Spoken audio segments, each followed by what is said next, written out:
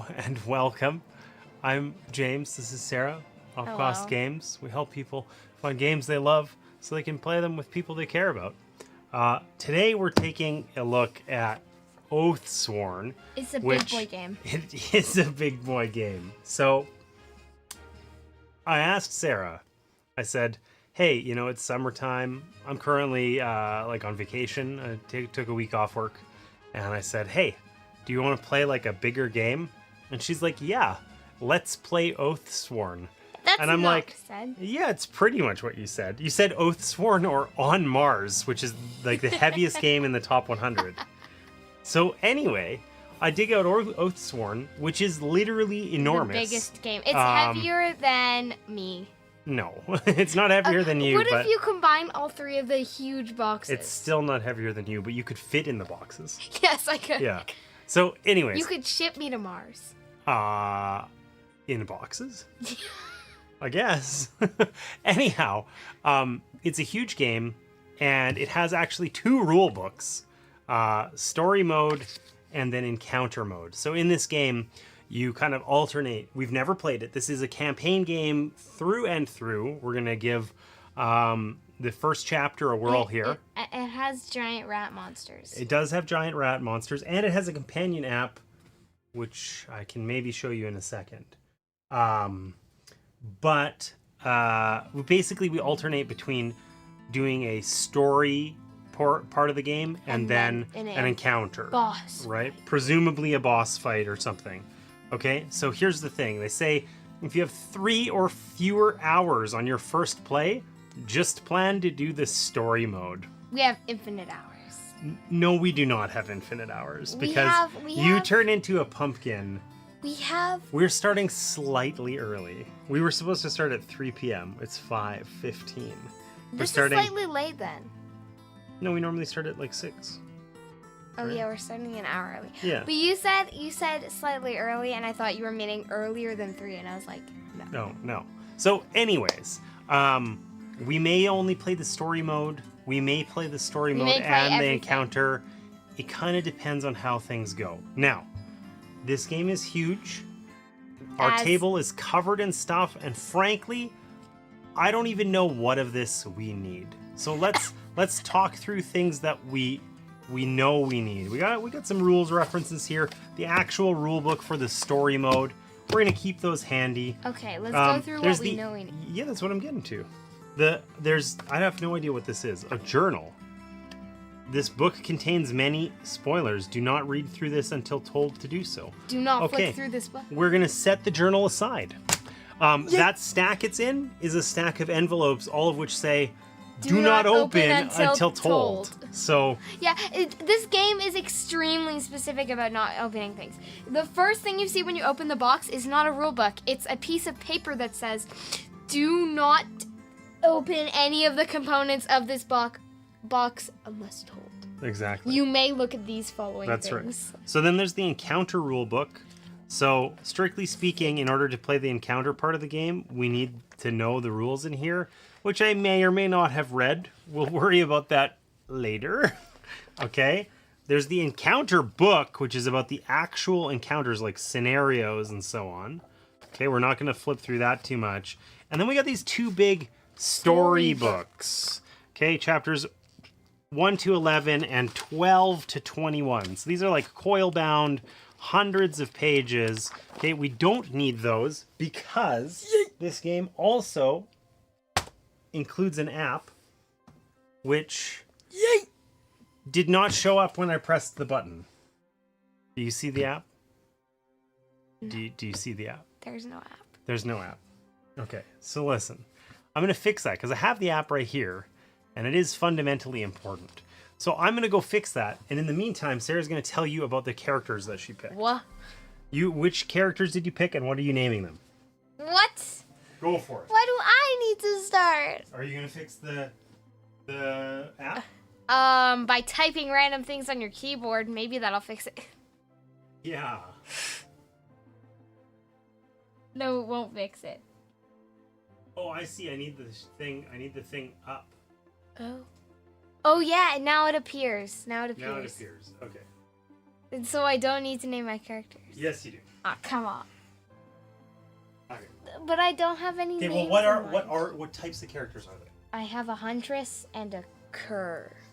Okay. So cur. What's a cur? Like a rogue. Like a bad guy, slimy bad guy.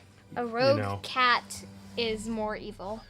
They joined with Ashfur. Okay, we're not gonna talk about warriors or whatever else. They joined with Ashfur. They're We're evil. playing Oathsworn, not warriors. The game, okay? Okay, be so cool. Sarah has a kind of a roguey type, a cur, and a huntress. There's cool minis in this game. This is her roguey guy. Huntress has a Bow. bow, unsurprisingly. She's ordering the falcons. She's ordering the falcons. Yeah. Okay, cool. I picked way more practical characters. So there's this thing in this game where A it bear gives with you- a giant. Don't you skip? Don't you steal my thunder?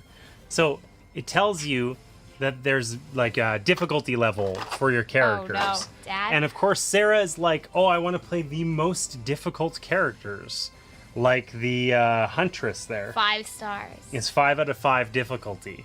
So I decided to pick the easy characters Wuss. so that I can carry the team when Wuss. Sarah flounders. Wuss. No, I'm not a wuss. I want us. It's the first time we've played. If we pick all the hard characters, we're just gonna suck. It's gonna be awful. So Sarah picked a huntress and a cur. Very, I don't know. They're thin and wimpy looking.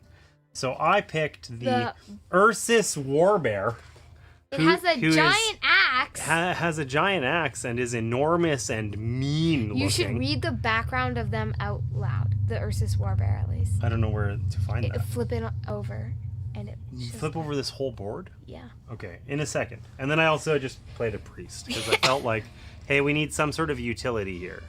Sarah's going to be stabbing people in the back and shooting them with bows, and I'm going to tank and heal. Sword and board. Just saying hi.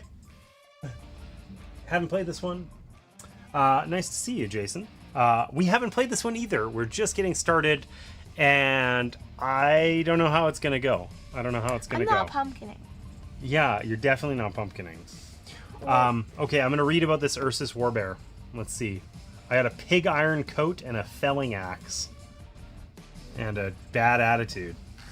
I mean, I look cool. Look how cool I look. Look at me. Yeah. Okay. I feel like there's. Once in many moons, a solitary giant will appear at the gates of a town or city. 8 feet tall and clad in dark armor, an Ursus Warbear is a terrifying sight to behold. 8 feet tall. Feral potency exudes from these creatures, and the promise of violence lurks behind predatory eyes.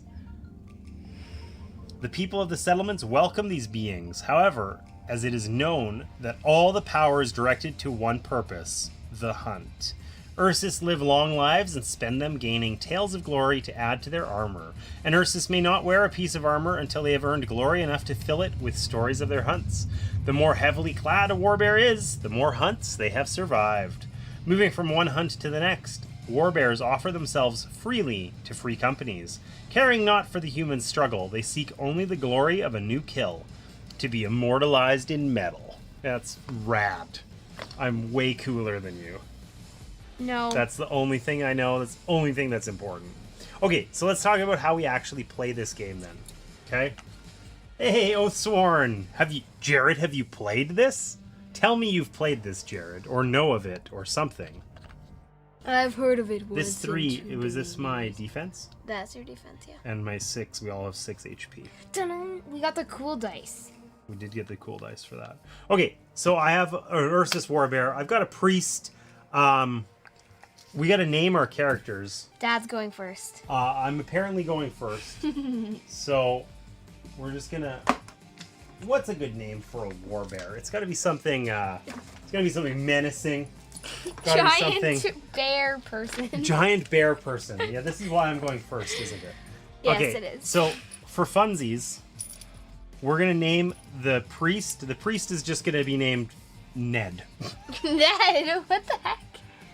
Ned. That's his whole name. He doesn't have a last name. He's just Ned. No, his initials are Ned. No, his name is Ned. And when people say, like, you know, what do you do? And he's like, I'm Ned. I'm a priest. That's all he says. Okay? Ned the priest. And what's the name of my warbear? Ooh. Ursula.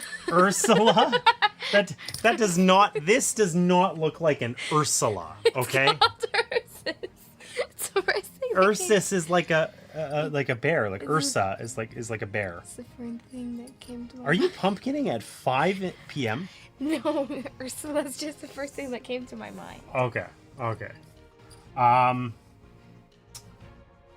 don't know what a good name for a warbear is. You've actually played it? I forgot about your pen. Oh, I like this pen a lot. Pen's arbitrary. Tell me when you've played this. I have a Flamigo. Jared. Your pen is not as good. Oh. Jared, I want to know when you've played this because I find that surprising because it's like a big campaign game and How many I would have. chapters? I find that very surprising. How many chapters? How many chapters has Jared played? That's Yeah. a great question for him to answer. Okay, I'm going to think about what I'm going to call my warbear, and we're going to talk a little bit about this game. So in the story mode, we have an app, which in theory, I can show you this time. Hey, there it is. So, we're going to use the app to run the story, and that replaces the story book. We get, like, all the sequences in the app are read out for us, narrated. And basically, The AI overlords. Yep, the AI overlords do. No, it's actually a person doing the narration. But, anyways, we're going to explore a city, and as we do so, we're going to be consuming time, okay? And various events and so on are going to happen. And essentially, we are going to get better rewards if we're really efficient. If we finish whatever it is we're trying to do, which we have no idea what that is, before, say, for instance, getting this, we would get a extra unique item. That'd be rad. But that only happens if we don't, as we go to locations in the city, we're going to cover these things up with time tokens. Any location, no matter how far away it is, always takes one time, and we're just going to cover these up as we go. We'll see what happens. And yeah, that's really it. All sorts of other stuff here on the table that we're just going to figure out as we go, because we really, honestly, don't know what to expect with this game. I know what you should call your warbear. What? Axe head. Why do you have... Why are your names so literal and axe head? Are you going to call your cur Stabby McStabberson? That wasn't funny. Oh my god. Okay. I'm not pumpkining. We were starting early, hoping that Sarah wouldn't do exactly what she's doing. No, I'm so not we'll see how pumpkining. this goes. Waldo the Warbear? See, that's rad. That is rad. I like it. Played it several months ago at Sentry Box. Awesome. Back on the YouTube Axe scene. head. Yeah. On Wednesdays, we're only on YouTube, Jack. That's the way it goes. Waldo the Warbear. Axehead is goated? Get out of here. Don't encourage her, Jack. Don't you do it. Okay, listen. There's only one. What is this music? Okay. This is ridiculous. This is the cause of my pumpkining. Yep, it's the music's fault. Okay. Circus music. Okay, listen. There's only one way to decide this. We're gonna RPS. The fly? It went that way. It's okay. So listen. We're gonna RPS. Okay? Oh, there it is. It's a really annoying little fruit fly. So we're gonna RPS. If you win, just best of one. If you win, I will call the Warbear Axehead. And if I win, I'm calling him Waldo. Because I think that's a great suggestion. Alright. I win, Waldo. You win, Axehead. Alright. Best of one. No take backsies, no nothing. Okay? I Ready? take back the fact that I lost. Ready? Rock, paper, scissors, shoot. Ah! Okay, Axehead it is. Axe head. Axehead it is. Axehead it is. Axehead. God, all caps. Okay. We got super mega. Oh, that does not work. Super mega axe head, the warbear, and Ned, the priest. You figure out your character names, and I'm gonna get this app set up here. Okay. So we're gonna start a new campaign. The app kinda janky. Gonna be honest. Shadowborn Games, it's the publisher. You ready to listen? Hopefully we'll be able to hear this. I don't know how well it's gonna go. Okay. Green mud sucks at your boots, I guess we're every reading it. stride a challenge as you trudge through the rain.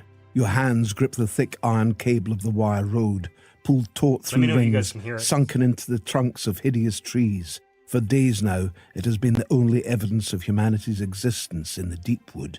Clinging to this lifeline has not worked for everyone, though. You are one less than when you left Verum. It was nothing any of you saw, just a thrum on the wire behind you, and then a scream disappearing into the dark. The memory is fresh in your mind, but this is not the time to mourn, not here. As you travel, vines and black tree trunks spattered with sickly pink cysts block your view ahead. Things slither away and rustle through the undergrowth, but they are of little concern. One cannot afford to jump at every noise in this place, or else you'd go mad. It is only when the sounds slither towards you that you need to worry. Relief from walking through this overgrown hell is promised as the huddled profile of the fortress town of Bastone looms in the distance. They are the ones that sent for you. People have been dying here, though not of hunger or of the Deepwood. Those don't leave much of a man when they're done. Something else is happening here, something that is leaving plenty of bodies. The crumbling city walls tower before you. As you approach them, you spot something laying at their base. Okay. So what do we want to do? Do we want to... We spot something laying at the base of the wall. Do we want to explore the base of the wall or get out of the rain and head for Bastone's gates? Go for the gates. What? There's no way that you think that. I'm an 8-foot-tall warbear, and I see something at the base You're of just the gonna things, and I'm chop just it. like, I want to get out of the rain. No way! Like, we're gonna go check it out. Surely we check it out. Sure. What's the name that you thought of? The Cur? Or the No, Huntress? for the Huntress. Violet. Violet, the Huntress? Cool, rad. Do it. Lock it in. Okay. I say that we're gonna... listen, how about this? Do we want to, when there's decisions like this, do we want to make them together, or do we want to, like, alternate or something like that? Let's do it together. Okay, so I think we should explore the base of the wall. What do you think? I mean, if there's something scary there, it's like every I'm an time. 8-foot-tall warbear. I'll eat it. If there's something scary, I'll eat it. I'll just... It's like when I use all your arrows on that one guardian and then teleport away. It is like that. Okay, so let's go check out the base of the wall then. Okay. Yeah, let's see what we happen. We'll see what happens. Important. Before moving on, click all of the instructions buttons. What? Which buttons might they be talking about? Hopefully Click the they're X. on the next thing. No. What? The app? I remember when I said that the app... Is Oh, jank- instructions. Press here. Okay. Oh, open mystery envelope A and place its contents in the center of play. Place the free company marker on location 21. Place the chapter 1 time track beneath the map. Take the path A card. Okay. So, that gives us some stuff to do. Dun dun dun dun. Mystery envelope A. What you got in there? So just so we know, because we just kind of threw everything here. We got this board, which we only need for the encounter phase. We got all these dice. These dice can be used in lieu of these cards. You can use the feel this. cards. Ooh. The cards are like deterministic, right? It's like there's an equal number of Space ones or threes or 21 whatever. Is the wire road with a giant rat. Okay. So can we fit this in the center of the table? That's the true question.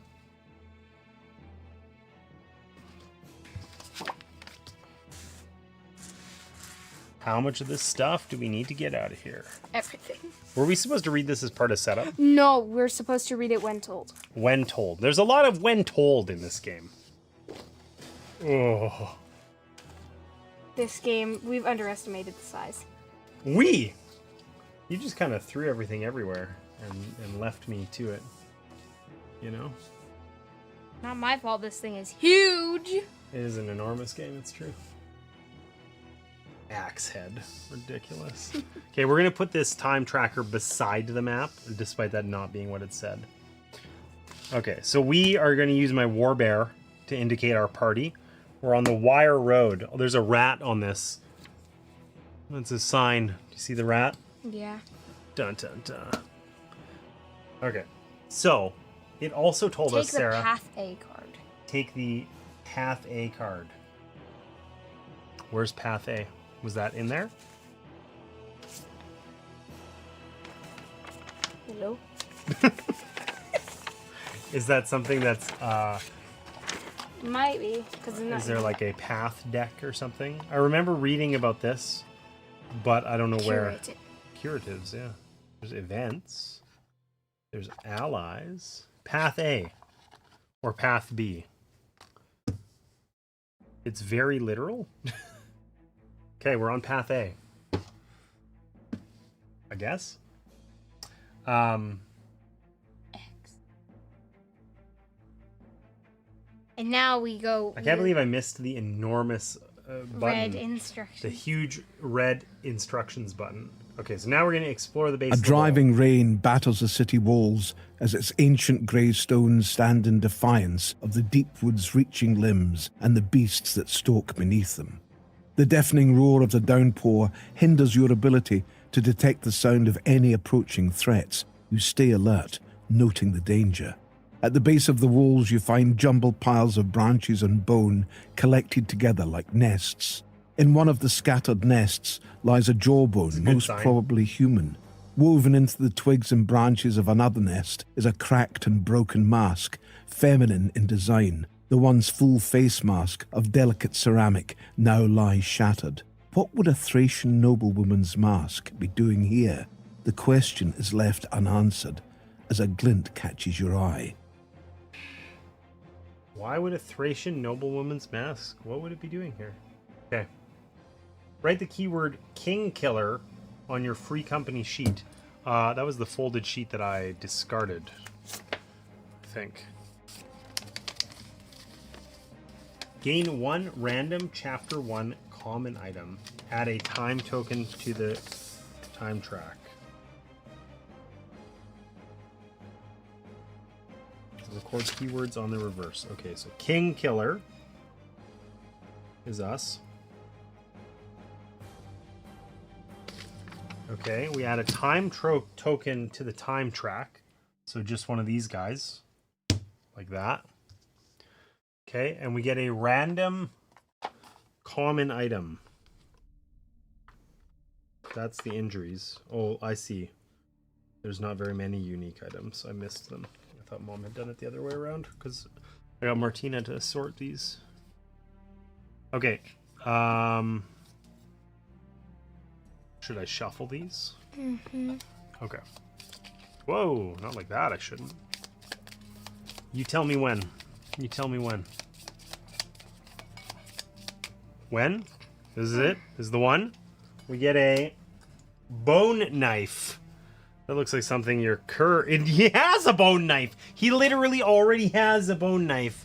And now we have a second one. He can probably equip too. In fact, he can. You can have 2 hands worth of items. And this right? is a 1 hand. So you could have a second bone knife for your cur. That's cool. That's cool. Can't go wrong with that. Creepy, but, you know, on brand for that guy. Okay.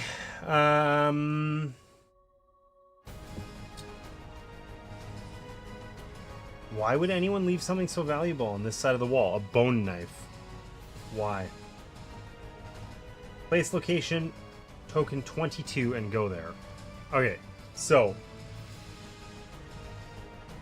the significance of that is that we put that token out, then we go there and we just immediately pick it up and put it on here, right? So we just go like, whoop, and then we take this path A 22.1. Anyways, we put that here. Okay. What the epic music It's is not- epic for you? It's not circus music anymore. It was a little circusy at the start. I don't know what that was about. I didn't love it. I didn't love it. Oh my gosh. How have you pumpkined this hard? Because I didn't get dinner. It was chicken nuggets What do you and a mean? banana. Oh my gosh. I gave you an hour and said that we needed to, like, you know, eat. And you had a couple chicken nuggets and a banana. Wait. So when you're hungry, you turn into a pumpkin? No. Okay. Anyways. It's the fact that I didn't get dinner that turned me into a pumpkin. Got it. And the fact that it's extremely dark other than the lights. It's extremely dark other than the lights. I've never heard a more true statement. Okay, so are you ready to go to location 22? Yeah. See what happens there? As you approach the thick wooden gate, a small slat slides unevenly open and a weary, coal-caked face peers out. Moments pass as he eyes Oh, whoops. you with suspicion, taking inventory of your many weapons. Then one of you reveals the mark on your wrist. He grimaces. Free company, let me get this open. The slat slams shut, and you hear chains strain as a mechanism pulls the gate open, swinging out just wide enough to squeeze through. You move into the gateway passage and find it blocked ahead by an iron portcullis, a second layer of defense creating a quarantine area. In the passage with you is a single table, lit by a foul-smelling lantern on the wall. for everyone else. You hand him your papers. I'm sure you know the drill, the guard urges as he thumbs through them. Arms extended out from your sides, he raps against you repeatedly with a short hollow tube of wood. He nods, then sniffs, satisfied you have brought nothing of the Deepwood in with you. You've not come too soon. More bodies last night, he says, as he moves to a rickety table in the corner to mark more paperwork. Papers say you're 5. A grim silence from you answers his next question. Right then. An oath fulfilled, I suppose. He looks uncomfortably away and motions towards a logbook with ink and quill beside it. Make your mark. It's done. All right. Make your mark, it says. So what the heck does that mean? I don't know. Instructions. Check the instructions. Okay, let's check it. Create a name for your free company. Define a key attribute of your free company by choosing which one of the following statements most accurately describes your company. What following statements? Oh my gosh. Okay. So what do we want to... So you are faithful to the oath and to your God. You trust that your arm is given strength by more than mere muscle. Wow. Okay. You're the last one standing, is the one who sealed the breach and protect the innocent. Shoulder to shoulder, you will hold the line, whatever comes at you. The Deepwood is fierce, but you're worse. You never met a problem that can't be solved with a sharp edge. That sounds cur-like. Death is a dance you know well. You flow through fights in perfect form. Training gets you only so far. The rest is raw talent. Discipline or death, keep marching, keep moving, keep fighting until the job's done. Press in and press on. Okay, so which one do you think? I don't know. We need to come up with a name first. Well, we need to also come up with a name, but like, what do you think? I mean, I think our name could be inspired by our... Listen, we got a guy in here named Axehead. Okay, and we don't... Your cur doesn't even have a name. He's just nameless. Did you think of a name for him? No. Look at me. You got a little eyelash. There. I haven't come up with a Okay, name. so what do you think? I'll never come up with Are a we name. faithful? Are we faithful? I think no. I don't think that's the right one. Okay. Are we the ones who like seal the breach and protect the innocent? Are we the good guys? You're a warbear who doesn't care about humans. So no. The Deepwood is fierce, but you're worse. You've never met a problem that can't be solved with a sharp edge. Let's do that. That's Stabby McStabberson, the cur. That's his, like... 2 bone knives. Yeah, 2 bone knives, right? What do you think? Sure. Let's do it. Okay, the Deepwood is fierce, but you're worse. You've never met a problem that can't be solved with a sharp edge. What? The app is so janky, let me tell you. All Oathsworn gain a permanent empowered ×3 token. Note this on your character card. So that's on here, right? That's on here. These are permanent tokens. Basically, it just means we get one every chapter. Empowered ×3, so we would have one of those, I guess.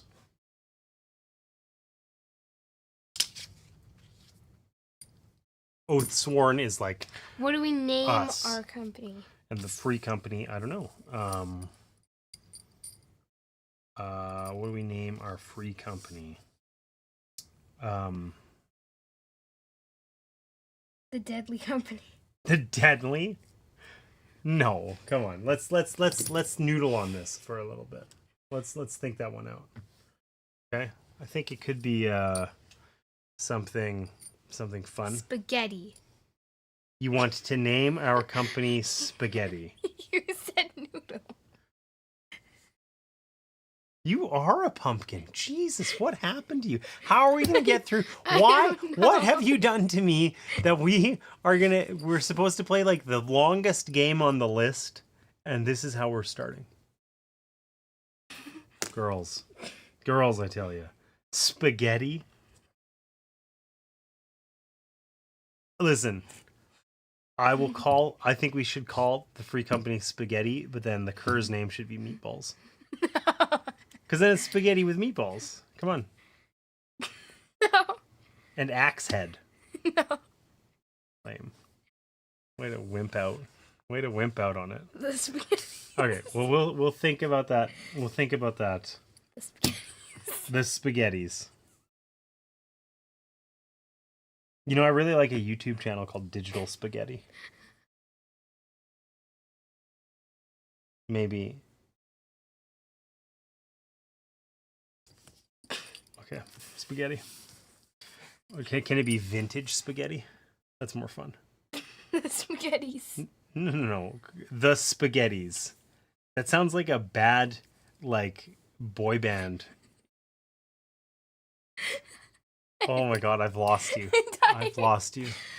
I'm trying, alright? I can tell. Radiant spaghetti. Radiant spaghetti. Let's do it. That's so ridiculous. We're living the dream here, folks, with radiant spaghetti.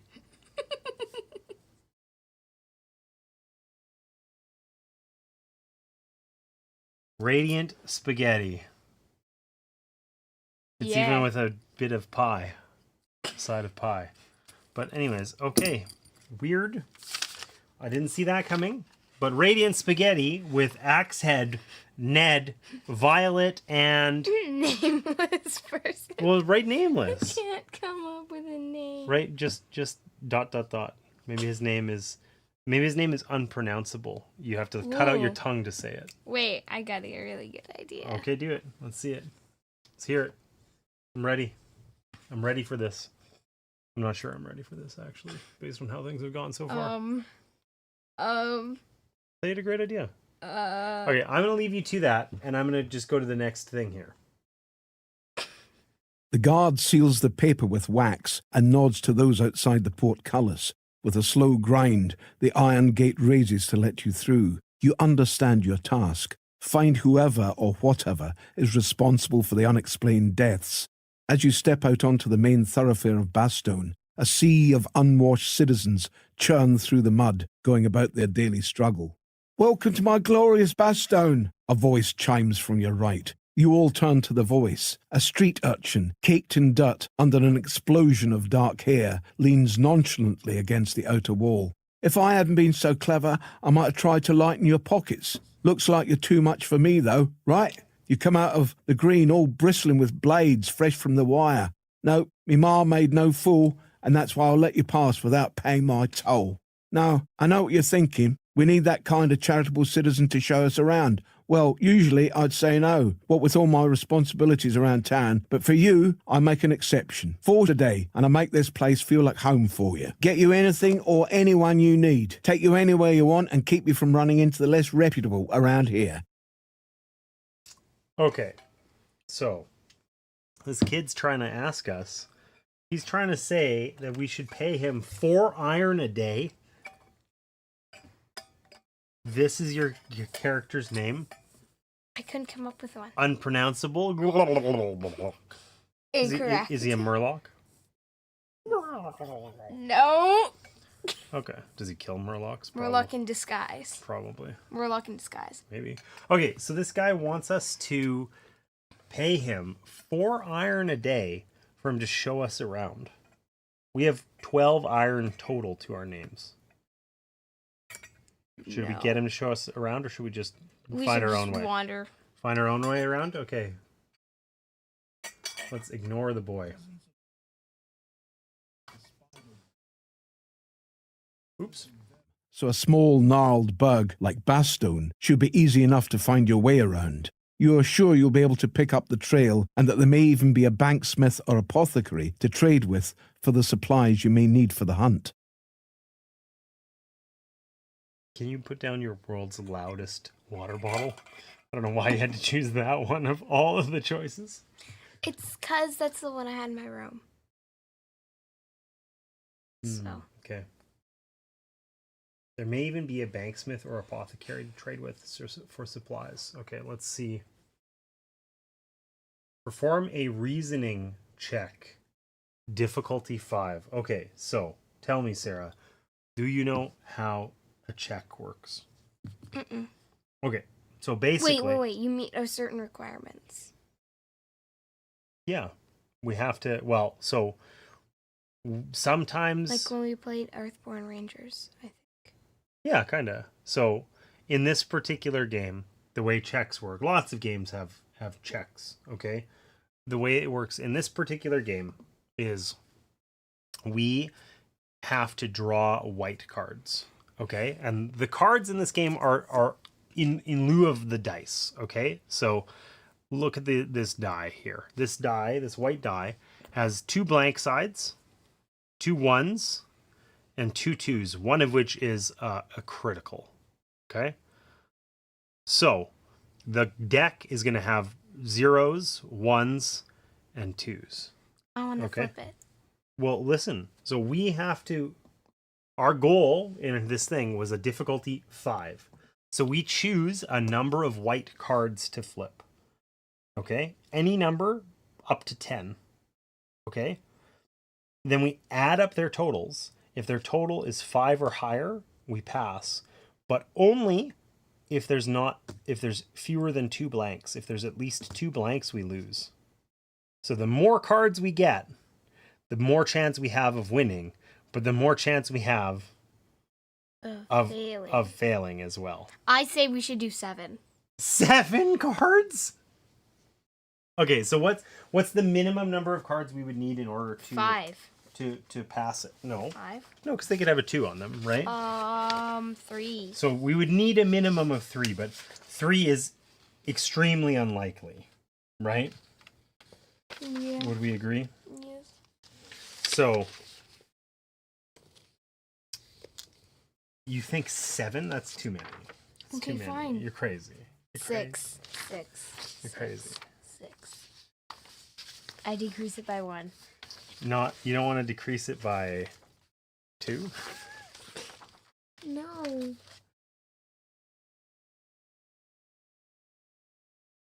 If you didn't draw 2 or more blanks, the check succeeds. Okay, I mean, a third of the cards are blanks. Fine. Right? 5. I say we draw 5. Well, have these been shuffled? Do you know? No. Let's just shuffle them now. So I don't know that. I mean, this is our deck, the Oathsworn deck. Those are for our enemies. Okay. Let's just give it a quick overhand. Hey, wait. I had it upside down. Okay, but actually that's probably good. So like There's a lot of blanks in here, Right. right? You okay? You hungry? Mom sent it. No, she was talking about you playing with slime. What? Playing with slime does not make me a pumpkin mom. You sure? Took you like 4 hours to notice her comment. Okay, so you want 5? 1, 2, 3, 4, 5. That's the magic number. Yeah. Okay, let's see what we got. We got 1 blank. And the rest were 2s and 1s. We got 2 2s and 2 1s. So we got a total of 6 and only 1 blank. If we flipped 3, though, we would not have gotten it. If we flipped only 4, though. Yeah, but we did get it. Yes. Okay, cool. So we did it. Nice. How do you feel? I feel like we basically won the game. Like we're the best at this, and clearly there's just no way around that. We're just the best. First check succeeded.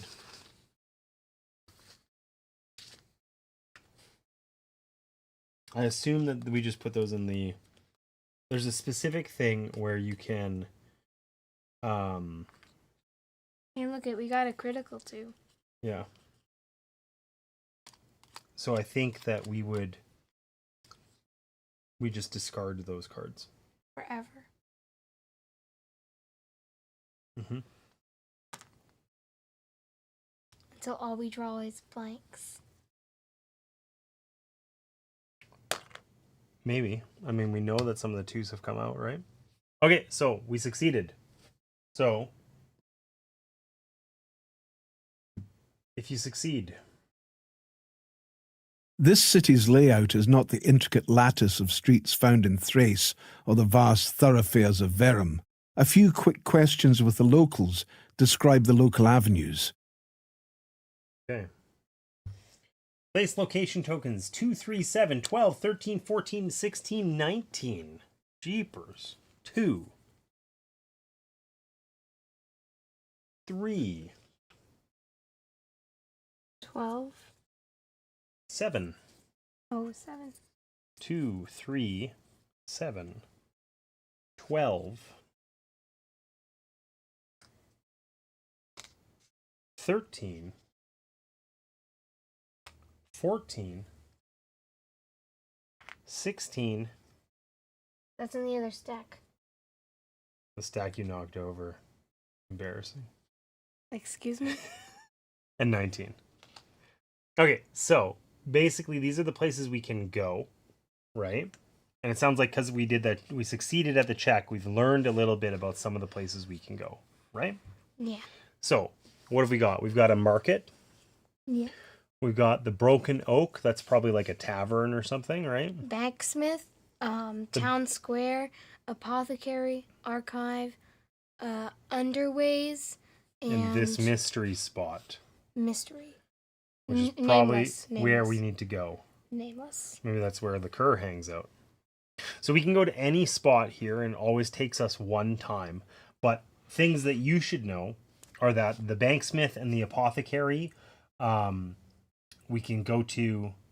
at the Apothecary, we can buy curatives. Okay? What Like are those? potions and stuff. Stuff that's going to heal our injuries. Okay? So that's not really a big concern for us right now. Right? Mm-hmm. And then at the Banksmith, we can buy items, right? We can sell items to the Banksmith, and we can buy anything that's in the common item deck from the Banksmith. Okay? So it's like our chance to go shopping. We don't have to do it now, though. So, where do you think we should go? We are trying to figure out what's happening, right? Town Square. I think either the town square, the tavern, or the archive would be Town Square. just bang right into the center of town. Yeah. Okay. I mean, I'm assuming that we're now at the point where we can just This go city's wherever. layout is not the intricate lattice of streets Okay, found now, in choose a Thrace location or to the go to. vast That's 14. thoroughfares of Verum. A few Right? quick questions with the locals. Smells of cooking pots and the sound of fervent bartering roll over you. Glancing around, you meet the eyes of the destitute peering from dark alleys and crooked doorways. The square itself seethes with people who retreat to give your party a wide berth when they notice you, creating an island in the rolling sea of bodies. You come to another area bereft of people. At the heart of the square is a 10-foot-tall iron post driven permanently into the flagstones. Heavy links hang from welded bolts, and a large ring of black soot scores the area at its base. Others you have seen of this kind are made from wood. How many people are they burning to warrant one made of iron? You canvass the area and discover that this functions as a crossroads between East and West Bastone, and it seems no violent deaths have been discovered in West Bastone. Okay, so no violent deaths in West Bastone. But the mystery unnamed spot is noticeably on the east side of Bastone. Gain clue token 2. If you have clue token 1, place location token 4. Okay, so I don't know what Smells a of clue token cooking looks like. pots and the Are those sound in of here? fervent bartering think roll so. over you. Glancing around, you meet the eyes of the We don't know. We probably don't need to Was listen that to thunder? again. It might have been, or it might have been a car going over the tracks. It sounded like thunder. Are you okay? Yeah. Clue tokens are little numbered things that are white. They're these. So we gained clue token 2. 2. Okay. That did not work. I failed. Failed horribly. Yep, it's true. Okay. Do we have to do any encounters in story mode? Well, we play through the story mode and then we do an encounter. Right? So there might be fights. Yes. Oh, yeah. And as part of story mode, but they're very like streamlined, simplified fights. Okay, so Hit this guy 3 times and he dies. you always win, but you have to do a combat test that works kind of like a check. But if you fail, you lose HP. But you win the fight always. I have birds. Caw-caw! They're like the guys in Slay the Spire, right? Those guys are waving sticks around and they're wearing bird skulls. Caw-caw! You don't think? Oh. Yeah, I don't know. I think they're birds. Come on. So where do you want to go next? Location 16. You don't think we should go to the tavern, the Broken Oak, learn some stuff? You want to just jump straight to the mystery spot 16? Yes, I do. What could go wrong? Nothing. Okay, straight to 16. What could go wrong? Nothing, says Sarah. Nothing. rain trickles from an ill-hanging sign proclaiming this to be the watering hole. It is an apt name for this place, or at least the last part is. You enter the inn to the sight of gritty faces and dirty mugs. From the look of the men, this must be one of the dives of the underways workers. You hold out your hand, palm up, giving the pot's peace gesture to indicate you want no trouble, and make your way to the bar. Eyes flash to the free company marks on your wrists as you pass. You approach the innkeeper and ask what he knows of the deaths. "I know I'm losing the pool. Jimmy, you're supposed to be dead by now," he shouts over your shoulder to a man in the corner. Men chuckle and go back to their drinks. "Lost 3 good patrons this month. Randall swear he knows. Wait, perhaps you can help that dunce. You want to know what he knows? He's at the stocks. Try to get him out, will you? He's not a bad lad. He just doesn't know when to keep his mouth shut round the guards." Okay. Place location token 20. Rain trickles from an ill-hanging I don't sign. think that was worth it. That was substantially less useful than we thought. I mean, but now we can go to 20. To the stockade. See some people getting, placed in the stocks. Is that where you want to go? The stockades? No, we need to, wait a minute. Look at the locations. So,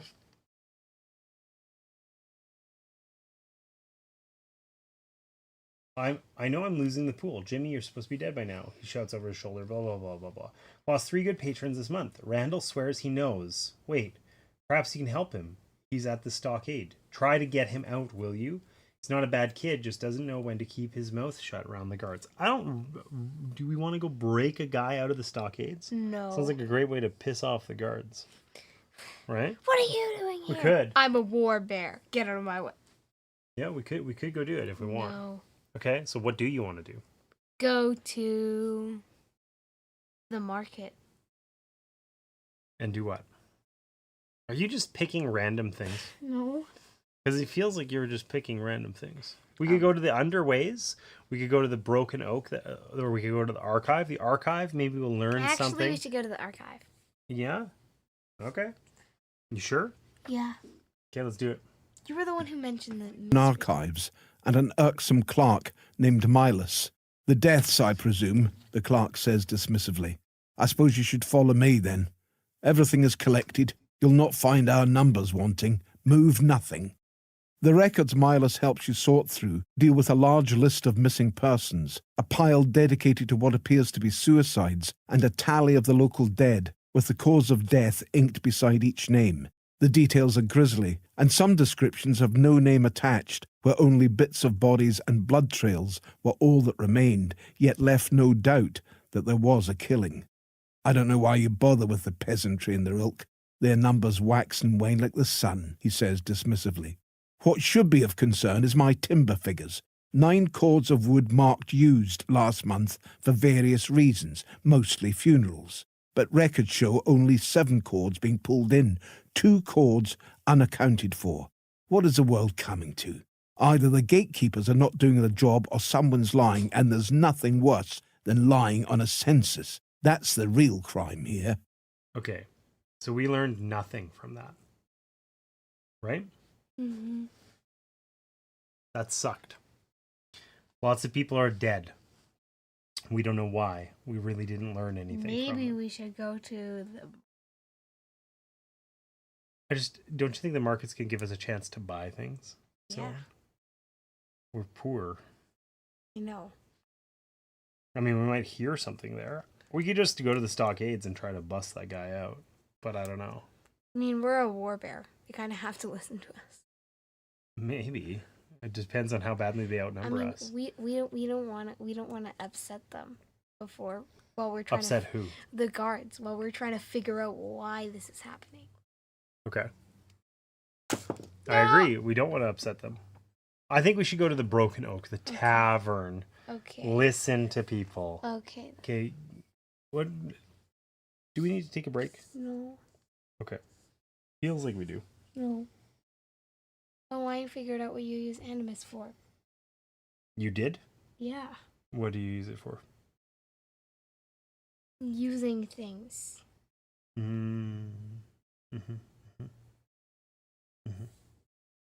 Okay, so you wanted to go to the Broken Oak? Mm-hmm. All right. So which location is that? 13. A well-tended inn shows promise. Entering, you find an amber fire glowing in the hearth. It is warm, dry, and seemingly inviting. "Pot's peace," a burly man says, smiling. His eyes are slightly distant, revealing that his attitude may come more from a bottle than his heart. "The yams are fresh and the rum's dark as a Deepwood." A newcomer steps up beside him. "Something's not fresh because it's green, Bram, especially if it's supposed to be yellow." He turns to you. He tries at least, and he's not lying about the rum. "Greycane." The man introduces himself with a nod of deference. "I am the eyes and ears of this town." Ooh. "The mouth, more like," Bram offers from behind the bar. "I'm also the bankroll of this establishment," he retorts with a knowing look to Bram. After a few pleasantries, Greycane leads a conversation around to the question of what he can do for a free company in Bastone. Hearing of your hunt, a light appears in his eyes. "The son of Lord Arden's been the talk of the town. Word is, he's been frequenting a certain sort of alley, being less than noble. That's where they found his seal, the noble crest, bathed in blood, no body. The crust blame the common folk, but I think it's something else. and I'm glad Davinish had the forethought to call you in. Davinish, hey? Yeah, that's definitely who called us in. Totally. Who did? I know. I don't know. I have no idea. But what I do know is that we can press the instructions button. Press here. Gain clue token 1, let's go. If you have clue token 2, place location 4. Okay, location 4, there's something up. Because it's like if you have clue token 1, place location 4. We've learned things and stuff. There's something up with location 4. Okay. I feel like we should go there. You feel like A we should go? well-tended inn Location shows 4. promise. Okay. Because we just found it, right? And it said before if you have clue 1, gain location 4. Yeah. Something's up. Okay, let's do it. Using the information you have gathered and, with the help of a couple of street urchins from the east side, you find the spot the noble was killed. You walk the shady alley. Even the drunk and dying avoid the end of this street. Bloodstains still spatter the walls, the rain running down them having little effect on the marks. You search the area for something to help you in your task.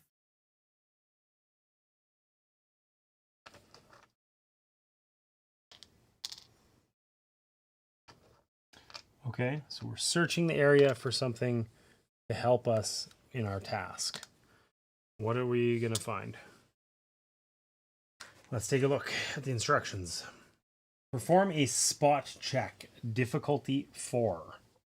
Okay, so how many cards do we want for a difficulty 4 test? Like 3? 4? They have an average value of 1. So 4. So probably 4, right? But if we get 1 blank and no 2. Then we're sad. So the thing we can do though is we could use our tokens because we have an empowered. Before you draw Oathsworn might cards for an attack. Oh, that's only for an attack. I thought we could use these for checks too. Oh, only when it's a might check, which it isn't, right? What about redraw? We don't have any redraw tokens. So if we had them, we could use them, but we don't have them. That's not redraw. That's Battleflow, which is during encounters. So not now. Okay. So how many cards do you want to do? We know that Let's do 2 2s are out. Oh, this was a critical. So in fact, we would have drawn an additional card, which we didn't do. oops. Oh well. So spot checks are also white. I guess. Whenever we do a check, we use white cards. All right. Okay. Then I say we should draw 5. 5 cards. Okay, 4. I think 4. 4. All right. It's only difficulty 4. I believe in us. Surely we're not going to get. Why are you shuffling them? Cause I want to. Okay. They weren't shuffled enough. 1, 2, 3, 4.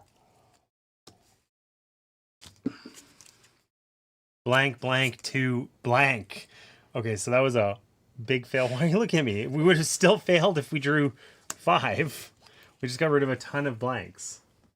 And a So- 2.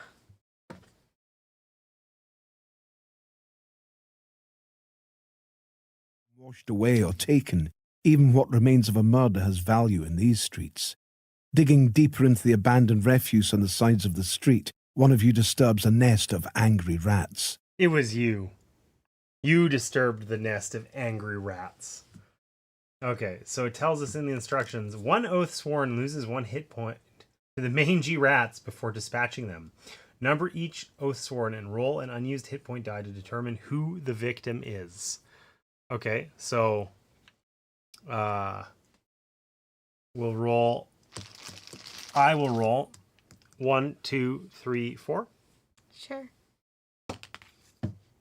Ah, my warbear. But he's so clever and gorgeous. Clever and gorgeous. Yeah, he would never have disturbed the mangy rats. He doesn't walk softly in every on those direction. paws. Yes, he does. And anything else of use has been... So, threaten one of the drunks in the alley to tell you what they know. Pay one of the drunks to tell you We what don't they have know. any money. We have 12 iron. No. You want to threaten a drunk? Yeah. Okay. That's definitely work. You loom over the prone vagrant, secure your weapon belt, and ask him what he knows about this place. All right. Perform a threatening check, difficulty 3. How many cards do you want to draw? 4. 4?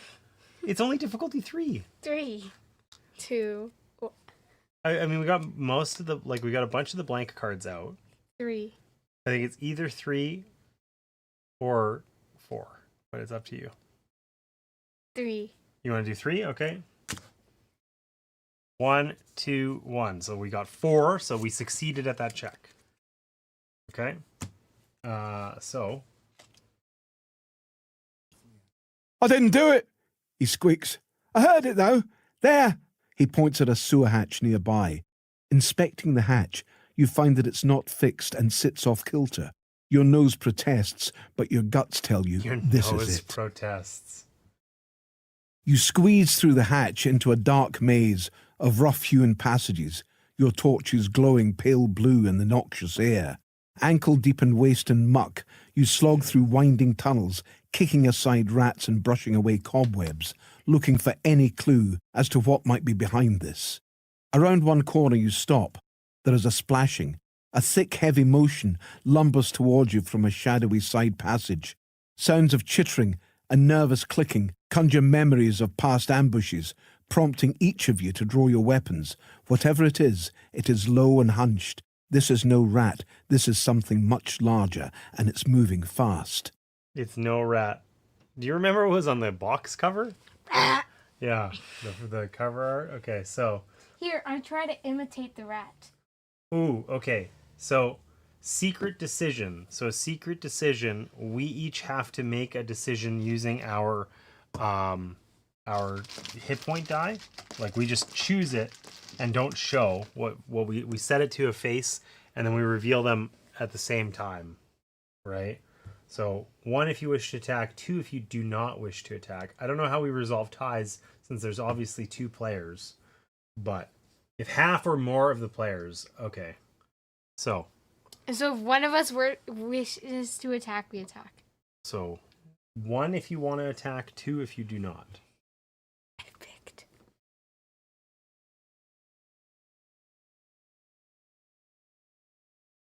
What'd you pick? I'm a war bear. Well, You've got a 2. You've got an extra bone knife. All the better for stabbing rats with.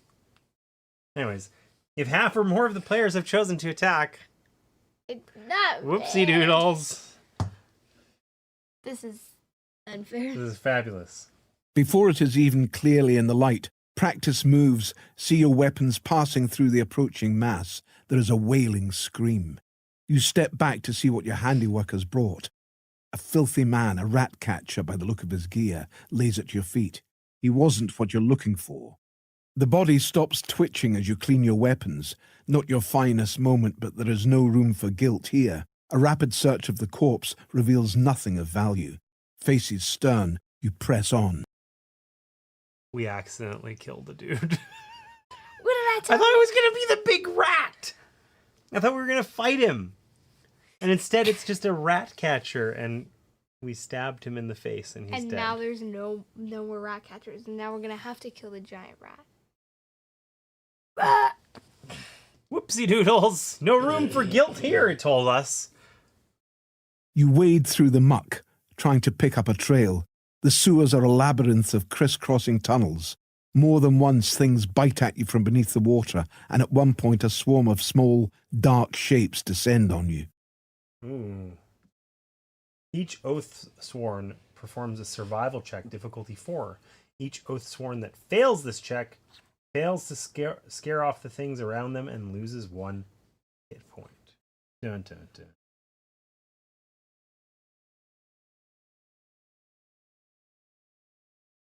Okay. So we perform all the checks like we would.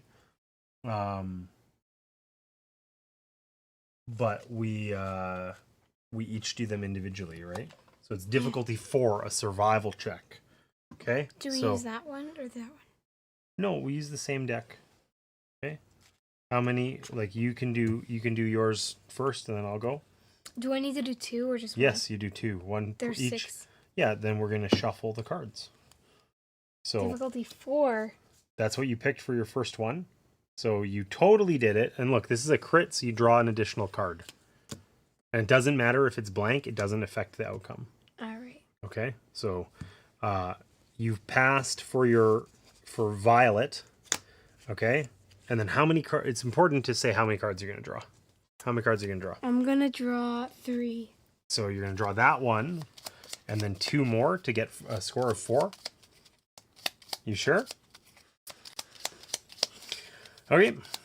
I'm scared. What if I should draw 4? Well, it's up to you. Draw 1 more. So you want to draw 4? Okay.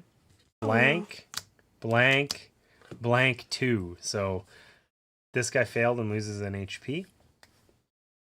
But you got 3 blanks out of the deck, so that's huge. So I'm going to draw 3 for my warbear, because I choose to believe. 1, 2, blank.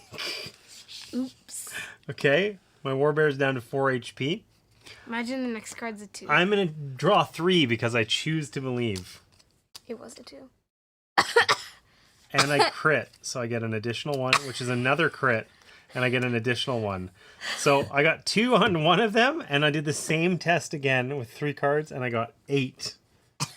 Okay, so the good news is almost all the blank cards are out of the deck. The But so is all the bad the news is twos. all the 2s are out. Yeah, exactly. So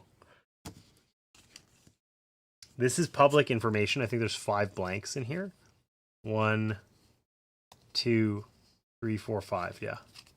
So then presumably there's 6 total. But I don't know that for sure. Okay, so that guy succeeds. Like super succeeds. The priest mega succeeds. No, he scares off every single rat in the surrounding mile. Totally. All right, so then what happens? Instructions. Add a time token to the time track. Do not trigger any effects of the track. So we don't trigger the city event, but we do add a time token. After several hours, you eventually find a junction that runs along the outer wall of the city. You can see the Deepwood through the hole where a mammoth foundation stone has somehow shifted.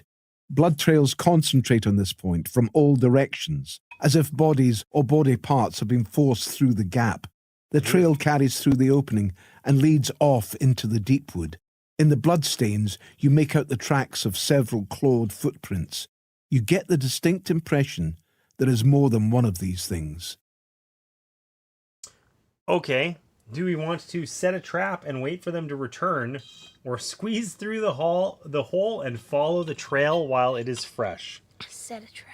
You don't want to squeeze through? You don't want to just like, hey, look at this hole in the wall covered in blood. Let's get in there. Set a trap. But it's going to use up more time. What if we end up not getting our extra unique item? Fine. We'll squeeze through. Look at it. It's calling to us. It's calling to us. I feel like squeezing through sounds like a terrible idea. We set a trap. Set a trap and wait. Okay. You coat the area in oil and cleave to the shadows, lying in wait for the trap to be sprung. Twilight is settling beyond the hole when the scratchings of clawed feet can be heard outside. A head the size of a wolf's juts into the gap, followed by a nightmare of festering fur and yellow teeth as it presses its bulk into the passage. Behind it, another head appears, then another and another. Yeah. One turns towards you and hisses. You strike your flint. Flames engulf the brood. Squealing, writhing bodies roll on the ground. You dispatch the remaining ones quickly, disgust strengthening your blows. Now for whatever's out there. What could go wrong? You squeeze through the small hole and find yourselves in the no man's land between the city walls and the Deepwood. You look off to the tree line and check your compass. This item is near sacred to you, as well as all free companies. It is the only chance you have of navigating your way back after you enter the Deepwood. You steel yourself and head in. Add a time token to the time track. All Oathsworn gain a redraw token. What's the redraw? This one. Yeah.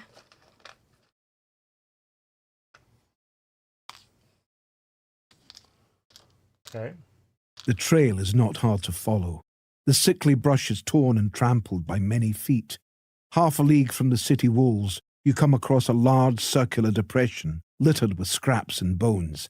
That is when you see her, the hulking rat-like form of the broodmother. She is twice the height of a man. Her back undulates with rats that swarm around her as she lifts her huge snout, testing the air. Her great head of rotten fur and gnawing teeth rolls towards you, and with a ravenous hunger, her eyes meet yours. If you have the mystery chest, open mystery box 1. If you do not have the mystery chest, open mystery envelope 1. Proceed to the chapter 1 encounter in the encounter book. We do have the mystery box. We right? don't. Yeah, those are the huge boxes inside the house. Oh, yeah, right. Okay. So we're at the encounter. We made it. We got to the encounter, and we did so without covering up this extra unique item thing. So, it says we need to open mystery box 1, which I'm pretty sure we know exactly. This is the secret box, right? Yeah, that's the secret box. Not the mystery box. You may open it. We already opened that. There's a mini inside. There's a mini. Let's show them all this super huge mini.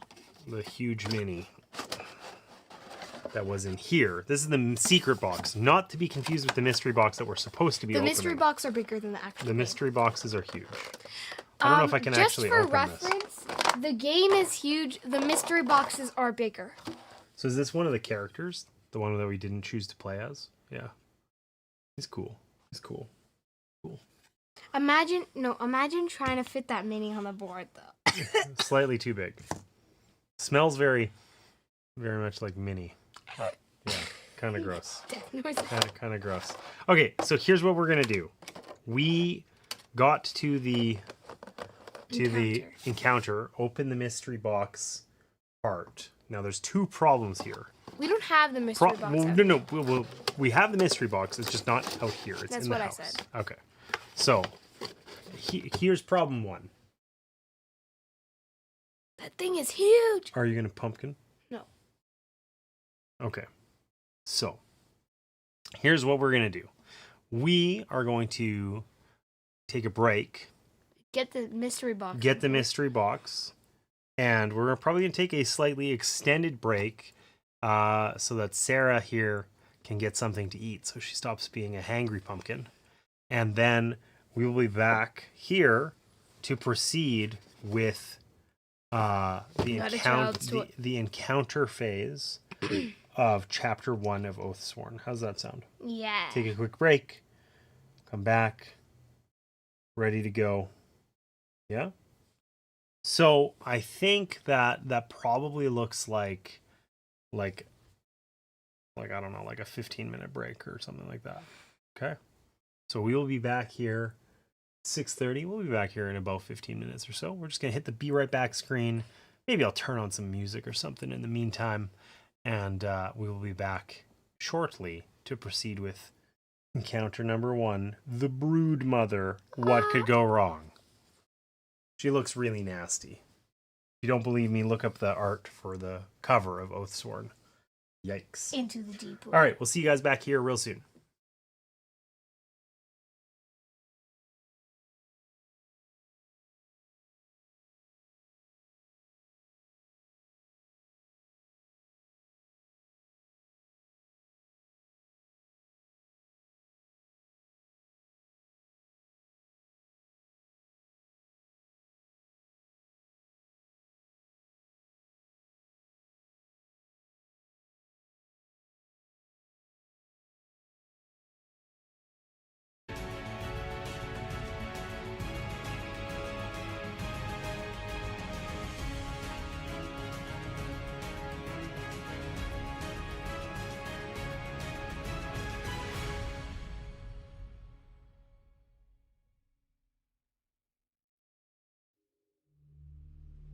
We'll break there, and ready to start the encounter phase of this. This is the encounter so, box, I hey. think.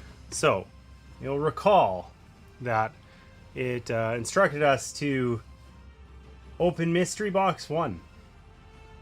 Okay? So, this here, this enormous thing, like this is physically, it's quite large. This is mystery box 1. I bet you it's the Broodmother, right? Surely. Oh, I was right. Oh my god. Okay. The Broodmother is angry. And this thing is... Hold it. chonky. But not as chonky as it looks like it would be. It's like Godzilla if Godzilla were Was a a rat. rat. Let's have a look-see here. And had angry rats. So, you remember my, 8-foot tall warbear? I'm like as big as its tail. Here. How tall is this thing? Let's look at that.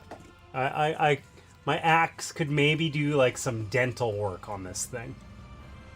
And it's got Or you could chop off its arms. it's got 1 or 2 rats on its back too.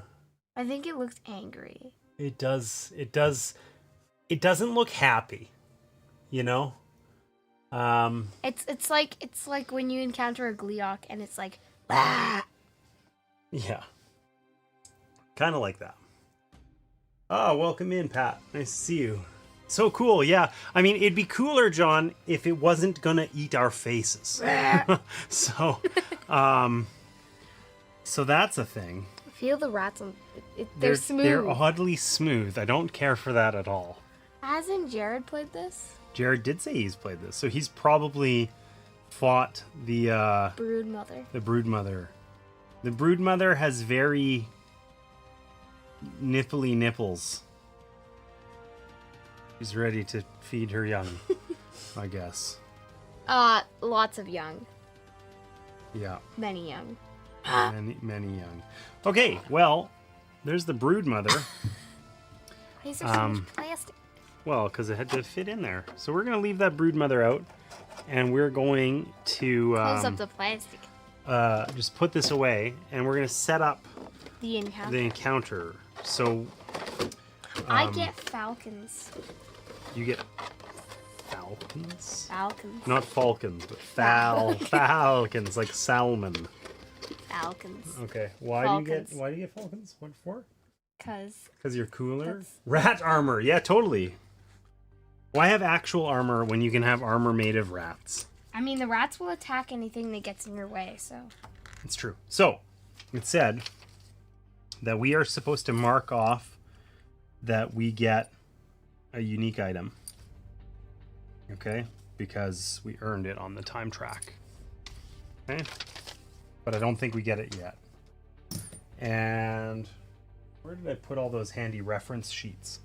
Far away. I believe... They were on top of the mystery chest. Yeah, I believe basically most of these story-related things just get put away, right? But... Here. Encounter setup. Yeah, place the enormous rat in front of you. Cower in fear as it drools upon your face. I feel like a drool droplet from that rat would be as big as you. Would be like a kiddie pool. Like it would just get filled. Anyways, okay. If you're continuing from the story part of the chapter, each Oathsworn starts with the HP they had at the end of the story. So that means my Ursus Warbear is 1/3 dead. Archive the city map, time track, iron currency tokens, time and location tokens, path card, journal, and storybook. Place the event decks, backpack card, and your unequipped items in the free company save bag. So these are event decks, right? Mm-hmm. We can just set these off to the side. The bag is under the journal there, I think, but whatever, doesn't matter. No, it's not. Well, maybe it's under number 2 then. Maybe it's over there where it says... Oh, you mean this bag over here that says free company upon it? Yes. Yeah, I think I was thinking of the backpack card, which it was over there. Okay, so basically we have to get all this stuff out of the way, right? Do you want to move the envelopes and kind of just try to tidy that up so we have a little bit more space? Because we're going to need it, I think. I think we're going to need it. Yeah, because that thing's a little scary. Yeah.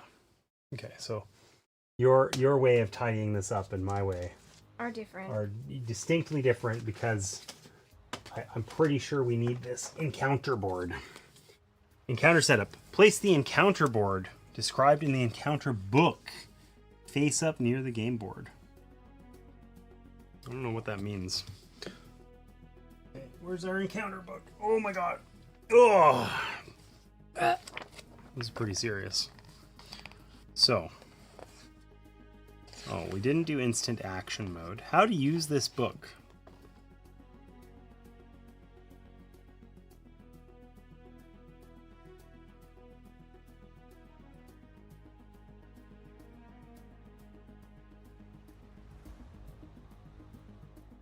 Okay, so the encounter, we have to find the right decks and stuff like that.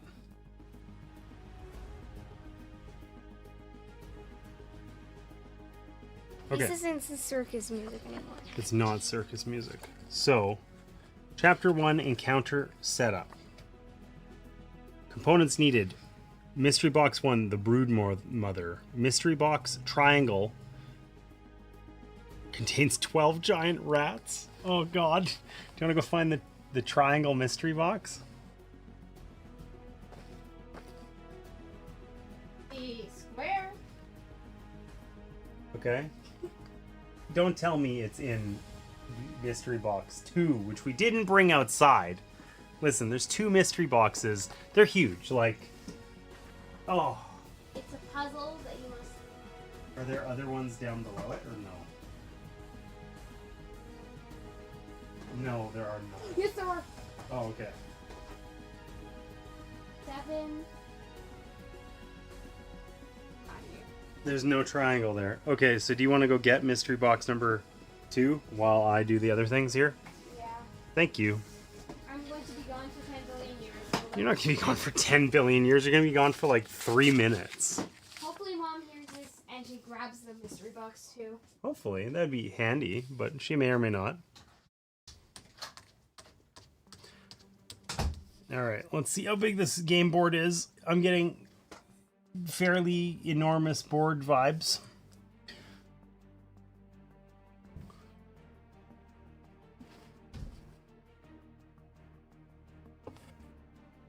Not crazy.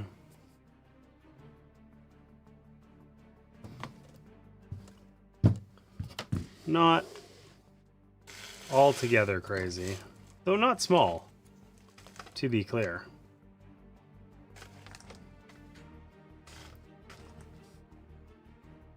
All right. I mean, we didn't need those dice. I left them out foolishly thinking, I'll leave these out. They'll be fine. We don't need that much space.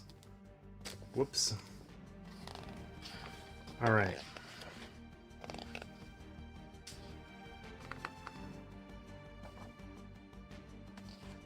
Oh, this isn't the encounter book. What am I doing? Where did I put the encounter book? I lost it. Oh my gosh. It's a disaster. I mean, strictly speaking, we don't need this anymore. Or this. And we will need this because it tells us special rules for the brood mother. Okay. Encounter board number 1. Got it. Special rules board number 1. Encounter 1 stage deck.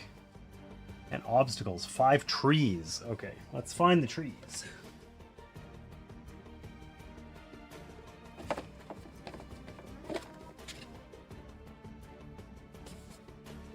Dad, I brought the mystery chest. Did you also bring Mom? You did? Yeah. She carried it out here? No, I did. I needed help with the doors. Ah, that makes sense. I'm finding trees. Trees. Yeah, there's trees that are obstacles in our thing. And there's also the stage deck. Triangle. You found triangle. Cool.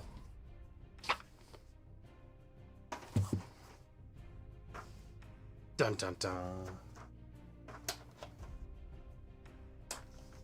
All right. Let's see the giant rat. Let's see what we get for giant rats. I mean, they're not that giant. Look, they're smaller than a warbear. They're like only mostly as big as a warbear.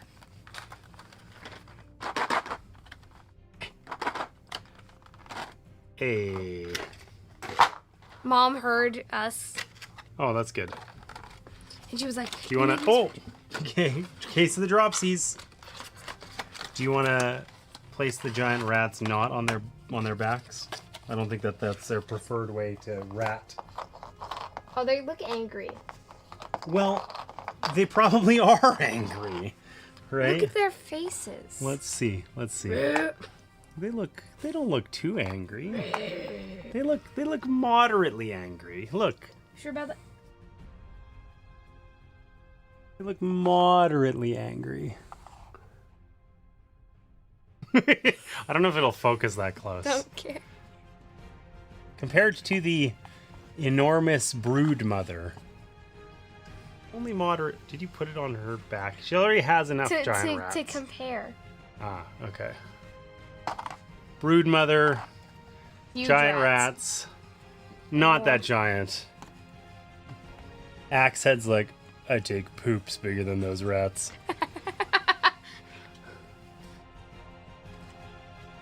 All right. So, do you want to find the Encounter 1 stage deck, or do you want me to find it? I want you to find it. Okay, then I want you to figure out where all these things need to go based on what it shows on this diagram. All right. This thing goes here. Encounters 1 to 5.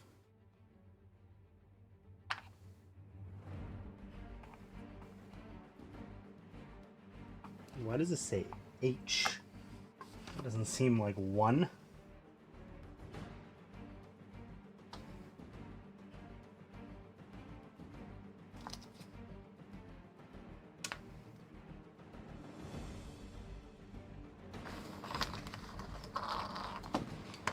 That sounded like a giant rat.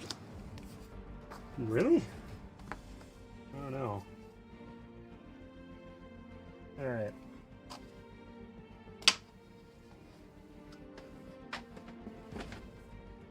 Man, there are a lot of do not open this until later in this game. Okay, done. Significant number. What about the trees? You think you put these in the right spots? Yeah. It says this guy goes on the skull.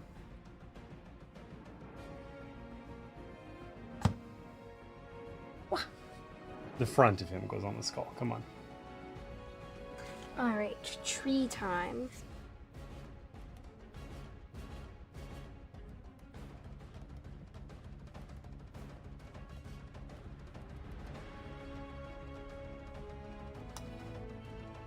Nice.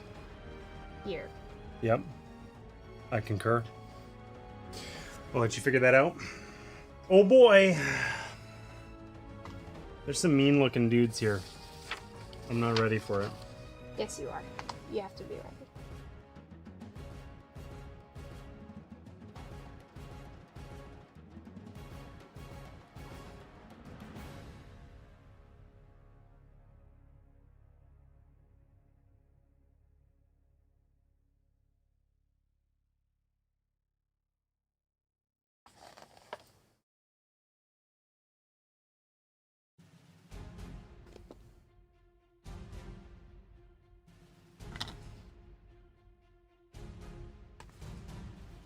Okay. You got it? Yeah. Okay. Cool. It So looks too human-like in this picture. The hands. The hands. The hands. the hands look too human-like. Yeah. They are kind of human-like. Wait a minute. They are human hands. Creepy. The creepiness continues. Okay, so we have a problem here. Where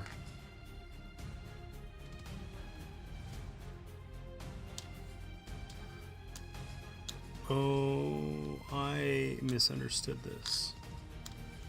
Alright, I got the deck wrong, basically. There's supposed to be 15 cards, which I definitely don't have.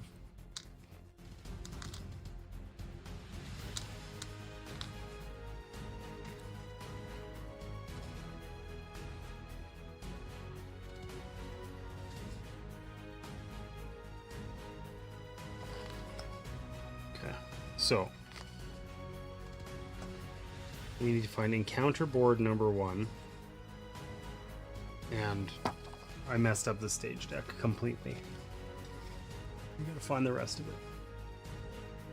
Do you wanna, Sarah, Yeah. in like where the character boards are, there should be another one like this with a number 1 on it. It's the encounter board.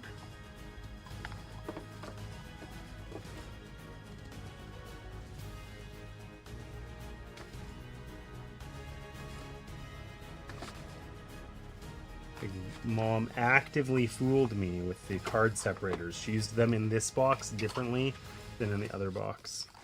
How could she?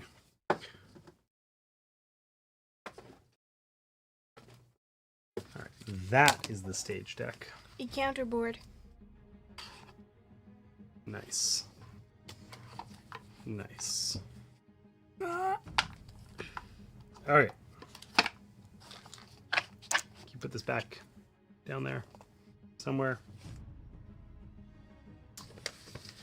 I feel like we'd be good at this if we had ever done it before.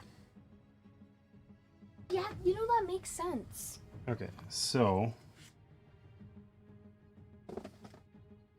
Sarah,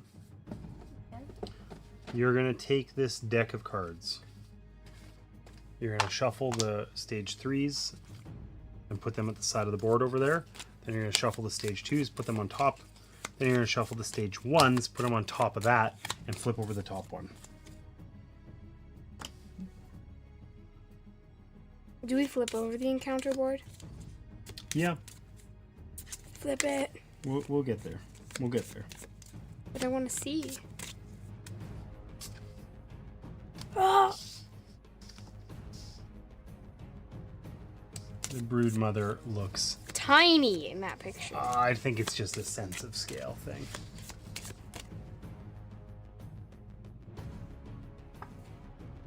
I feel like Jared should teach me how to paint the brood mother so that it looks like that. I feel like that would be hard to do.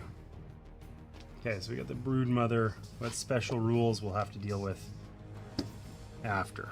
Okay, so each Oathsworn Missed. starts with a hand of 7 ability cards. At the start of the campaign, Oathsworn use only their 7 starting ability cards with a star icon. So these. Yeah, they gotta be in there. Do you want to pass me the priest and the warbear? Axehead the warbear. He's an intellectual. You can tell from his name. He's hyper intelligent. The Hyper warbear- intelligent. The warbear's not there? No, I know where it is. Congratulations. Congratulations, she says. These are the save bags, right? Yeah.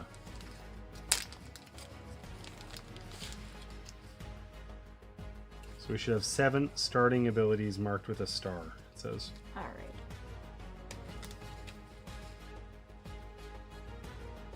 These are very priest-like. Desperate prayer. Where's the star? Right here. Alright. They're probably the top ones. Mom put them there. Made it easy for us. Ha ha ha ha ha. Alright. I have falcons. Cool. I'm happy for you. I have 2 of them. Are they in your 7 cards at the start? No, Where? Let's see some of these they're cards. minis. Oh. Like literally? Yeah, Where? the birds Oh, they're in there. in here. That's cool. Pillar and path, heavy blow, righteous advance. See? Okay. Okay. Birds. Yeah. Is that why you picked her? Because she has birds? Because she No. can control the... You liar. Least convincing thing I've heard in a long time. That's a lie. No, I'm pretty sure it's the truth. No, the least convincing thing you've heard is I'm fine. Yeah, okay. Fair. When you say it or when Mom says it? What about when my sisters Yes. say it? Yeah. Yes. Yes. Fine is illegal. Did you get your Curse cards as well? No. Not yet. All right, so what can I do here? Feral Blow, Feral Roar, Swipe, Iron Hide, Toss, Bite, and Challenge. I challenge you to the... Yeah, totally. I will hunt that. The I got Warbear. backstab. That's on brand. You stab me in the back every time we play a game. That is a lie. When we played Black Mold, we played together. You're right. Okay, so it says now turn the special rules board face up. Place the enemies and obstacles on the game board as shown in the encounter book. Done, right? Mm-hmm. I'm assuming that this green is where we start. Possibly. Place your free company models on the game board anywhere in the green zone.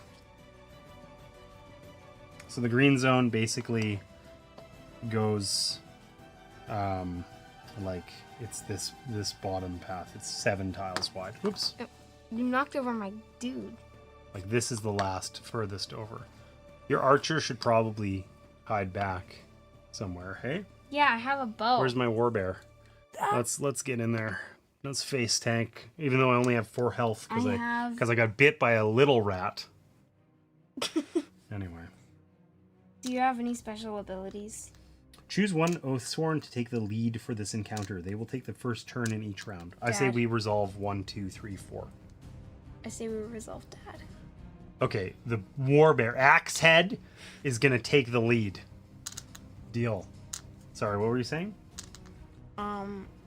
What are your special abilities? We'll get there in a second because I've got this all covered up. Mine involve the Falcons. Oh, really? Cool. Do you need the models? Yes, I do. Grab them.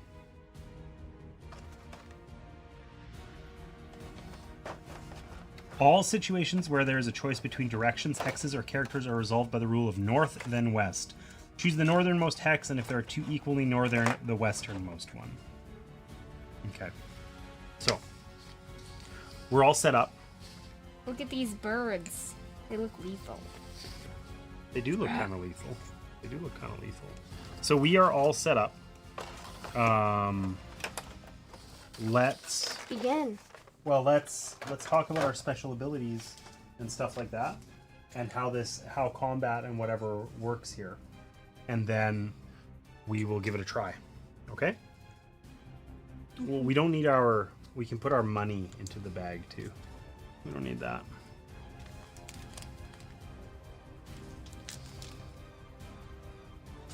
No, just like it's communal. Oh, the free company bag. Yeah. I'm not sure where that one is. Well, let's just toss it over here. We know we have 12. Just get it out of our way for now. You almost lost one. There you go. Okay, so we got this all set up. So we've got this big evil brood mother over here. Okay. She's looking cranky. I'm not happy about it. There's a couple giant rats, and there's a bunch more just that hanging out summoned. over there. Okay. They're like, we will attack. We're walking up, just like yeah. I'm like, No big deal. We got this. leap into action. Yeah. Okay. So basically, the way that this is going to work is we're going to have a couple. We're going to go through this slowly to make sure we get it right. Okay, but I think we're done with this. I don't think we need this set up anymore. Nope. Okay. We don't need the story rule book, that's for sure. I don't know what I did with the actual rules for the encounter. Those might be handy if we need them. But, okay. So the first thing that happens, Sarah, is we're going to play in phases. Okay. We're going to refresh everything. Then we're going to take as many turns as we want until we run out of animus, basically. Okay? And then we get more? Well, or sorry, not necessarily until we run out of animus, but until we decide to stop, which may be when we run out or not. Okay? And then, so we're going to take actions, use cards, fight things, attack, whatever, all that sort of stuff, okay? And then the enemies are going to do some nasty things. The stage deck, basically, is going to... We're going to do stuff with that card. Okay? Got it? Mm-hmm. This should be, like, face up like that on top. Okay?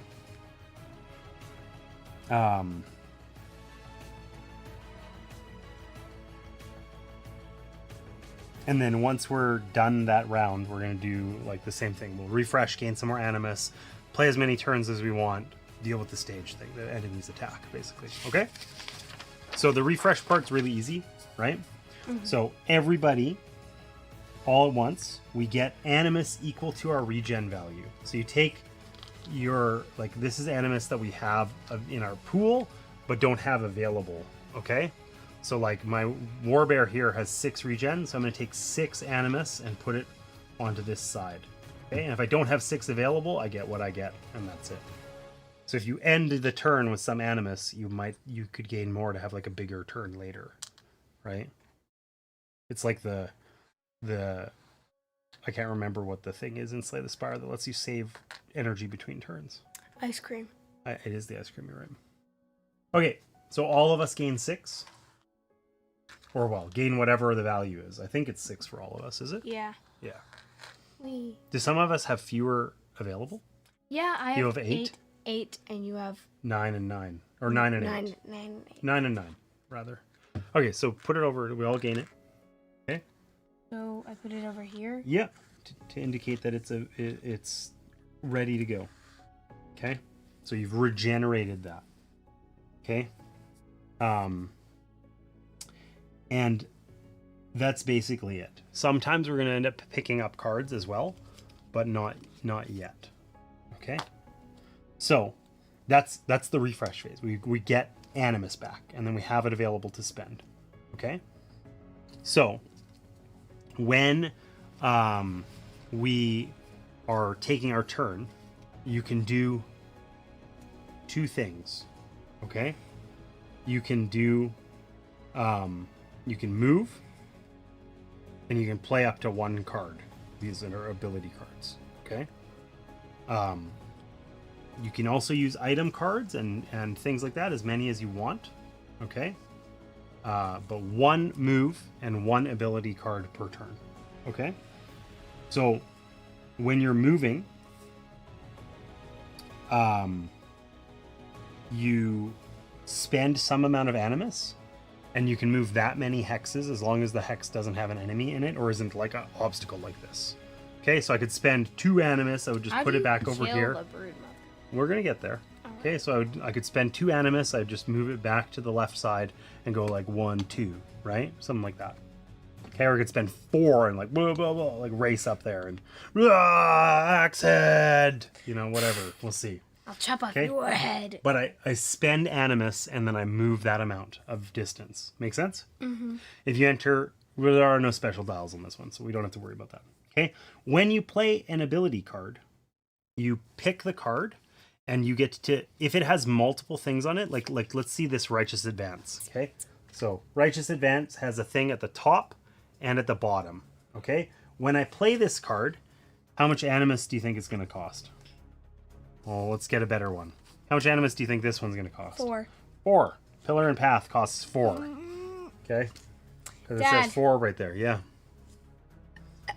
Yeah. Okay, so some of them have options, like this one, Heavy Blow. I can spend different amounts of animus. Okay? Look how much options this has. Yes, but you only get to choose 1. Yes. Okay? What's Battleflow? Battleflow, we're going to talk about in a second. Sorry. Okay, no, it's totally okay. So, when you play a card, you pay the cost in the top left, you do its effect, you choose 1 effect, if there's a above and a below a line, you choose 1, right? Okay, you pay whatever its cost is, and then you put it on cooldown, okay? And the cooldown has, this is what Battleflow matters for, okay? Cooldown has 4 spots. Okay, they correspond to the spots around your player board. We kind of don't really have enough space to do this probably I'll have to move this over a little bit. You know, something like that. As long as we're like reasonable about it, it'll be okay. Oh wait, 1, 2, 3, Ah. and then you can play these. That's right. Okay. So, when you'll notice This the guy's attacking a rat. okay, you could eat a rat. You notice the Battleflow icon? Do you see how it's Yeah. counterclockwise? Okay. The reason why is during that regen phase. Remember when we gained our animus? Any cards that are a 0 that are here below your player board, you get to pick up and put back into your hand. Okay. If I play a card into spot 1, okay, it's going to stay there. If I spend my Battleflow token, I can move it over to 0. Okay. But normally what's going to happen is when I play another card, like let's say I play this other card that also is a 1, when I play this one is going to Battleflow over to here, and I will pick it up next time. So any cards that are in that spot that aren't the card you're playing, all the other cards are going to move counterclockwise. When they're in 0, during the regen phase, you're going to pick them all up. So like I have 1, 0. Why does it matter between 1, 2, and 3? Well, because that depends where they start. Oh, and then they Right, move? so this one would have to say 3 is going to move 3 to 2, 2 to 1, 1 to 0, and then you pick it up again. So the level 3 ones are probably really powerful effects that you can only do some of the time. Mine are move 1. Send up to 2 falcons on you to new targets. You can send 9. This attack also targets any enemies within 5 range with a falcon on them. Each enemy can only be targeted by this attack once. You may draw a maximum of 4 might cards. Attack once and apply to all targets. This attack cannot miss, but may critical. Okay, cool.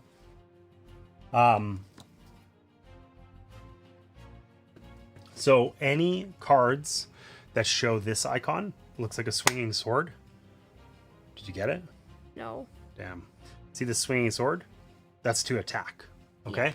So like anytime you see an icon like this on this heavy blow, this little swinging sword, that's the attack icon. When you do an attack, you have to be in range of the ability. Like for me, my warbear, what do you think my range is? Like melee, like go snuggle, right? A 1. Yeah. Okay. You get might equal to whatever your might is. Okay. So for me, I would gain 1 yellow card. Okay. And then I take any number of white cards I want to. Okay. And it works just like a check. Wait, those are might? Yes. Right. These are the good guy cards. These are the bad guy cards. Okay. So it works attacking works just like a check. I get whatever cards are shown here. Okay. So I get 1 yellow card. I then choose any number of white cards to add. But if I get 2 blanks, I miss. Okay. And we add up all the numbers, and then we divide that by the enemy's armor, and that's how much damage they take. I have 0. You have no might on your cur. I have 2 on this one. Your bone knife doesn't give you might. No. Dang. But what does it do? When you critical during an attack that hits, Battleflow Battleflow 1 card. So you get to get it. You get to pick it up. So having 2 of them, I don't know if that's actually super helpful. I mean, so these item cards, this is an item card, right? You can use an item card at any time. You can only play 1 ability card, one of these, but item cards you can use. This is a 0 cost, but 2 cooldown, right? But you can use it at any time. Okay? Or like this short bow with a range of 4, but you can pay these to add 2 more range. Per Okay. spend. Or you could just move to here and just pew pew pew pew pew. Anyway, up to you. Okay, so does that make sense? Generally? Yeah. We're going to yeah, we can attack.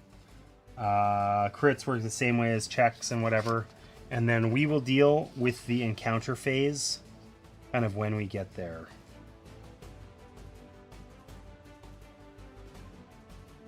So, I don't know how much HP the Broodmother is supposed to have.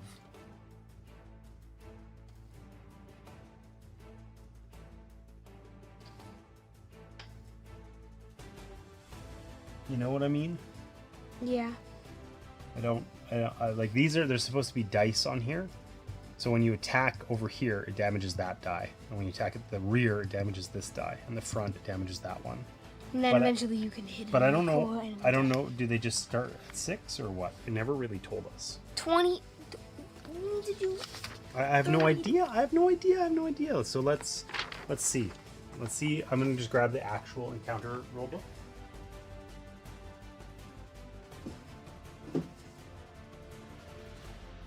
But I'm willing to bet that it's something like that. J. Why would it be a J and then all of these are numbered? Why would they do that to me? J. That's dumb. Place an encounter board described in the encounter face up. Place an HP die set to 6 on each available slot on the encounter board. So it's just 30 damage, Sarah. 30. She's only got 2 armor, so we just divide all of our attacks in half. It'll be fine. What could go wrong? I'm gonna get killed immediately. 6, 6, 6. So stuff happens when we eliminate these dice. We advance through the stages, but basically our goal is kill the broodmother by eliminating all of the dice, right? Think. Yeah. She looks like she's growling at her rats like, get moving! Kill these people! So this says, when I flipped this up, I guess we didn't really do this. This says, release the brood. Place 3 giant rats adjacent to the broodmother in the hexes closest to her rear that have no characters in them. There's no empty adjacent hexes. Place the rats 2 hexes away instead. The rats move and attack at the end of the encounter phase.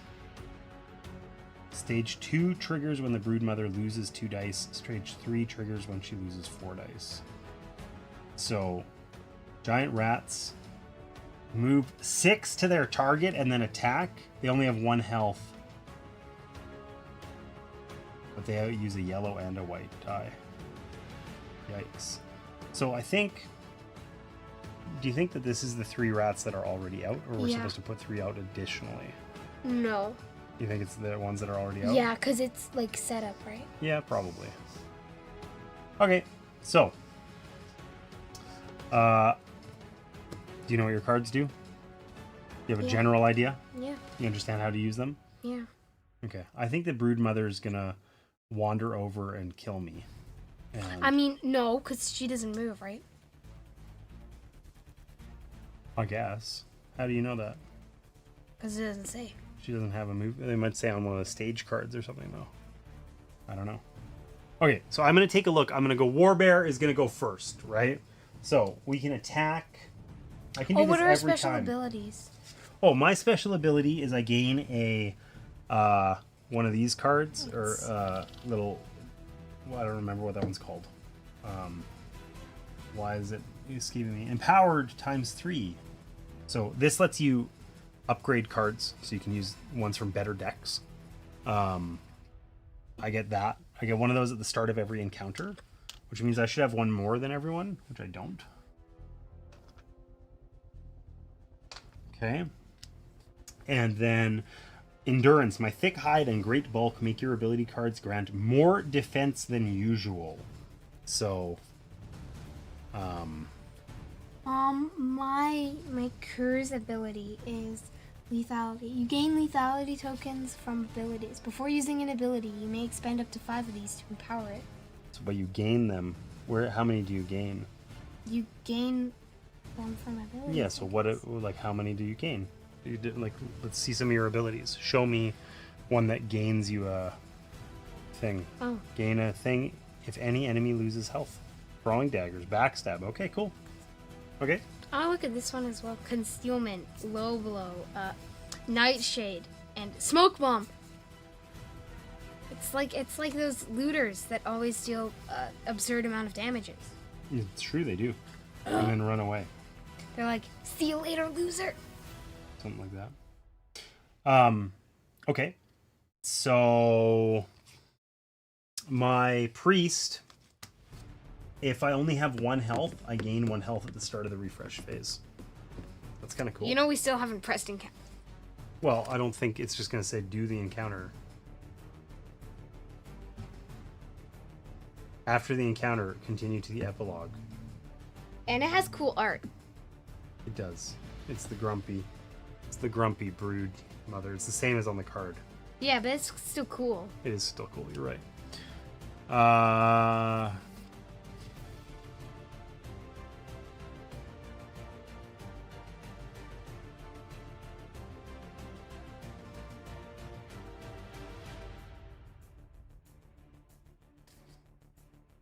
I have a lot of ways to attack. I don't know how the defense on the bottom of the cards work. I have no idea. We'll just have to figure that out as we go. Oh wait, these are my Ursus ones. My Warbear. This is my Priest ones. That makes more sense. Righteous Advance, I can move really far, but only in a straight line. Knockback. Desperate Prayer. Some Fend. of mine have not knockback. But also, Falcons. Okay. The Falcons have a range of like 5. Oh wow. Okay. Okay, so I don't think I can move. Like, it will cost me basically all of my animus to move to where I can attack these guys. So I think probably what I want to do Gain some armor. is, I don't know how to gain armor from these. Maybe it's like... I don't know how it works. That was part of the, like, we'll figure this out later, the stage thing, right? Enemy attacks.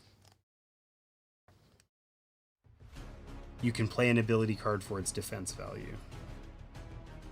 Is added to your current defense and only lasts for 1 damage draw. So there you go. So I can get a lot of defense on this guy.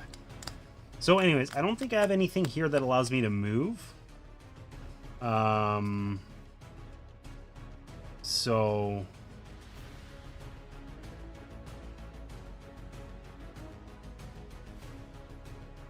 I basically Ironhide, gain a defense. Does that like I think that's permanent. like permanent, right? Perma-fence. It only costs me 1 to play. So why don't I'm going to spend 3 animus so that I can move forward. And I'm just going to like start waltzing over this way so that I can come cut down some bears here. Or some rats, rather. I'm the bear. And then I'm going to play my Ironhide to gain a defense.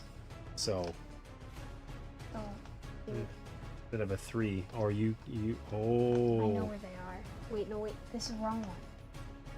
It is on the 3. It's a 3 and a Wrong. 4. Oh, okay, there we go. Wahaha. And this goes in the 2 slot. Okay.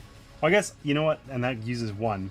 We can take multiple turns, like, until everyone passes, basically. And you can pass multiple times. So, who wants to act next? Dad. Okay, I will. My priest. I'm gonna retcon that I had put my priest here. But that was where your warbear was. Well, no, whatever.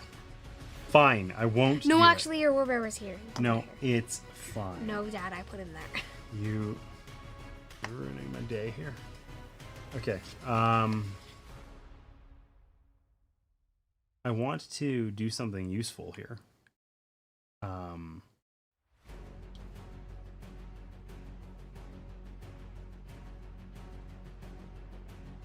So This reminds me of Sundew. can we move through each other? I think so. Yeah. Let's make sure it's legit first, real quick.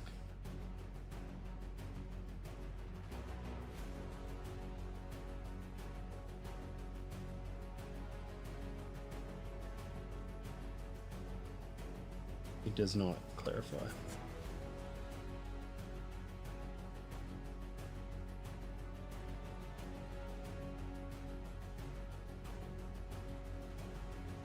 Any adjacent hex that does not contain an obstacle or another character. So I would say no. Okay, so that kind of ruins my whole plan.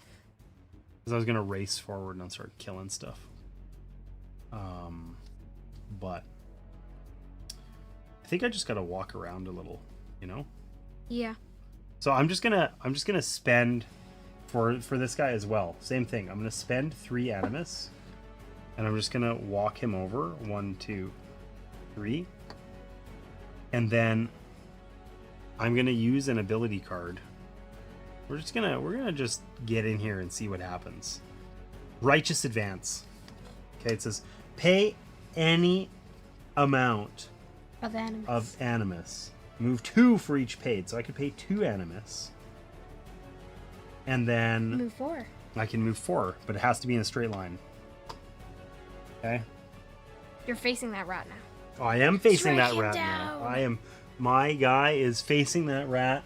Strike him down. He is living his best life. Use the Great Maul. The and strike Great him Maul. down. I'll use the Great Maul. I guess these could be just in my... Well, this doesn't matter. I'm going to move these sheets out of the way because it'll make life Axe Head. easier. Axe Head and Ned. They're great character names. So I'm going to use this Great Maul. Costs me 0. And the giant rats have a defense of 2, but only 1 health. So, If it does 3 damage. I get a yellow card, and then I can add white cards. Works just like before. I think most of the blanks are out.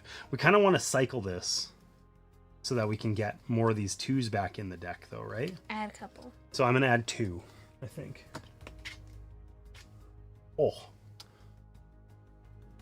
All right. 4 damage? Or... No. Not. Oh, it's a crit. Oh, it is a crit. So I get another white one. Boom. Wow. And when I crit during an attack that hits, add 2 damage and 2 knockback to the attack. So I did 7 and dead. 2 knockback. But it's not quite as simple as that, right? Because it's not just the damage. Okay? So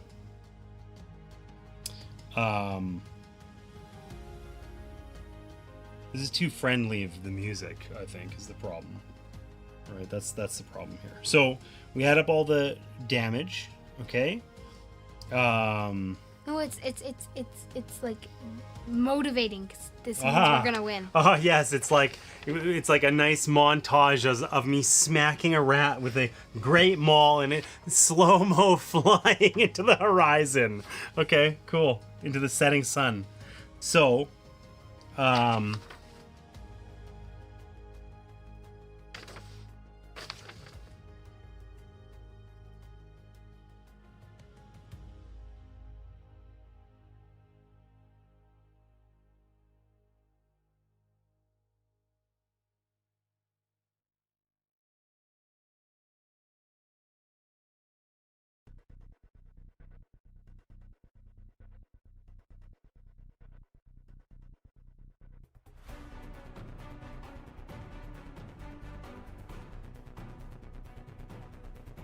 I swear that I read in here about their defense value dividing it, but I don't see that. Oh, here we go. Okay. Divide the damage by the target's defense and round it down. Okay, so their defense is 2, so we divide it by 2. So I only did 3 damage, right? But it only has 1 HP. So we popped it like a zit. Dispatched. Okay. And Don't forget though, those rats move 6 targets. Those guys can come snuggle me. It'll be fine. I believe. All right, what are you gonna do? I'm gonna start with my Huntress. Okay. And we can all go multiple times, but I'm gonna be out of animus, so I'm probably not doing a whole lot of this. You can only use 1 ability per turn. Per turn, yeah. But like, we can take multiple turns this round, right? Yeah. The thing that's going to limit us is that you don't have a ton of animus anyway, alright? So. What are you giggling about? The fact that this goes to 0. So you get it back every turn. Yeah. Oh, so for just 4, you can attack with a bow. But I can also send a falcon. Do you have to summon your falcon or something? No, you can just. It depends though, because some things Does say this tell us here? no. It's just some things that say a falcon on you to the enemy, but others just like a falcon. Oh, they begin on your player board. Yeah. So they're on you right now. I see. Yeah, and some cards like this one, you have to send a falcon on you to the enemy. Okay. But other Others ones- just, it's a falcon. Okay. It doesn't matter whether it's on or not on you. Okay. So So what are you going to do? I think I'm gonna use this. I would just put your bow and stuff in your hand, because then you Yeah. know that they're not in play, being rotated around, right? And I'm gonna pay one animus. So one animus. You're not moving. Yeah, Okay. but I can do this. Send one falcon to a target. Are you attacking the boss? Caw! I don't think falcons say caca, but I can't make a good falcon sound. I mean, it only has move 5, doesn't it? Yeah, I should move first, Okay. I think. So you move one per animus spent? Yes. Unless told otherwise. We can take multiple turns, so like if you need to play multiple cards to do it, that's fine. Wait. I'm gonna pay 2. Okay. And you're gonna move 2? Like 1, 2? Yeah. Okay. The You boss, can also shoot through me, by the way. I just so know. you know. The boss is close enough now. Mwah. Okay. So you're playing your send a falcon out? Yeah. Does it actually strike, or does it just Um. slide over there? You need to play another one to get it to strike? Well, yeah. There's. Yeah. They attack the target that they're on, though. Like every turn, or what do you mean? So. When you play certain cards. Yeah, so you have to play another card to Yeah. get it to attack. Okay, so what are you playing? This one. What's it called? Wind Strike. So your Wind Strike, and you're spending 1 to send a falcon to a new target. I mean, a new target, it doesn't even imply that it could be anybody. It doesn't say that there's a range, but whatever. Okay, so it's here. Yeah. It's snuggling the boss. So it would be attacking, like it faces. Are you going to attack the front? You can only play one ability card. So Yeah. So I can't attack this. that's okay. So your falconer's done. Yeah. Okay. And then what about your other dude here? This. The cur. Put your bone knives in there. So you're gonna race up and stab the boss too. I feel like getting rid of these rats is a decent idea, but they're kind of far away. Yeah. Those ones are far, but they'll move. They're coming They right- will be moving. They'll come right into our trap. They'll be moving. traps. They'll be moving. Yeah. So what are you thinking? It's falcon. Caw-caw. It's not the right noise for a falcon, but I like it anyway. It's fun to say. I'm not sure what I'm gonna do. Okay. All right. I think I'm gonna run up and start stabbing. You're gonna run up and start stabbing. I love it. I love it. Great attitude for a cur. Let's see it. How far do I need to run? 4. If you want to stab him in the mouth. Yeah, I can do that. You're just gonna face tank the boss. Yep. Okay. Totally good idea. Perfect, flawless victory right here. Okay, what ability are you bone knifing him in the face? Yeah. Okay, so that's costs you 0, and what does it say? When you critical during an attack that hits Battleflow 1 card, does this let you attack? Yeah, I think so. I think so too. It's just weird because it doesn't actually give you a might or anything, but that's okay. I think you could still use it, because otherwise, how would it ever come out? So now I draw 0 cards. I may add as many white cards of my choosing. Yes, and the boss has 2 defense. How many cards are in here? There's 3. I'll just take them all. Okay, as long as you don't have 2 misses. Did you just knock over a bunch of stuff? Your animus went everywhere. It's a disaster. Okay. One. So you did 1 damage to the boss, right? Because you did 2 damage. Yeah. Divided by 2 is 1 Front. to the front. So it's now at 5 on the front. Hey, look it. You can shuffle that. And your hair, even in a pony, too long. Wild. I will shuffle this and put it back.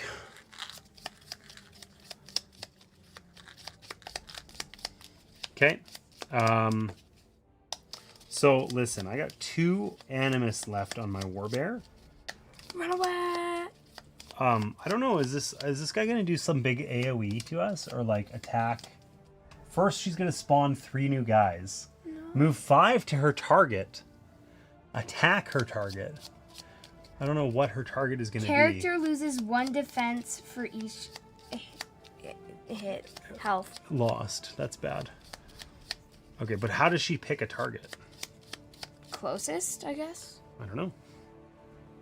Falcons don't have health, by the way. Like they can't be targeted? Yeah, I think. Interesting.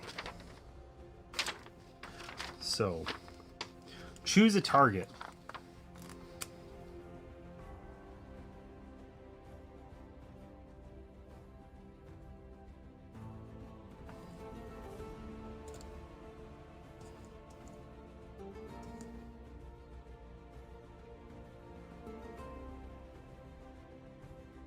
If 2 Oathsworn are equally distant, north and west.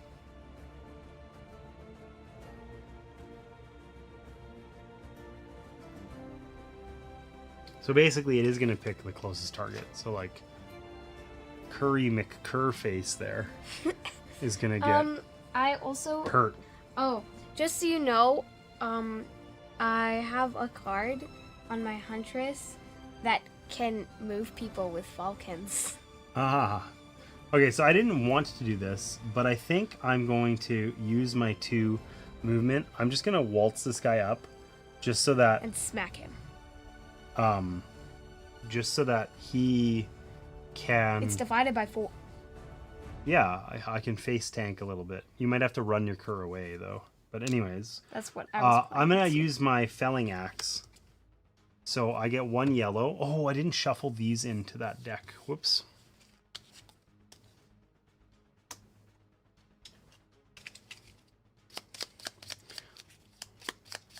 I get 1 yellow, and then any number of whites. What time is it?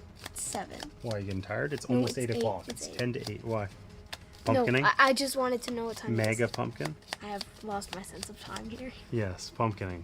No, I'm not pumpkining. Okay, I'm going for 3 white cards, as I choose to believe. 3, I didn't know there were 3. 5, blank, oof, 1.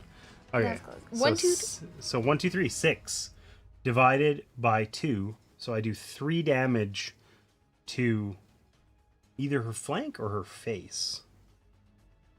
face. Face. All right, smack her right in the mouth. Boom. Cool. Cool. That die is almost gone. Because of stabby stab next time. Yes, and she gets really angry when we get rid of one of the dice. It's called breaking a location, and she gets really angry. Stuff happens. Okay, so my warbear is done. How do we hit the core? I think all the other dice have to be gone. But I'm not sure. It's that she goes into stage 3 when she loses 4 dice. Because otherwise it would be like rather impossible, right? Yeah. So my priest doesn't really have a lot going for him here.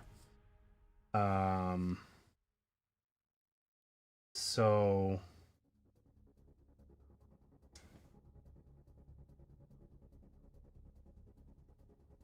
oof, that is expensive.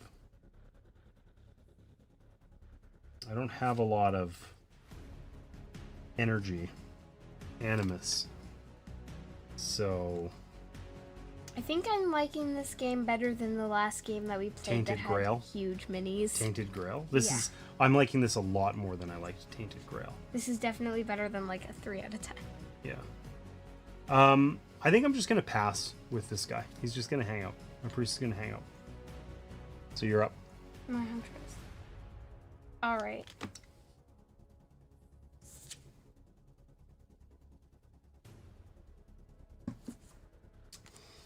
What's your huntress gonna do? Can she use her bow? Pew pew, or use her falcon I could. to gouge out the rat's eyes?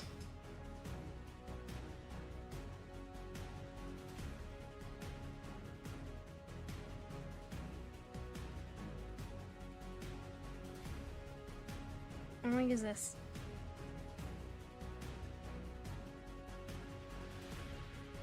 So that lets you send a new one out, right? I could. Yeah. What's your rake one? The other one, that one. This one, it says, send 2 falcons on you. Move 1, only if using melee weapon. Send 2 falcons on you to target and turn them to face any direction. And then you attack it, and the target gains a health? No, What? that's not a health. This is health. I don't know what this is. That is not... I mean, it sure looks like health. Oh, maybe it's a bleed. Yeah, looks like that. Right. Because, you know, it'd be too easy to just Give have the health. icon look different. Bleed. A character with the bleed tokens loses 1 or more HP when the token is triggered. So it gets triggered by stage cards. So they're going to lose HP. Probably it loses 1 and then it goes away. If the target has 2 or more, remove 1 and they lose a health. Okay. So you can give them a bleed and... But it'll cost all my animus. Okay, or you could just use your other one. This Or you one. could use your short bow and get a... You have 2 yellow cubes? I do. Wow. I mean, it's up to you. What are you going to do? You going to attack with the falcons or shoot her in the head? I mean, you could do both, like, eventually here, right? Probably. I don't know if you have enough animus. Falcon. Okay, so what's your falcon say? Within range, fine. Send a falcon on you to the enemy. The falcon attacks the target. The falcon has your might, but may only draw 4 cards. This attack cannot miss, but may be critical. So your might is 2 yellow cards, Yeah. and then to 2 send this and falcon to then an 2 enemy. white cards. Surely you send it to the boss's I- face. I'm out of range of the other guys. Oh, and you can't actually get the boss's face because we're blocking it. Right? I can go here though. You can attack its flank, yeah. Yeah. So it's its left flank, I guess. Okay, and you get 2 yellow and then 2 white because it can't miss. So you might as well use all of them, right? Because it gets your might. And then max 4 cards. Yeah. What'd you get? What'd you get? What'd you get? What'd you get? This would have missed. It would have 2 missed. divided in half. is Okay, 1. so you still do a damage. And you got rid of those blank cards on an attack that can't miss, which is great, right? Yeah. Cool. And then what's your I can still. I think we're supposed to move first, but I don't know if that's true. Well, I don't need to move. I'm Okay. fine. All of them are optional. Like it's totally optional.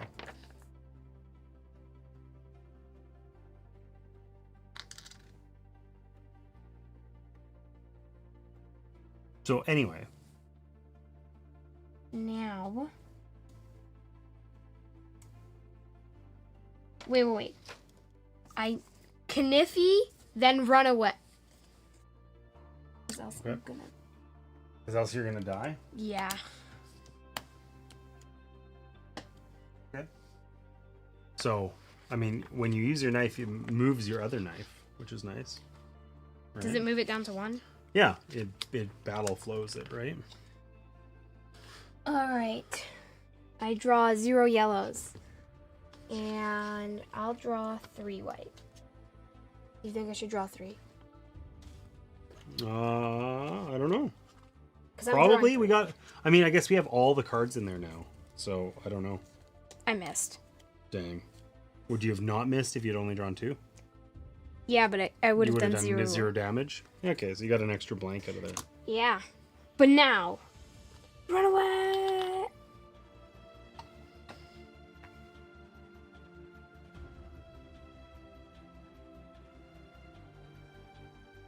Okay. You ran away. Yeah. very effectively. Nice. Nice, nice. So you're warbear. He's gonna pass. He's out of animus. Priest.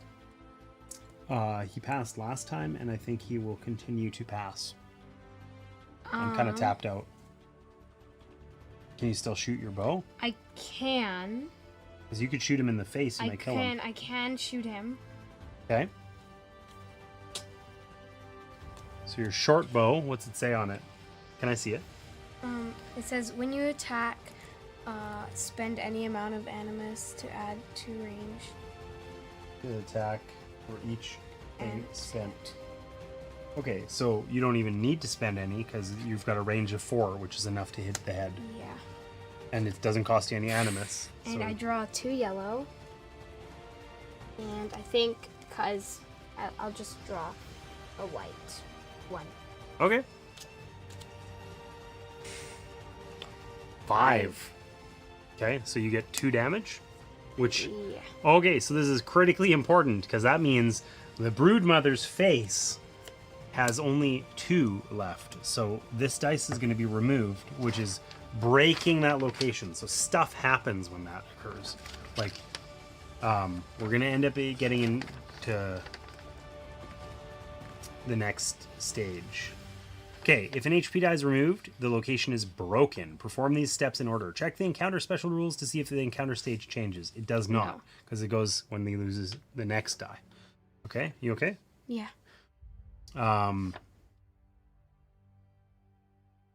Whether or not the stage changes, draw and resolve the top card of the stage deck with the character who broke the location as the target. This is a reaction. This targeting overrides any targeting rules on the encounter board. Minions do not trigger reactions unless stated otherwise. Okay, so acidic maw is going to happen, targeting your... No, because we're supposed to draw a card. The top face-up card. You're able to see what the attack is. Oh. That's why it's face-up, right? So, it says, first, release the brood. Oh, wait, let's read this out. Maw dripping with slime, the brood mother latches onto her target's armor, masticating them with acidic saliva. Like that, basically. So first, she releases the brood. So, place 3 giant rats adjacent to the brood mother in the hexes closest to her rear that have no characters in them.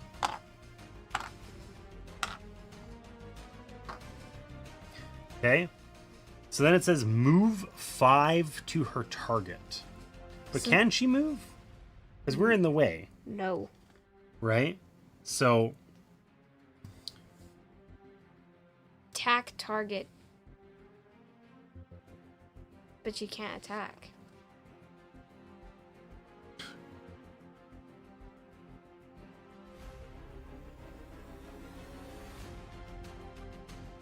Large enemies move through obstacles and other characters. All characters that occupy the hexes the enemy ends its movement in are pushed directly away from the center hex. When moving toward a target, a large enemy considers all hexes adjacent to their target available, as they can push other characters out of the way. Characters the enemy only moved through are not pushed. So it only moves them if he's in the way at the end. So he's going to like move the least distance to be... You think that's how he would go? Yeah. And he's going to bite you in the face, and this guy gets pushed. He's looking grumpy. He's looking grumpy. I'm worried. He's looking grumpy. I don't have defense. You don't have a ton of defense here. Okay. Attack the target. And it shows a bite, which I don't know what that means. Base. Check if the attack is broken. If a body part icon on the enemy attack matches a revealed icon, the attack is broken. Draw 1 less of the enemy's most powerful might cards. Ah! Okay, so we've broken her mouth, which is what she uses. So we draw 1 fewer of her might cards. So we draw 1 red and 3 yellow. And it says, Without revealing them, the character being attacked draws the enemy might cards. So it would normally be 2 red and 3 yellow, but we don't, because we broke her jaw. It's only 1 red and 3 yellow, and it's those ones, yeah. So don't look at them yet, okay? Once per attack, before might cards are revealed, you may play up to 1 ability card from your hand to gain its defense value. It costs no animus to do it. We have a 2, a 2, a 2, a 3, and a 3. Okay, you just won't be able to use those abilities necessarily. Flight of feathers. That's your birds. 2 falcons on you, though. Oh, okay. So I'll use this one for 3. Okay, so you temporarily gain 3, so your defense is 5. 5. Okay. So then you're gonna reveal all of the might. 2, 1, 3 blank. 6 divided by 5. Rounded down. And rounded down. I think you're okay. 0. Right? So I lose no defense. Yeah, you don't take any damage. Ah. Right?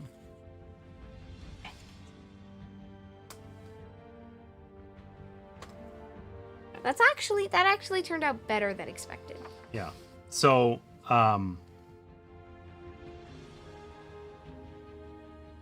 Angry rats. I guess we were just resolving this card. Move right? 4 northeast. So she runs away.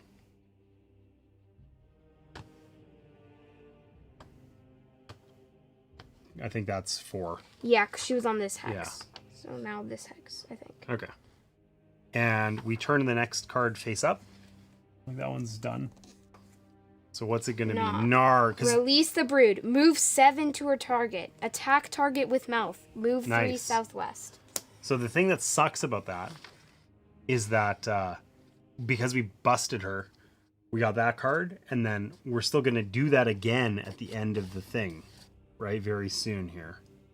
And all the minions are going to activate. Moving towards your priest. Probably. Okay. But the good news is, are you going to do anything with this guy? No. So we're all just going to end up passing, right? We're basically tapped out on Animus. I've won. Okay. So we resolve the top at the end once we've done all of our turns, right? We kind of did a reaction turn for her because we broke her jaw. Stupid rat. Okay. So the first thing we do is release the brood. So 3 giant rats at the back of her.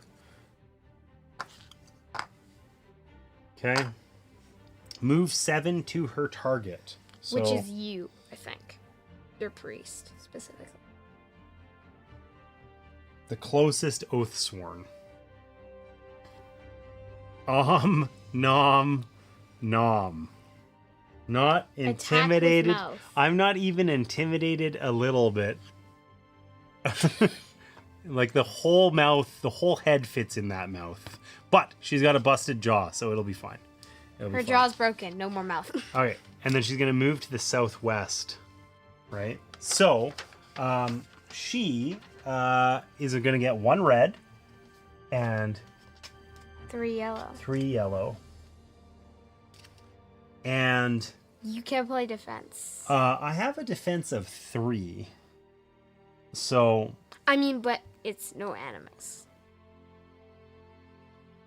I know, but then my card is there, right? And I don't think it causes them to flow. So. Oh wait, you can send no. You can send what? You can send no falcons from you if you don't have any. Oh, well, whatever. You're learning.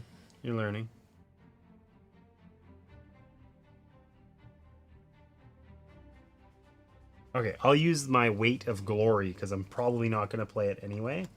To gain 2 extra defense. So I have 5. I have 5 defense. Did I take the cards? They're right here. Oh, Reveal. right in front of me. All right, let's have a look. 3, 3, 4, 7. 7 divided by 5 is still going to round down to 0. 7 divided. No, it's going to round down to 1. Oh yeah. Wait, 6 divided by 5. Is 0.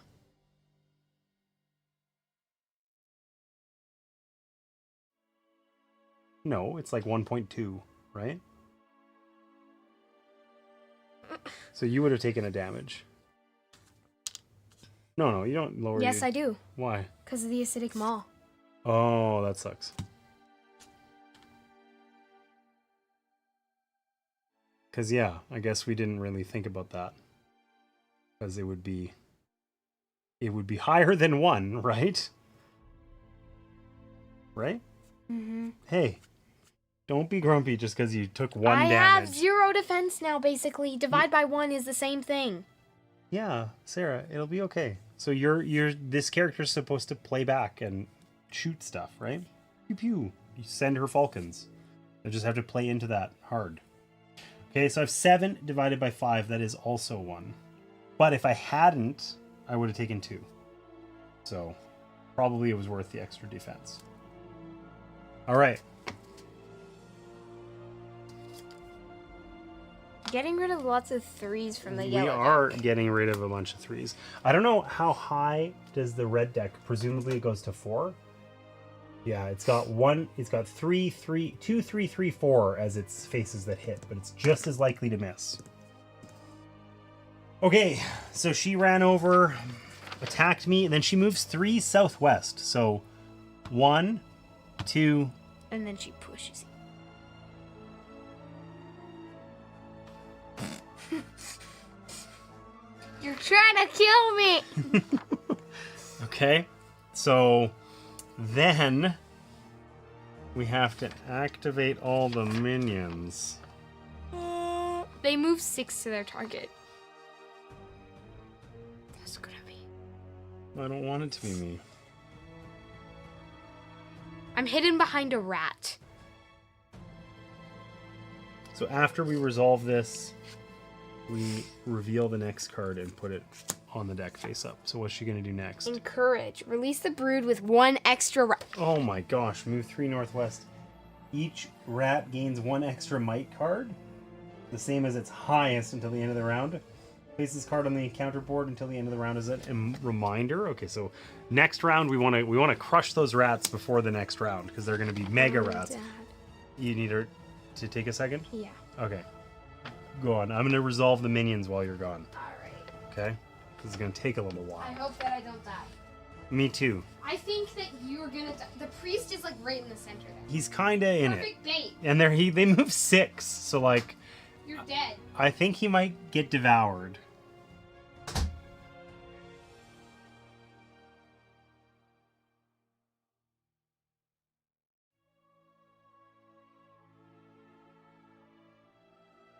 Okay, so the minions are giant rats.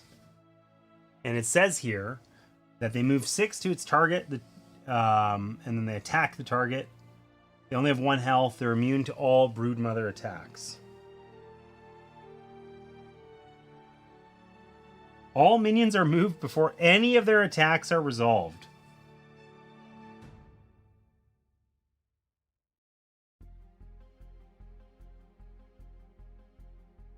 A minion targets the closest Oathsworn ally or any character friendly to the Oathsworn that is in their line of sight. Oh.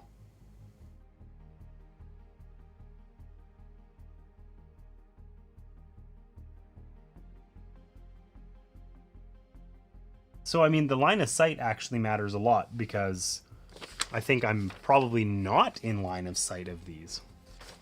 In fact, I'm not sure that anyone is in line of sight of those guys. They're just kind of, they got pooped out in the corner and they're probably unaware of what's going on here. Let's see, line of sight.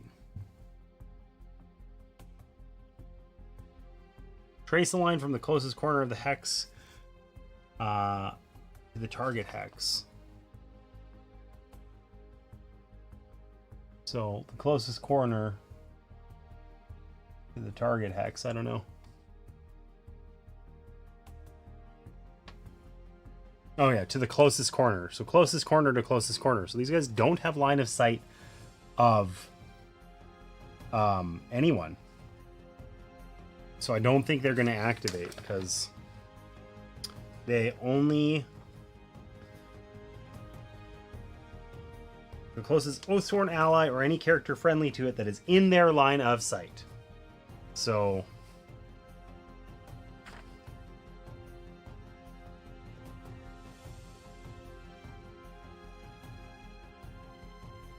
Okay, those guys are not in line of sight, unfortunately. This guy's closest target is here. This guy's closest is also here. And then this gets a little bit debatable. Warbear. I don't think the birds can be attacked, but I'm not clear if that's Sarah's interpretation.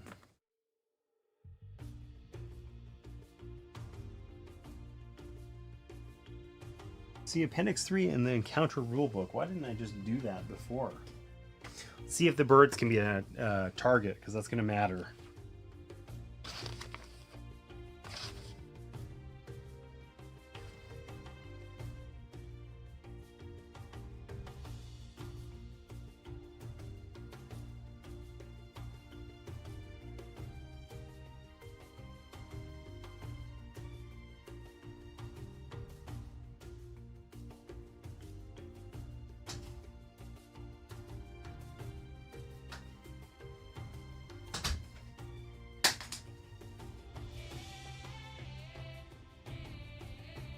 What was that? You knocked something down. What was it? I don't know. Awesome. Love that for me. I'm reading about your falcons.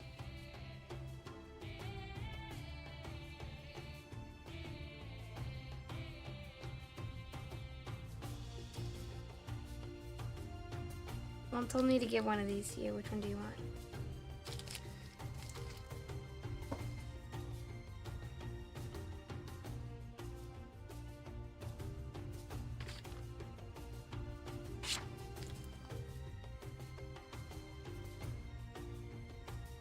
This really didn't tell me anything about them. Like, the single most important thing is, can the falcons be targeted? And it just doesn't say anything about it. So, presumably they can't, or else they would have health or, something, right? There wasn't a separate card for them or anything, No, right? no.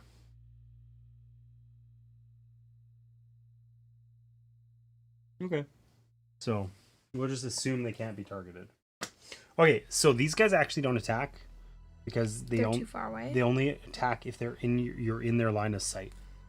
So the way that it works is you look at the corner of the hex that's closest to them, right? So in this case, it'd be this one, and then we draw a line through that to the corner that's closest, and it goes through this big tree, so that I'm not in line of sight of them. So those three aren't not going to attack me, but these ones are. It's like I can do the moonwalk.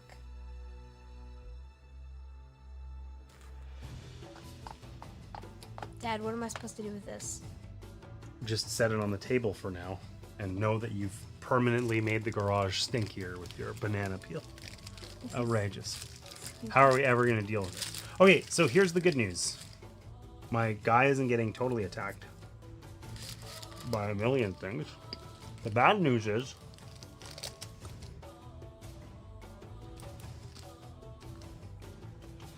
I get attacked 3 times. My priest gets attacked 3 times by giant rats.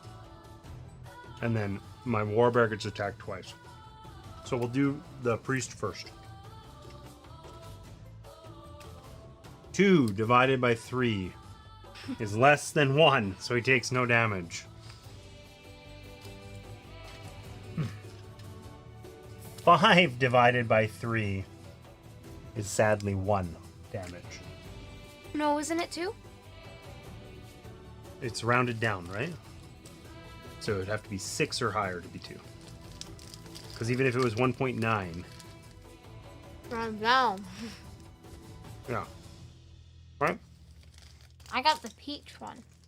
You did. By taking damage. That sucks. 0 divided by 3. No more damage. Okay, my war bear. 3 divided by 4. No damage. And 2 divided by 4. No damage. So I've resolved all of the minion attacks. Okay? So, now it is the next phase. We don't think we do my anything. problem with 1 defense? I have no way to gain a defense. That sucks. Okay, we don't have any end of the round stuff, so it's the refresh phase.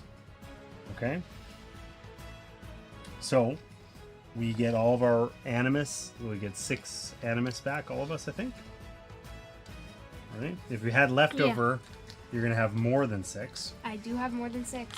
I have more than 6 on my priest, but I had not 1 left over. on my warbear. Okay? And then anything in your 0 spot, you get back into your hand, but only in 0. That's not a 0. They move though, right? No. Yeah. They don't automatically move. When you play other cards, they move, Oh. right? But otherwise not.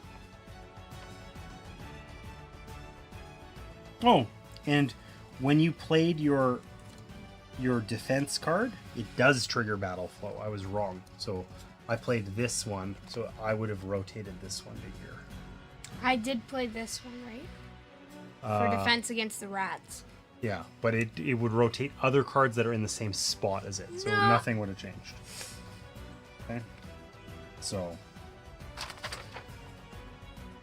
This sword looks a little bit too... It's too shiny for the landscape. It is very shiny. I agree entirely. Okay, so we're back to the Oathsworn. Same deal as before. We each get to make moves and whatever, however we want. So My falcons can kill some rats. I am strongly of the opinion we can't have no rats on the board, obviously, but I think we want to try and get rid of some, right? Because they're all going to have 2 yellow, right? Like they're basically like they're way stronger during this empower or whatever it is, right? So I think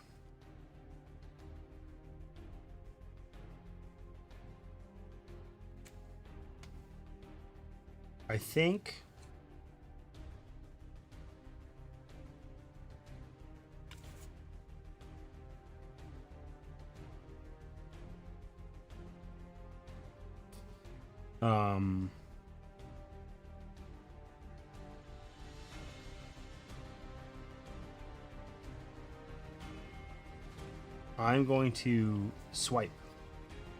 So my swipe. Well, actually, I wonder if do I have anything that's going to go into flow 2? Because that would be really good. Only this toss card. Wait, since I have this equipped, don't I still have 2? Or is it still gone? I think it lowered your defense. So for now, I think it's gone. Because it bit you with its acid jaws. It decayed your armor a little bit, right? So if I wanted to min-max here, I would use this toss effect. But I'm not going to be able to do both. Okay, I'm just going to swipe. I'm going to swipe the... It's an area of effect attack. Okay? So I can choose up to 3 adjacent hexes. I'm not going to hit your bird. But I'm going to attack the other And two. it's not a target anyways. I'm going to attack the other 2 rats. Wait, choose 3. Isn't this adjacent as well? No, they have to be 3 directly adjacent. Oh. So I could do her head and one of the rats, but I just want to kill these 2 rats. Alright, kill them. So I get 1 extra damage for each enemy hit, but I only do 1 attack. So I get my yellow card. And I'm going to add 2 white. Do you think should I add a 3rd? This one was face up. Whoops. Should I add a 3rd? Your choice. Sure. Okay, flip. 1, 1, 2, blank, blank, 2. 4. So 4 divided by 2 Is 2. is 2. So they're each going to take 2 damage plus 2 damage for each enemy hit. Like it would actually be 6 divided by 2. Anyways, doesn't matter. They're dead. Bye-bye, rats. Rats eliminated. Eliminated. Okay, so that was my war bear. That cost me 4 animus, which is sort of sucky. But that's okay. And then my priest back here are going to have to do something about this. You might have to make a strategic retreat, potentially. Start whacking this rat. Well, I could have played this. After you or an adjacent friendly character has damage drawn, ignore one of the enemy's might cards.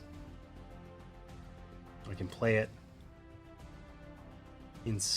like... yeah, okay. I'll do that next time. I'll remember that it's there.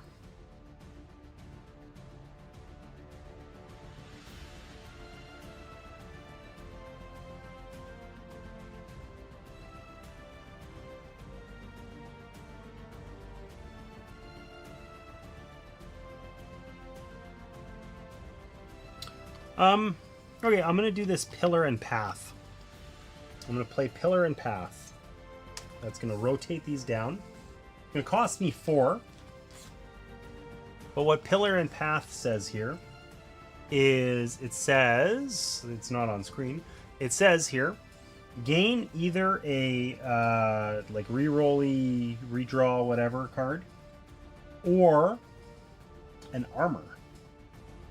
So I'm gonna gain an armor. And then, oh wait, that's an armor token, isn't it? Ooh, is that what this one was supposed to be? It was. That's a token that you can play in combat. Use after damage is drawn against you to gain 1 defense against that damage. Oh, I messed that up earlier.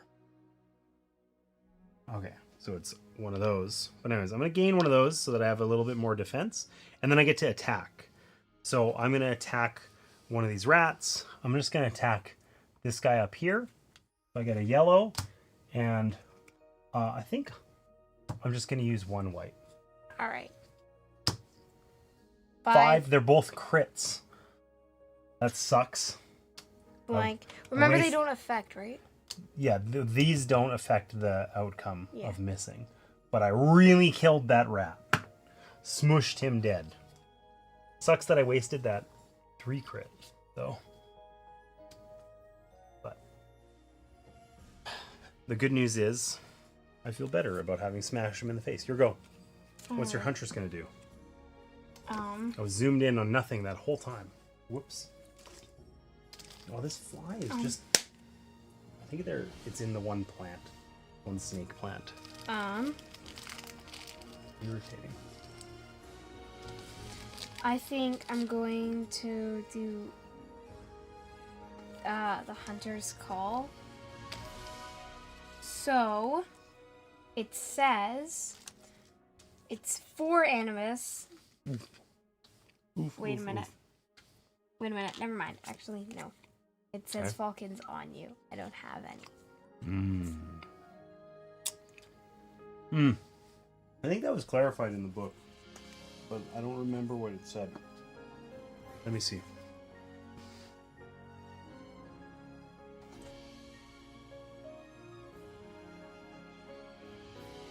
Abilities cannot be played if you do not have the falcons in the positions required on the card. Send a falcon on you to an enemy. It cannot be played if you have no falcon on you. So it was clarified and you were correct. Can't do it. But when it says send a falcon to a target, that could also be onto you. Just so you're clear.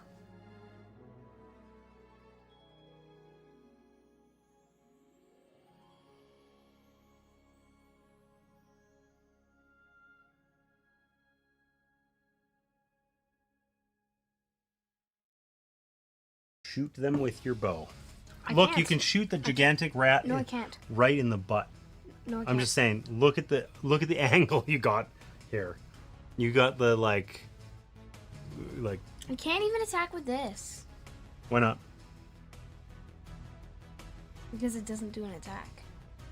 but it doesn't. It's in the same way as your bone knife does. Attacking's always a thing you can do. You can attack unarmed as well, right? Like you don't want to, but I think no. This icon allows you to perform an attack. I don't know.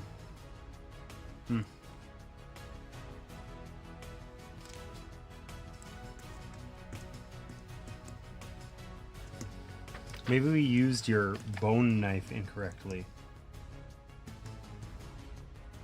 Can't take it back now. No. But then why would you ever play that card? I don't understand. When you critical during an attack that hits Battleflow 1 card. Like, it doesn't do anything. It doesn't make any sense. Wait a minute. They're like weapons that you can equip, right? Yes, of course. So don't they not get added to your hand and they're just there? Well, they're like an item card, right? You can play it. Yeah, it doesn't make sense why this is a weapon when you can't. Yeah, like it provides you with might, right? And you can play it after damage is drawn against you to gain 1 defense This against isn't it, out of sheep. right? And I guess it would then go into that spot. But it's a little bit confusing about that. I don't know. Because, I'm going to battle for 1 card. So that means it moves 1, right? yeah. Taking this back. No. It Oh, goes into goes the here, 0. it You goes get it at here, the start of it the goes next here. round. Yeah. That is 1 animus. Your turn. Okay. You're not going to use your dude Oh, wait. Yeah. Yes. to stab things. I need some help dispatching these rats, my dear. I don't have a ton of attacks.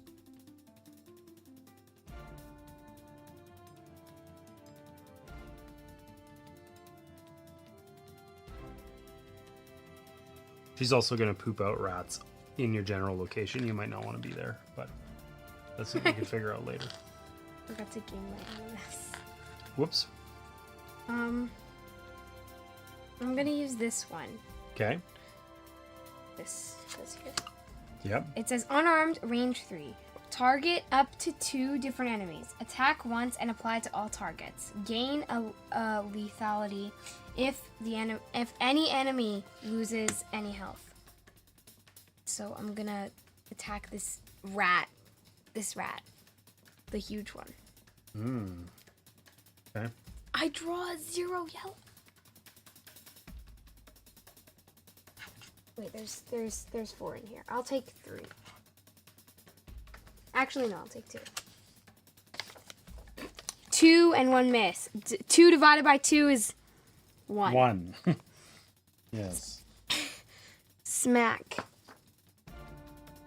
But I do gain a lethality that I can spend later.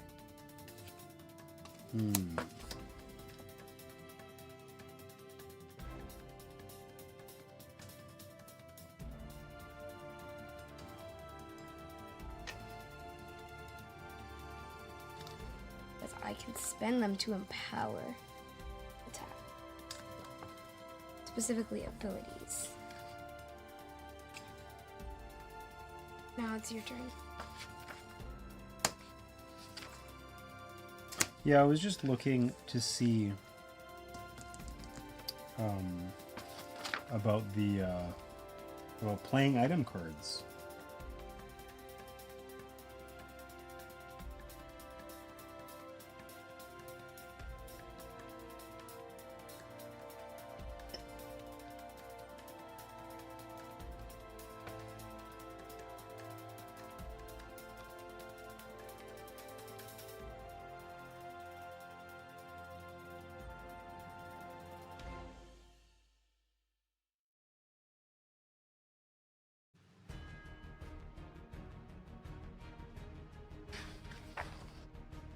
Sorry, I'm just trying to figure this out. I want to make sure we get these things right.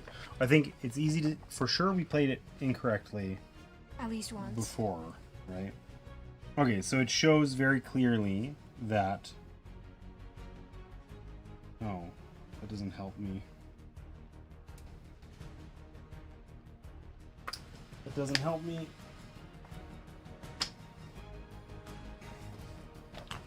So... We definitely played it incorrectly the first time. But let's fix that. So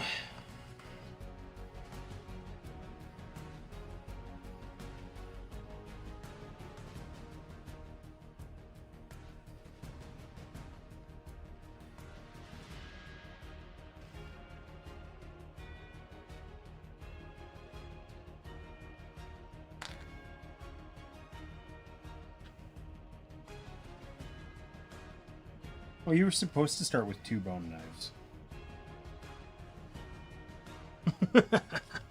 So we would have had an extra common item. We can fix that too. Okay, so it's weird because it says item cards placed into your hand.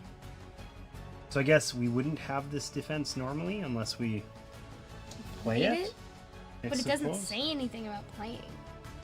Oh wait, yeah. It has no cost. It has no cost. Oh, yeah, okay, so it did say about that.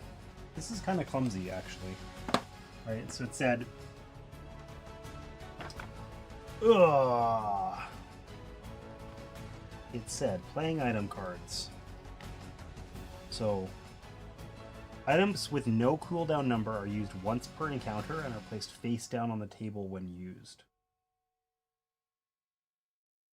There's like there isn't any, like it'd be really swell if they gave an example of using an item. But of course, there's like 40 examples in here, but not one for using an item card.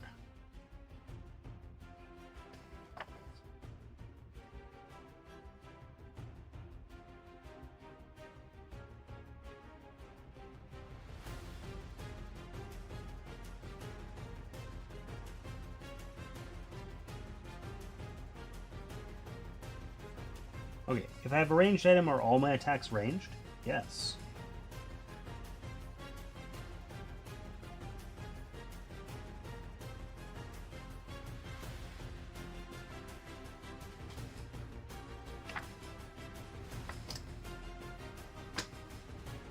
Okay, so I think we still have to play these like a card, but you would have to do it at the same time as using like an attack in order to get the benefit on it, like when you crit or whatever, like this one here. That sucks. Right?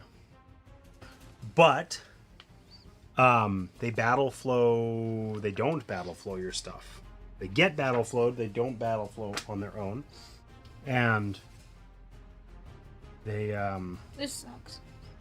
they're stinky. Okay. So you're saying that basically the only way to attack with it is to spend 4 animus?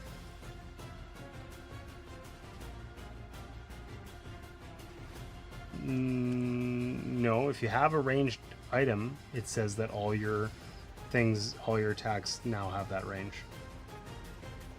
I mean, I don't know. I think in that case specifically, yes.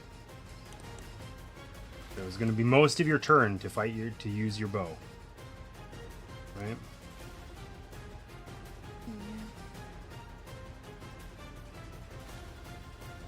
I'm still not entirely clear about how the armor is supposed to work. Like, maybe did we have too much armor this whole time too? It wouldn't make sense. What, I'm gonna put my armor on right before I get attacked? That wouldn't make any sense either, right?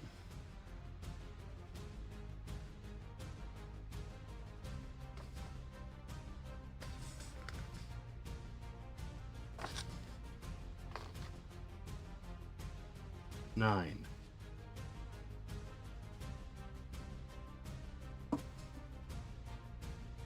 Okay, so it just says to put a thing on there equal to the total defense values. So, yeah, I don't know. I think armor is in addition. We'll just play that way because otherwise we're going to be in here the whole time staring at the rule book. And we want to destroy these guys. Oh, I killed one of the flies. I thought that was the last one. There's more than one. Dun dun dun dun dun dun.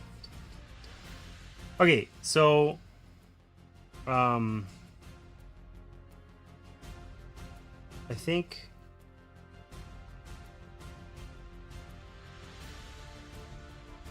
that I should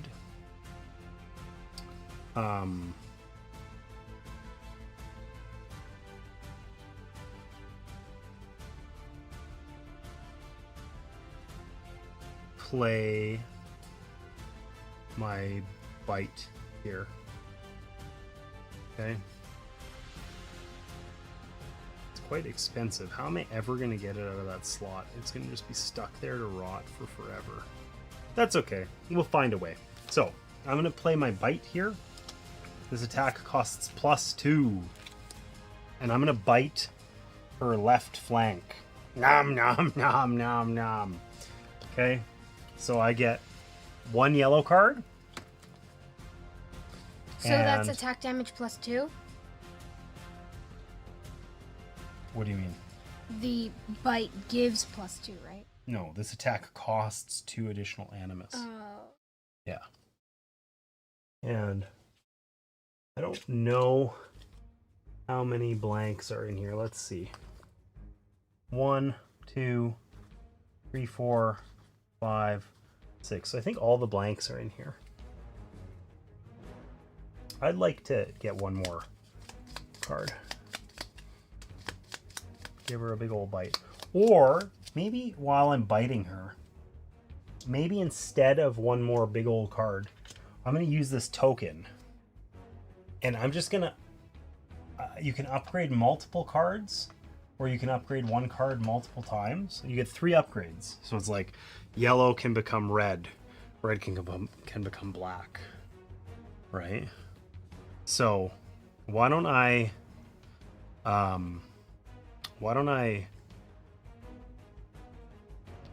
make that last card a black card just to see. All right. Right? Let's see what we get. 3, the lowest value. 4, 6, and a crit. 8, and this one crit, so I get another 9. Divided Which in. didn't help. the 9 didn't help, but I did 4 damage. get 4 damage onto her left flank. No, it's That's the right flank.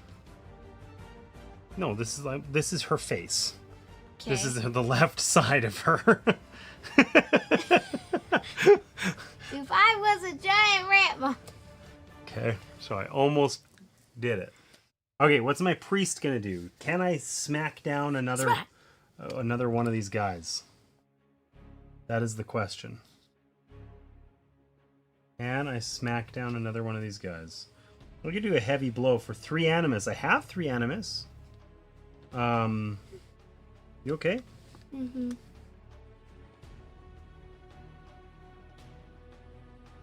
You sure you're okay? Yeah.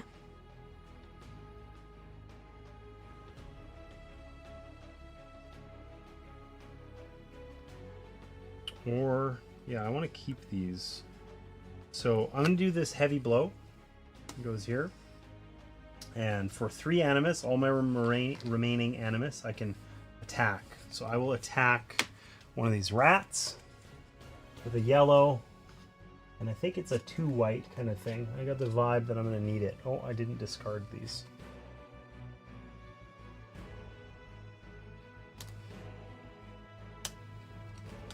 Blank. 1, 3, which is a crit. I'm wasting all of our yellow crits. Blank doesn't affect it. So I got rid of the blank. Nice. So 4 divided by 2, 2 damage. This rat Is dead. also dead. Okay, here we go. Ah! Oh, that vanished. Where did that go? Like, oh, here. There we go. Well, there's not a lot of space over here for rotating these cards around, frankly. You know? So. This is your lady.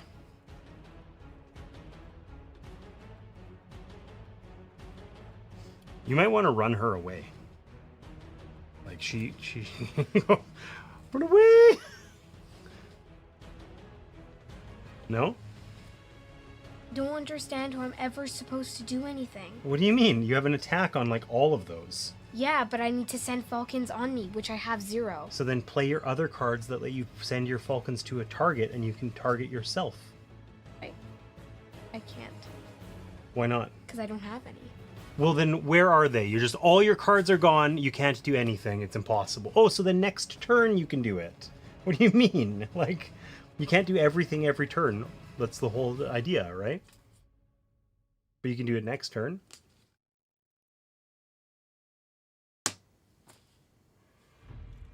You're just passing? Well, I'm gonna run. Okay. I think that's a good idea because you have low armor, right? You want to let my bear face tank. Though I feel like we're going to lose. Run away! Are you in line of sight of those guys? Hey. Yes. Run away! I think it's still better to be hiding. Can't. Or, I mean, I guess the rats that she puts out are going to be close to you. Are these guys close enough? 1, 2, 3, 4, 5, 6. One of them is. 1, 2, 3, 4, 5. Only one of these guys can get you. But if you're hiding over here, none of the guys she puts out will get you. So, probably better. Okay, what's your other guy going to do? The cur.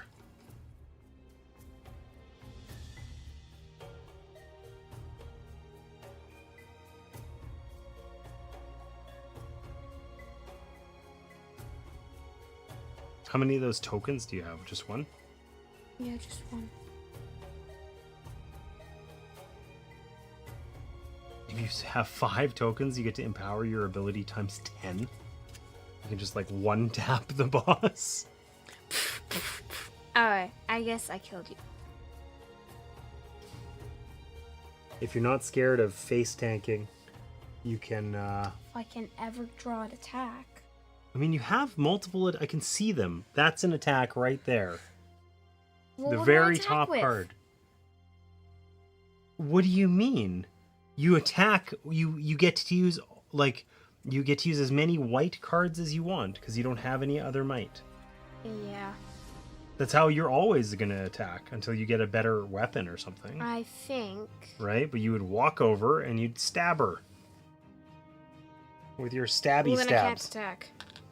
Maybe not that one. You have other ones you can do. Look, like take a close look.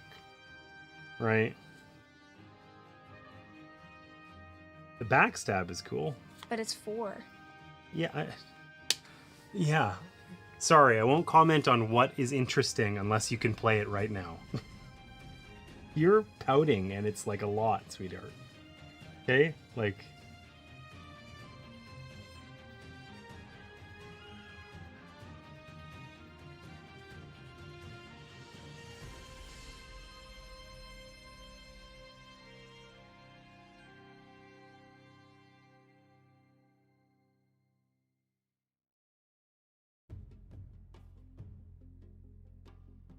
That's interesting too. That lets you attack for 2. What's this one do? Can I see it? Empowered times 3, gain a thing. If you're in its flank or rear arc. This attack causes an enemy to draw a reaction card. All attacks from that enemy during that reaction draw 1 less might. So this would be a great way to pop one of the dice. Right? Because the reaction would do less, but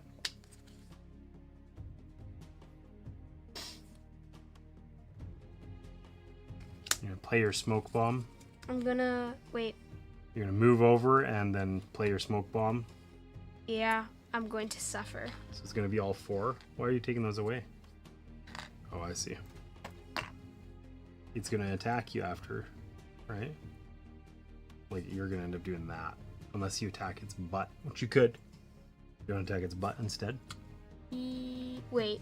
Or actually, I think we discard that one, right? Because the first thing we do when we check the stage is does it break, right? Or when we check if it breaks.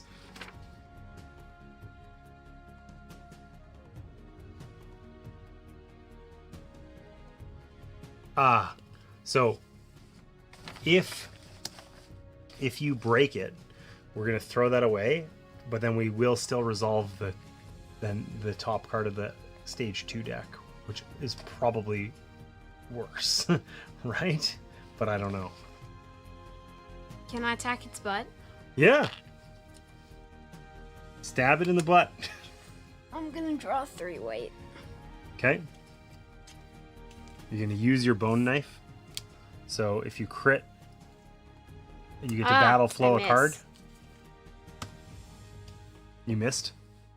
Yeah. Unlucky. Happens. Happens. Okay. So,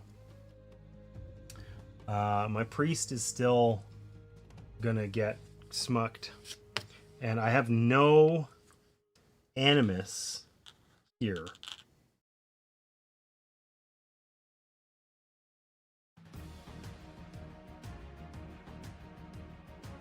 So I don't think I can do anything with my guy. I'm going to pass. And then my priest also has no animus. And basically, I mean, I have a bunch of these, but they're kind of reaction-y cards. So he's also going to pass. You doing anything with your bow, lady? I feel like you need to get those cards back into your hand, hey? Oh, wait. I can send them to new targets. So you could send them to you, right? Alright. If you want. Send up to 2 falcons to new targets. I'm gonna do this one instead because it doesn't cost 2. Okay, so what does it cost? Cost 1. Okay. Cost 1. And I can move up to 2 falcons to new targets. Doesn't it cost 3? No. Doesn't it show a 3 in the top left corner? Right there. Yeah, it costs 3. -1 is 2. Wait a minute. I read this wrong. Okay. What are you trying to do? They're both 2 anyway.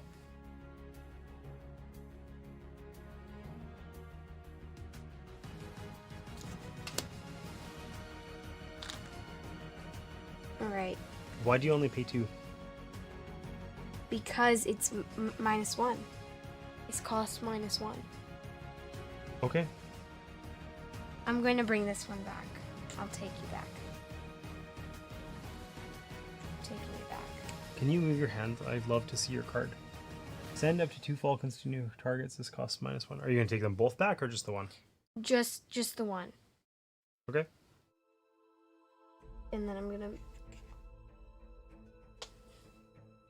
His new target is the boss? Yeah. Okay. And you're done? Yeah. Okay. You doing anything with your cur? He's tapped out, so probably not, right? Yeah, pass. Okay, I'm done. I'm not doing anything else. And then I don't have anything really good to play, so this one as well. Okay, so we are all done. So it is now the encounter phase. So, release the brood with 1 extra rat. So, 4 rats.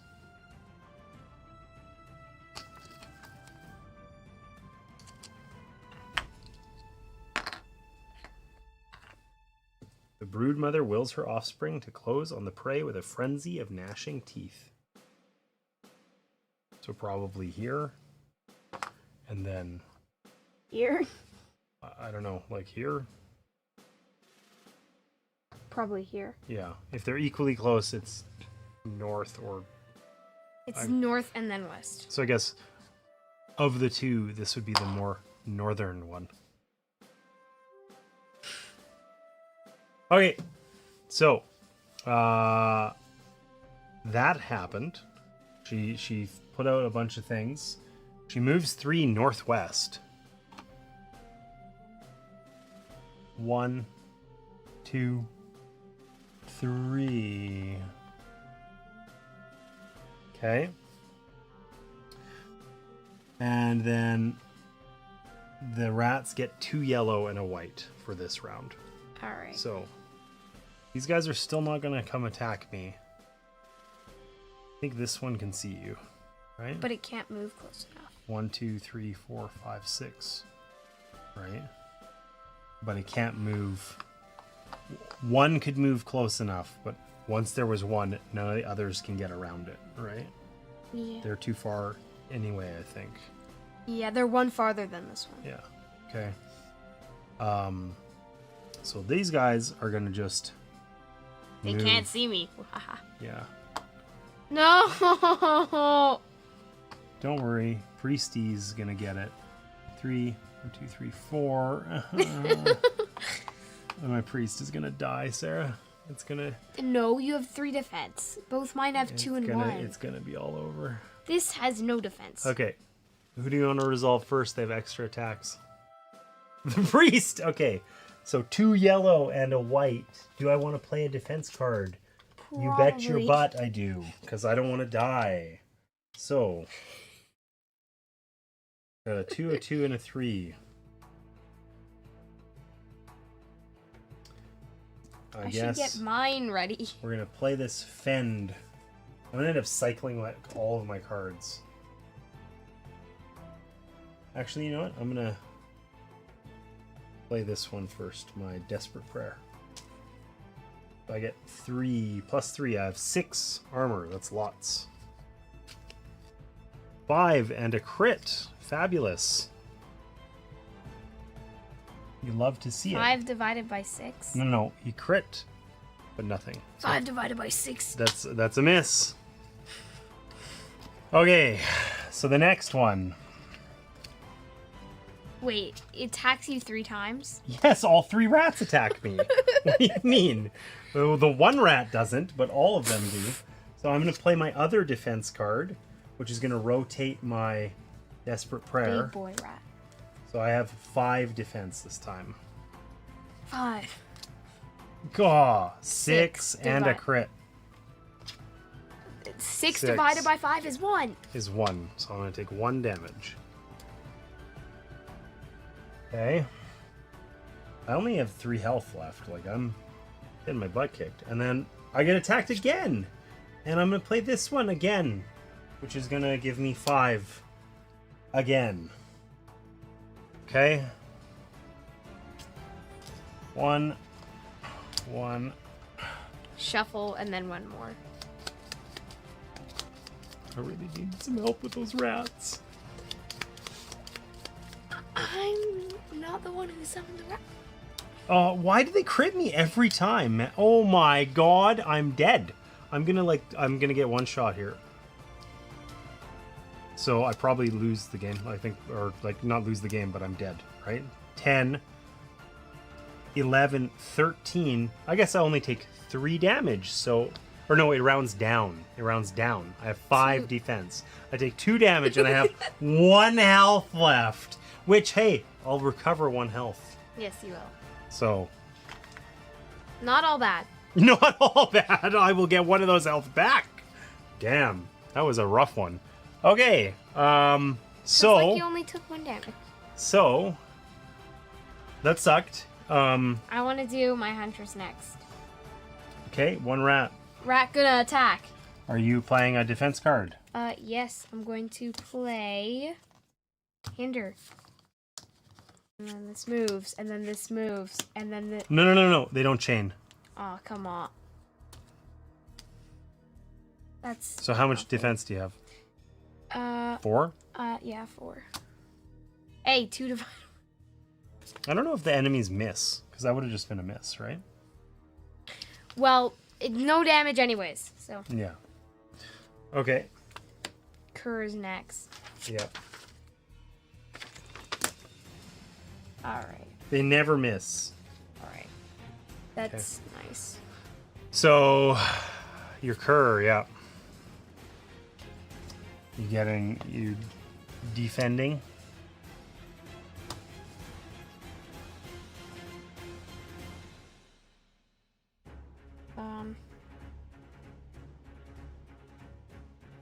Oh, hey, we were supposed to have our extra common item. Remember from our... you were supposed to start with 2. Tattered flax garment. This is no better than anything else that we have. We can sell it later. We could just throw that in our backpack. Okay. That sucked. Unlucky. I can use this after an adjacent enemy draws. Are you defending? Yes, I'm going to. This goes here. So these will rotate. It had 5. So it's going to do 1 4. damage. Okay, and then one more attack. Are you defending again?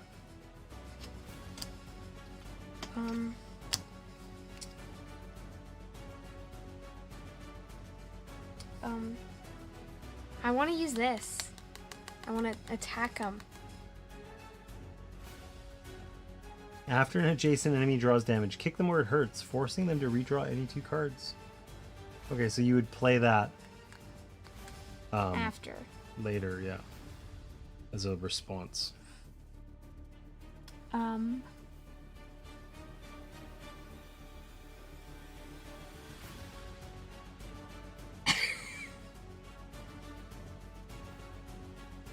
I need to play. I'm gonna do this. So 5. 5. Bang. There you drew 0.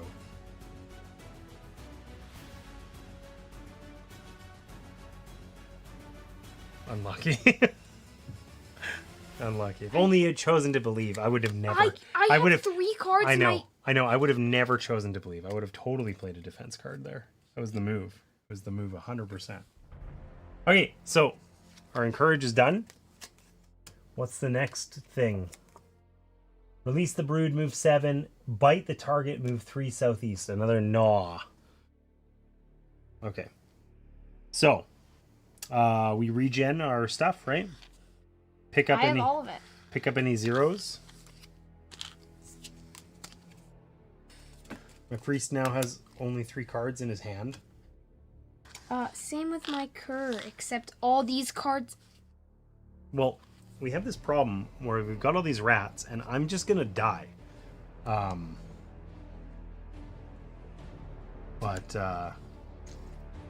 we gotta bust this. We gotta bust this lady's jaw. You think all the rats are gonna activate on the next one? Probably. She's gonna release the brood again. Like, I feel like a little bit stuck here, where it's like we can't really keep up with the rats, but then if we attack her, she reacts and we get more rats. Right? Which feels a little bad. I don't know what we can do about it. Oh, wait, I've got an idea. What if we lower all the dice somehow, and then we just one tap all of them, and then she gets really angry and we just kill the last one. But she reacts, and then she reacts, right? So, like, every time we break it, when she goes to the next stage, like, or every time we break it, we resolve one of those, right? The good news is they don't necessarily cause her to summon more rats. To summon more rats, right? So I think smack her in the butt. You think I should smack her butt and not her left flank? Actually, you should do that. I mean, a tail swipe would be really bad. It's going to be like AoE or something annoying, right? Yeah. So that might be a good one to get rid of. So, mind you, these are swipies. I don't know. Okay, I can attack things. Attack her butt. Attack her butt.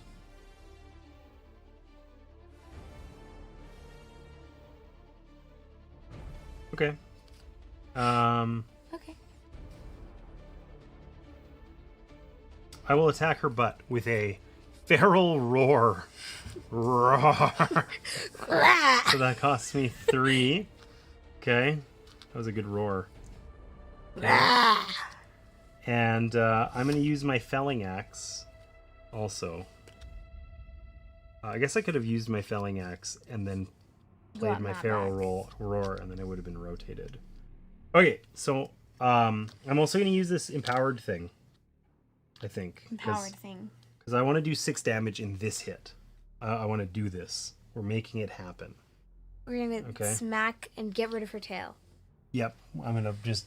Chop it off. I'm going to bite her tail right off. Or I'm going to roar so loud that she... Her bone shatters. Like a gecko, she just drops her tail and runs away.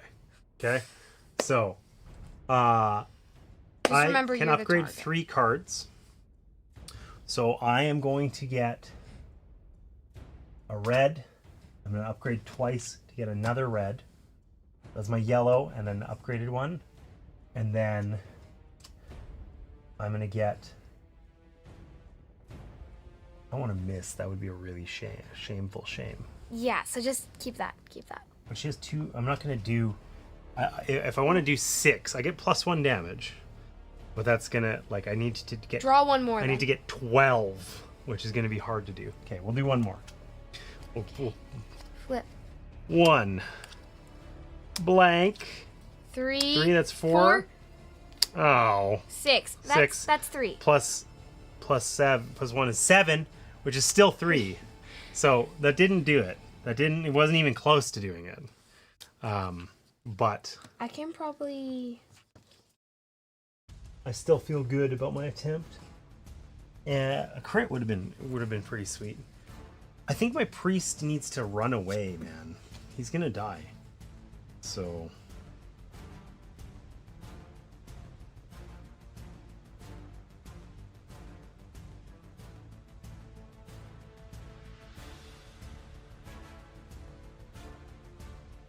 At least I have my wind strike. My wind strike is actually really good.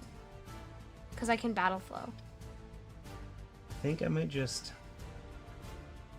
I mean, if I use all my cards, then I basically can't defend, right? Like, You can't do anything. yeah. Okay, I gotta get rid of at least a rat. So I'm gonna attack. It costs 3. Or I could run away. I could just move in a straight line and just bail. I have this, which I can use for half my animus, but it allows characters to run away. Friendly characters. So it can't be me. Okay. But I can in fact send one. It allows you to move 2. I'm attacking a rat. Kill him! I'm gonna add an extra thing. 4. Dead. Squashed. Okay. You go. Wait a minute. I squashed the rat. Wait a minute. I need to move. Move I who? need to move 3. Because I want to whack this rat. Oh, and you need to be in line of sight. You don't want to. You're not gonna like kill it, are you? I can't do that. I just need to be in like 4 range or something, and I'm not that close yet. Okay. Or I could just whack that rat and get rid of it. That would be the better move. Yeah, getting rid of some of the rats would be really nice. All right. Frankly. So Like if we got to 0 rats and then she's adding 3 every time, that's very manageable. When there's 7 and she's adding 3, it's not very manageable. okay, so I'm using Hunter's Call Okay. for animus. Send 1 or 2 falcons on you to friendly characters. Okay. Each friendly character with a falcon on them may move 2. Max 1 move per character. How's that helping us kill the rats? Because then I get to attack. After we move? Yeah. So I can move 2? Yes, you can move 2. Okay. And where's... Oh, that was... You only had the 1 on you. I did. And then you get to attack now immediately? Then you attack. Then you attack. Okay. Get smacked, rat! And you get 2 yellow. Where'd that go? 2 yellow. Are you going to add anything? You probably don't even need to, but I don't know. I think I'm gonna add 1. Yeah, definitely not more. Because you only need to do 2 damage. A. You crit both times. Okay? You don't have to use the crit if you don't want to, but you can. You don't have to draw it I think I'm not gonna use the yellow one, but I'm going to use the white one. to get rid of a blank. It's a 1. Oh, well, whatever. I do 3 damage to that rat. That It's rat very is dead. super dead. And I ran away. So that's cool. I'm a big fan of running away. Okay, what's your cur gonna do? Probably kill some rats. I have 3 cards. I don't have that many options. Well, if there's not rats attacking you, then you have less defending you need to do.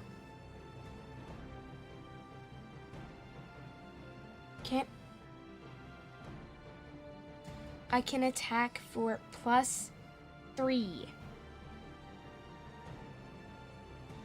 I can Okay, I can attack 2 times for 6. All my animus, and I can attack 2 times.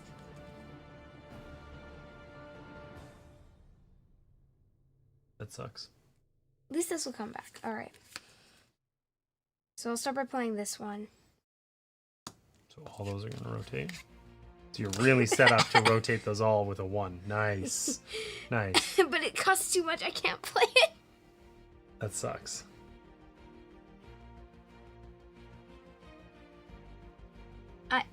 Actually, I'll still have it next turn. Yeah. In like 2 rounds, you'll get all your cards back, and next round you'll Okay, have I'm gonna very draw few. 3. Wait, how many blanks are in here? 1, 2, something. You went all that way. You're not gonna figure it out. There's 6 total in the deck. Okay, wait, let's see. There is, how many cards are left in there? I don't know. 1, 2, 3, 4. So there's 2 blank cards in there still. Okay, so wait, how many? There is 5 cards in here. So 2 of them are blank. I'm gonna draw 3. Okay.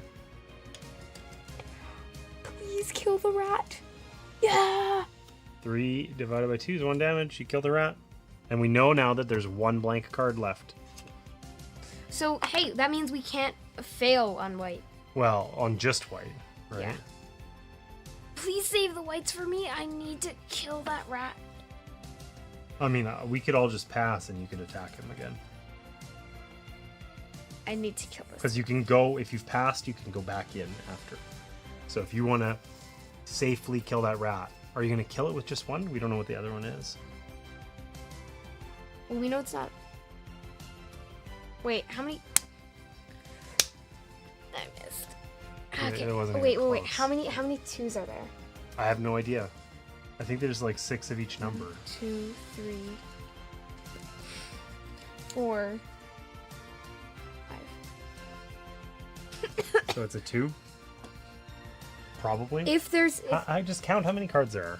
Look. 1, 2, 3, 4, 5, 6, 7, 8, 9, 10, 11, 12, 13, 14, 15, 16, 17, 18. So that's weird. I don't know how many there are. Okay. Maybe it's in the rulebook as part of the components list. Or if you were treating it as deterministic, and we know that one of them is blank because we know all the other cards, then the easier answer would be just look at it, right? Like we could waste 10 minutes figuring it out, or you could just look because we know we can figure it out through process of elimination. Just look at it. Just look at it. Okay. Top card is blank. Other card is 2. A 2. So there's 6 2s. All right. And 6 blanks in an 18 card deck. So there's 3 1s and 3. Are there 3s on there or no? No. Oh, there's a 6 of each then. 6 of each. Okay. Because there's only 0s, 1s, and 2s. I thought there was I want to kill 4 that rat. numbers. Okay, well, we'll just pass and then you can go. And this goes here. Unlucky. Ugh. Wait a minute. What? Wait a minute. With this, instead of killing the rat, I can battleflow. You can what? I can battleflow 1 card. Does that mean that if I battleflow this, will these move? No. It would just move that one to there. They never chain. Okay, then I'm just gonna kill So that you rat. kill the rat using those 2 cards, and then you're going to shuffle the deck. Okay, and then my warbear is going to do stuff. Why did you put this up here? Because it's 2. It's a 0. Oh, it's a 0. All right.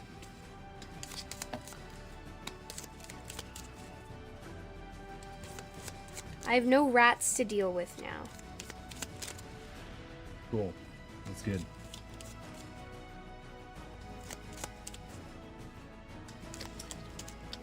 All right. I'm going to spend my remaining energy to smack her in the butt.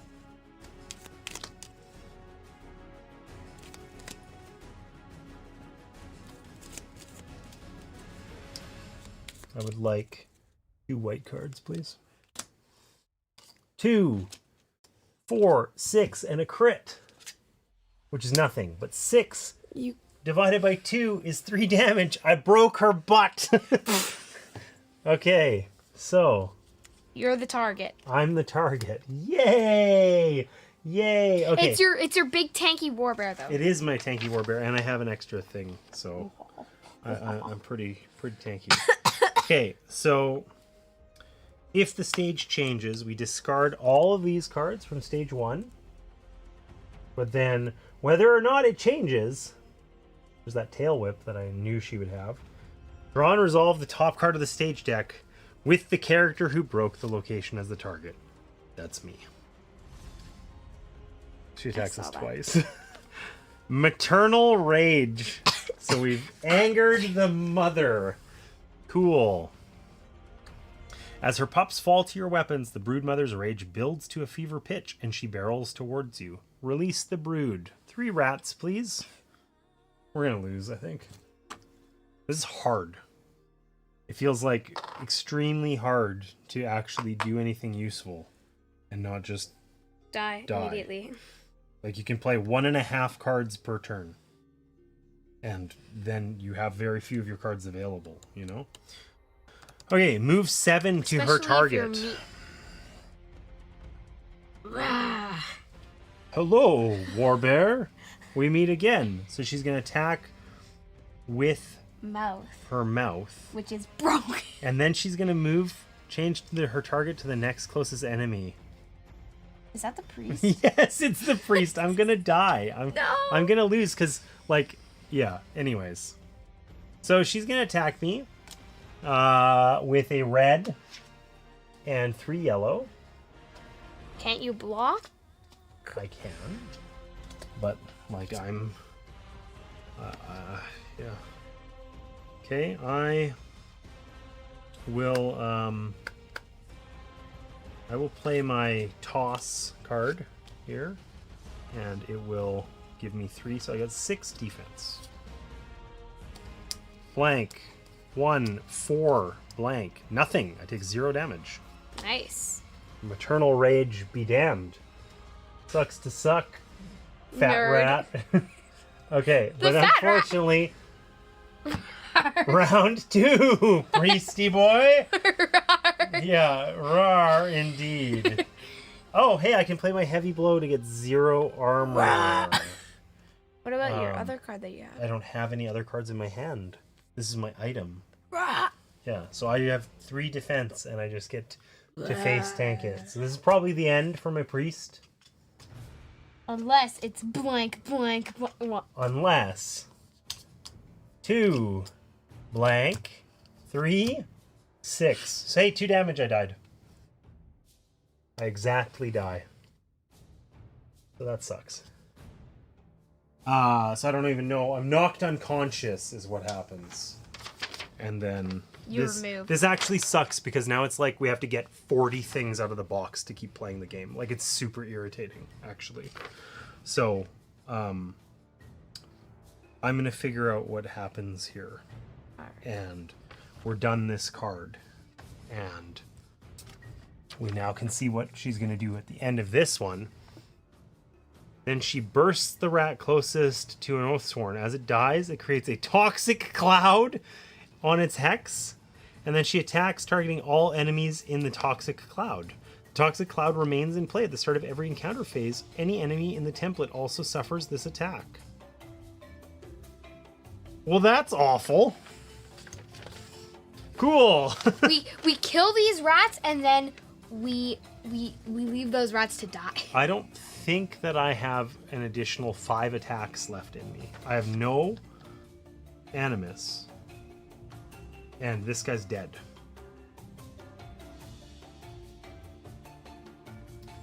Alright.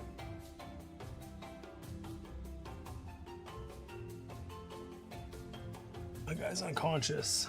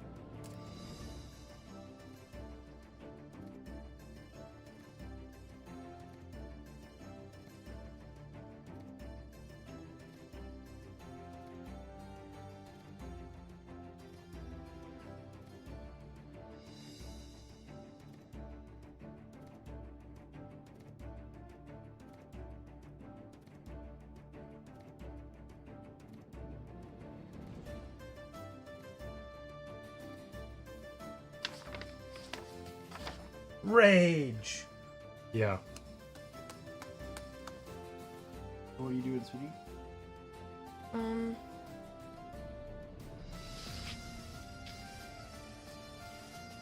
gonna use my Wind Strike to Battleflow one card. I'm going to Battleflow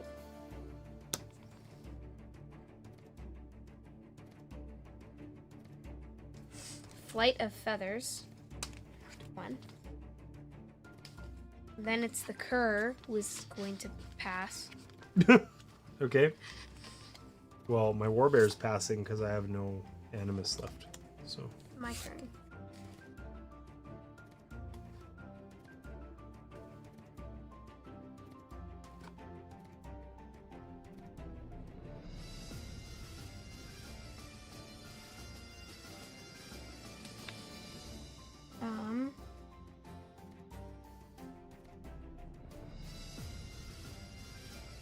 I'm going to play Clamp On for 2 Animus.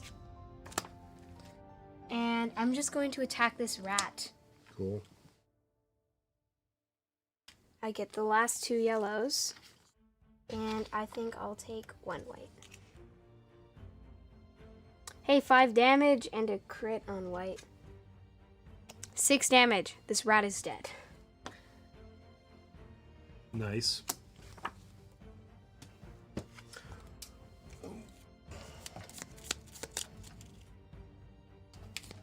And I think we're all passing now. Yeah. So, it's something that's like not obvious is it's like, oh, the person who died gets to play as an ally. But we don't have any allies available, I don't think. I don't think we gain any until we've like found some in the story or something. Right? Who's our allies? Who do we know who's going to come fight for us? Nobody, right? So I think thematically we don't have any allies. And like we have half killed this boss and it's taken us like 2 hours. And I think we're just going to die now, basically. So anyway, we're all past, right? Yeah. All right. So we get bursted. So release the brood. She's going to summon 3 giant rats.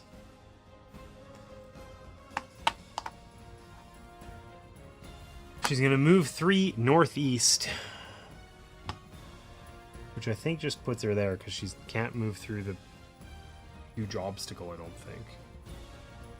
I think she pushes through people, but not trees. I think. Yeah, that makes sense. Then she bursts the rat closest to an Oathsworn. Which is this This one. guy. That one. Luckily, I killed the rat that was right next to me. So, creates a toxic cloud template on its hex. So that's those 7 hexes. I don't know if there's a way for us to mark those. We could just use I certainly didn't see anything. we can just use red cubes because we don't have really. And then she attacks all enemies in the template. The toxic cloud remains in play at the start of every encounter. Any enemy in the template also suffers this attack. Maximum 1 attack per round. So she would attack with her face. But she actually doesn't attack anybody. Why'd you move? Oh, because she moved after. Yeah, I was like, wait a minute. Yeah. These should be summoned here. Wait a Okay, minute. so the rat closest to... I assume it blows up if she bursts it, right? But there actually isn't anyone close. So let's just use this green stuff. That looks like a toxic cloud, right? Boom. Okay. This is not a target. He's so- flying way above the toxic cloud. He's fine. Now all the minions are going to activate. And, like, I don't know. Hey, I love this for me.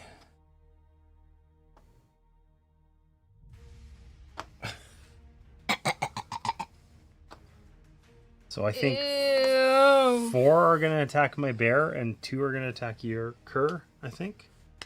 And those guys, I don't think, can see you. Wait a minute. 2 block. Yeah. That's actually really good for you, right? To get all those cards back in hand. Okay, so I get attacked 4 times. I have 1 defense card. Don't think.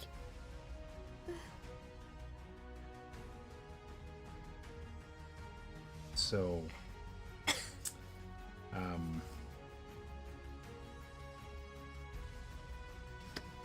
I got 3 defense. I'll be fine. What could go wrong? They're weak because they're just the normal attack, right? It's just 1 and 1.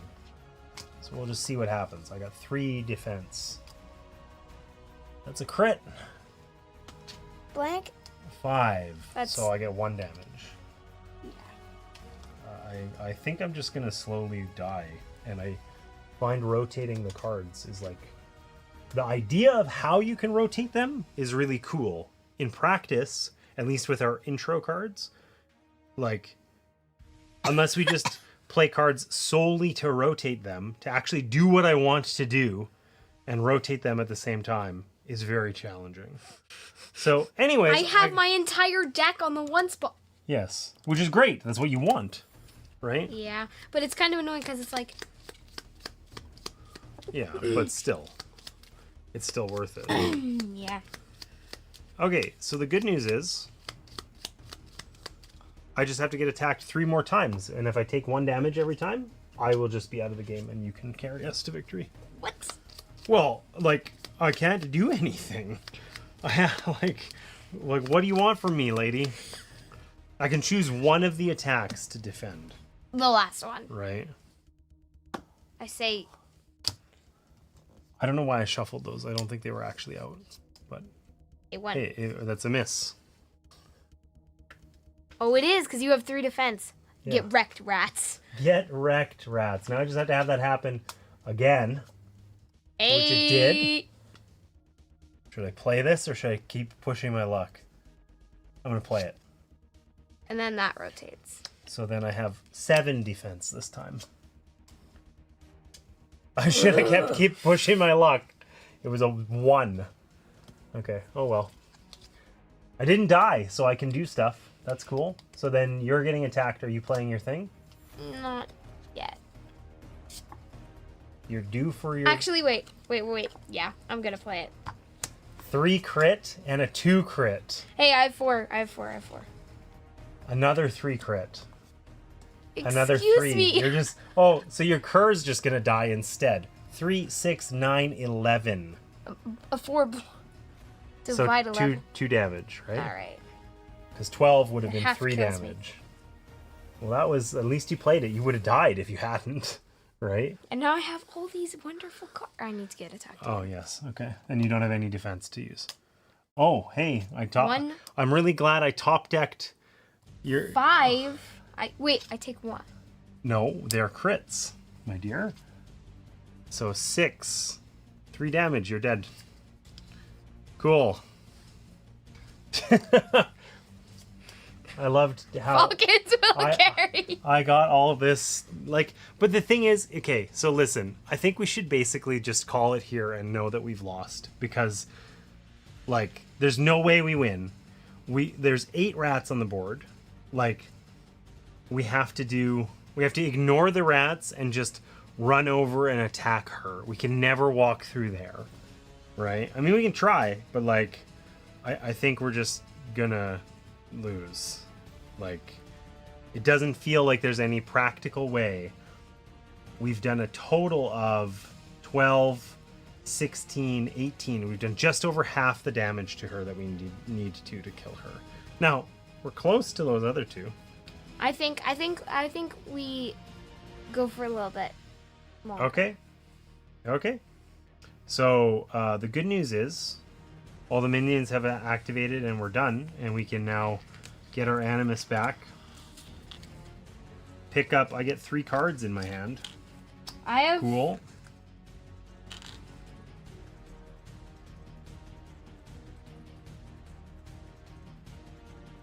here's one of them. Build it. Nice. It landed on the neoprene and I smushed it.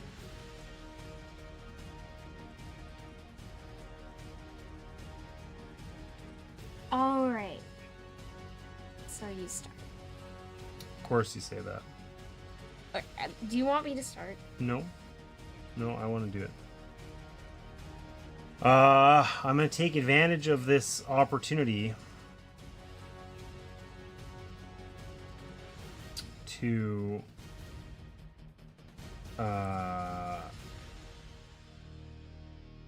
swipe.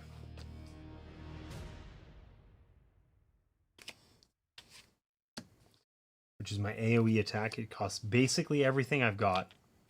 But I can just turn here and I can hit all 3 of these rats. Right? Ah. And I can swipe them.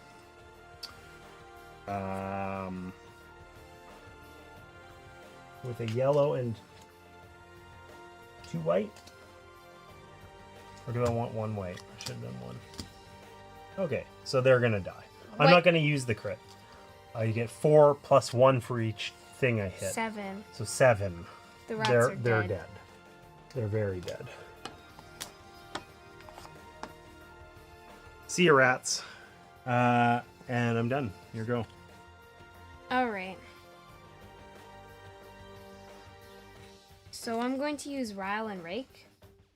Okay, what's that do? So move 1 if I'm using a melee weapon, which I'm not. I'm using falcons. Okay. Send 2 falcons to a target and turn them to face any direction. Oops. So Can you make them attack, or do they get to attack now? they get to attack now. Okay. Get surrounded, nerd. Get surrounded, nerd. So attack. The target gains a bleed. Then if the target has 2 or more bleed, remove 1, and they lose a health. Okay. So, I get to attack it twice, right? Because there's 2 falcons. yes. So And you can't miss with your falcons, right? Or is that only on the 1 card? that's only on the 1 card. So just this use one your counts. yellows, right? It doesn't say they get my might, so Doesn't it? Is that also on the other card? yeah. Really? Okay. So how many were you going to take? Did you look at it? No, I didn't. All right. 1, 2, 3. All right. Which one is this? Blank, blank, 1. Okay, so it's a whiff. So was that left or right? You should have declared it That first. was left. I Okay. think. Wait, which one's Don't look at the thing. left? Okay. How many are you going to draw? 3 again. This is right. Right 4. flank's dead. 4. No, the right flank is this one. Still dead. Oh no. 4 half. divided by 2 is 2. But she gains a bleed token also.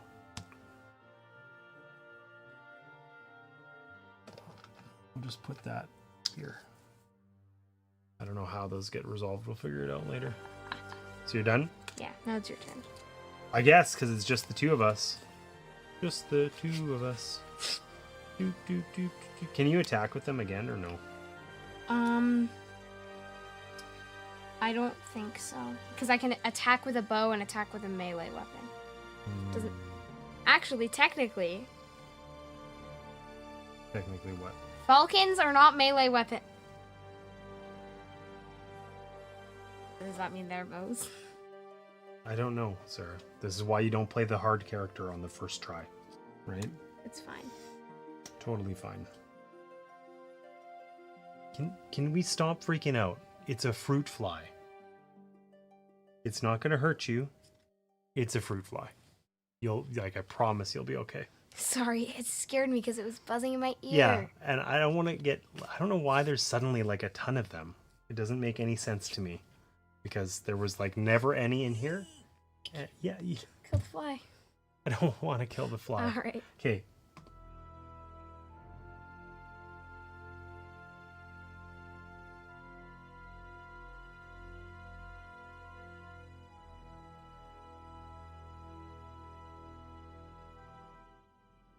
All right, I'm gonna pass because I can't attack. I can, I can battle flow a card, but I don't think it helps me.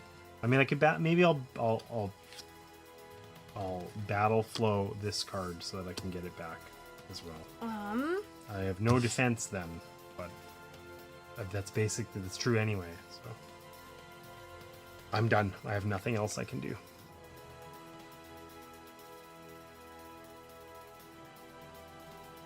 Oh wait, I forgot to spend the 3.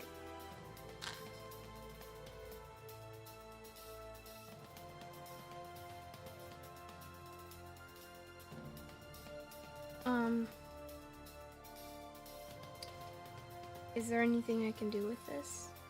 I have no idea.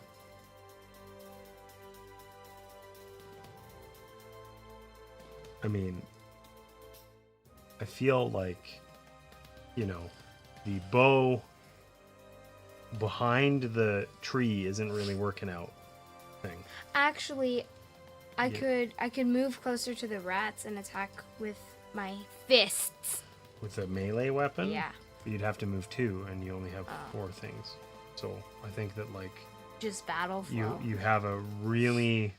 Yeah, I mean, you could Battleflow something. You could Battleflow your Ryle and Rake so you get it back into your hand next time.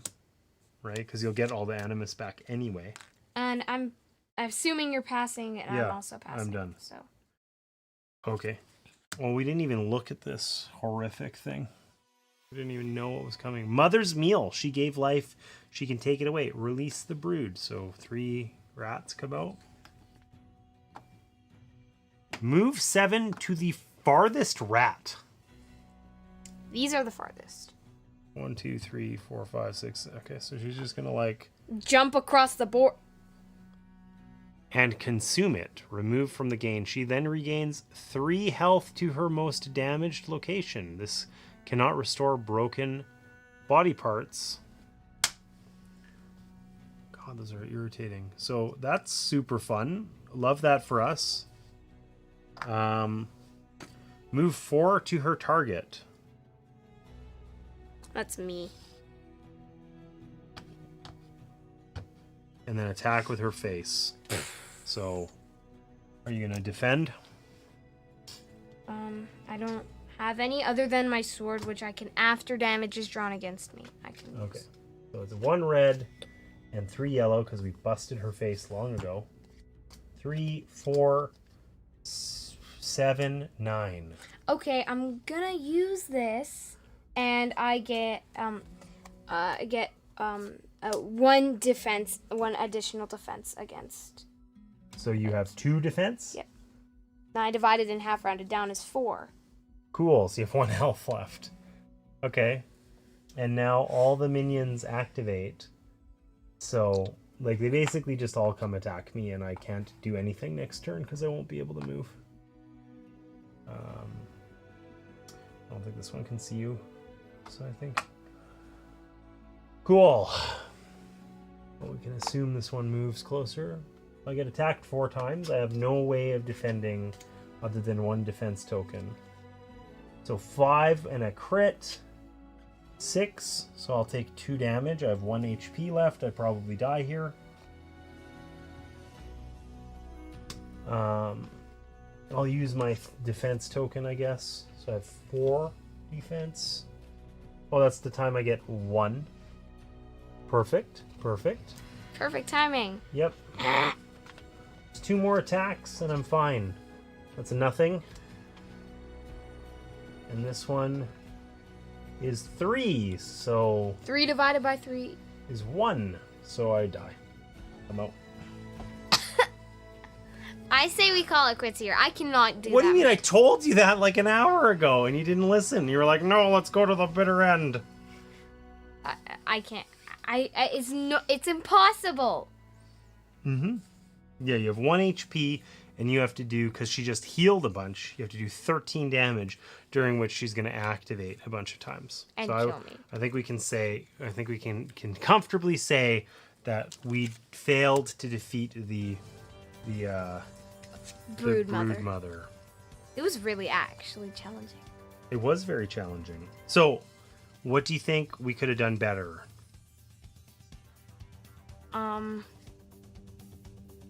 I have no idea, actually. Really? I have Yeah. okay, so like this girl never did anything useful. Like the whole time. Like you attacked with the falcons twice in the entire scenario, basically.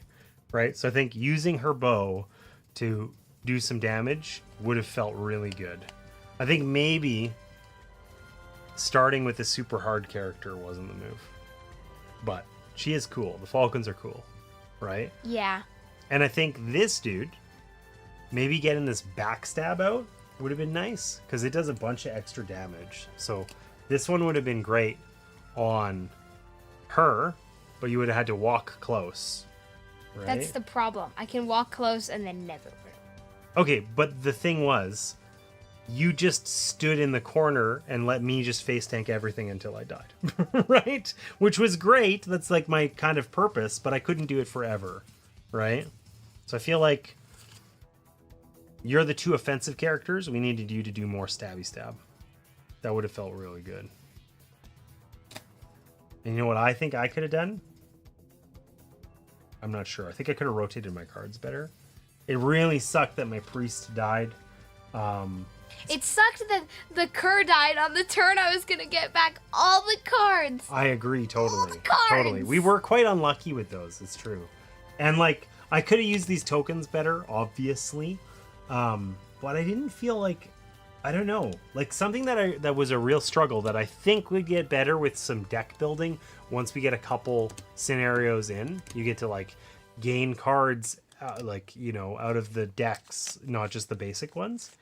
But it's like, it really does feel like you can play about a card and a half and then you're tapped out. It's because you don't have much animus, and all the cards, all the good cards that allow you to do something are 4, and then once you play them, you can't get them back. You totally, right? So it's like, and the other cards, like, you know, You're just using them to get your. It was gonna take me like 3 rounds or 4 rounds to get these out of like the slot 2, and that's like, you know, if I'm using animus to help rotate them and stuff like that. It felt very hard to do this. I like the idea of this more than I like how it actually worked in practice, because it felt like this is a neat restriction, but it totally limited my agency. I had to either move the cards or do what I wanted to do, and they were very opposed, you know? It's like once you play one of your good cards, well, you're never getting that back. Well, it's not never. Maybe, yeah, but it takes like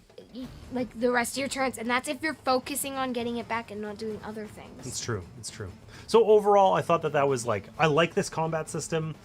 I know that there's a lot of deck building here where we get to add stuff to this, but overall, this felt really hard. I guess if nothing else, it felt like if we ignore the mama rat and just attack the other guys, it's hard to even get to a point where we're adding fewer to the board each round than we already have. And because of the movement rules, you largely can't ignore them. You have to deal with them.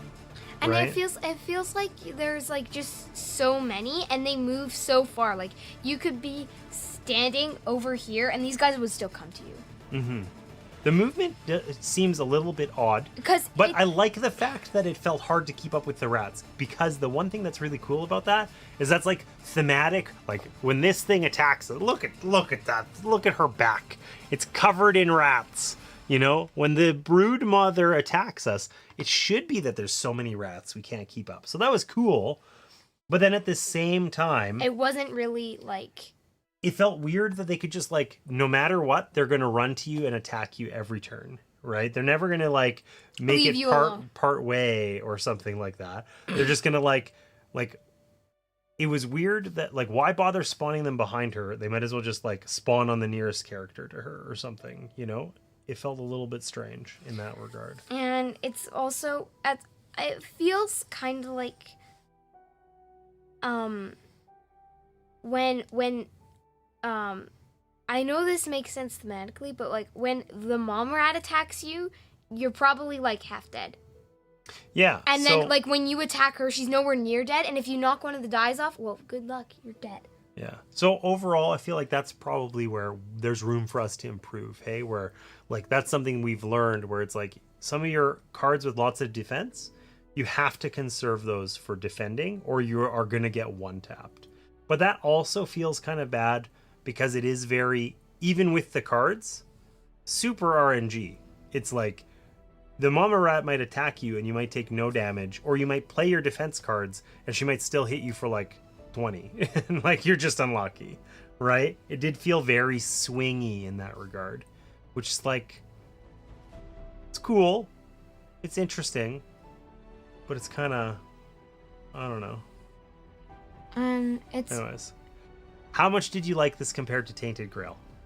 a lot more. I liked this a ton more than Tainted Grail. Like, I'd 100. like- I'd rather play this 100 times than play Tainted Grail 1. This is a game that we lost. We got our butts kicked, and you know what I feel like? I want to try this again. I don't want to try it again right now because it took a long time. I need to go to bed. Yeah, it's 9:45, right? It's late. But I absolutely want to try this again. Whereas we played I would try that again. Tainted Grail, and it was like, I don't want to play this again. Like that, it was not fun. We didn't even get through the whole game because the power went out. Yeah, the app, kind of janky. It's a bit of a shame. Yeah. I wish the app had a little less jank, which is hard to quantify other than to say it's just kind of clumsy. It's like, Instead of having something that you need to press, why not just have like something after all the writing that like. well, tells you what I to think a good example is like, I don't know if I can bring this up. I still can't. We'll see. Maybe it's magically started working. But there's like this back button in the top left corner. If I press it, it says, "Are you sure you want to go back?" You squeeze through Oh, it the actually small hole. worked. Oh my god. Okay, so I tried that like, I don't know, half a dozen times earlier when we were setting up, and the back button, it would just like ask you, do you want to go back? And it didn't matter whether you pressed yes or no, just nothing would happen. It was just like a little bit janky, you know? It's like that needed a little bit more polish, and it's cool that it's narrated, but I would have preferred that it wasn't narrated and was just like a little bit less rough around the edges. Cool idea, at least. Anyways, we also have the storybook. We could have just played with those.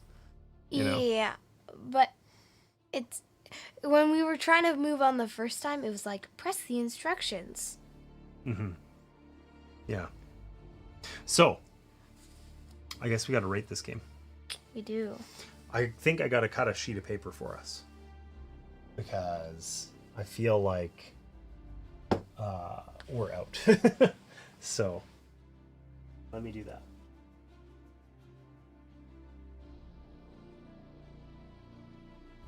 You know what was weird about this game? What? Or not about this game, this stream. You like pre-pumpkined. You were like turning into a pumpkin like 4 hours ago when we started.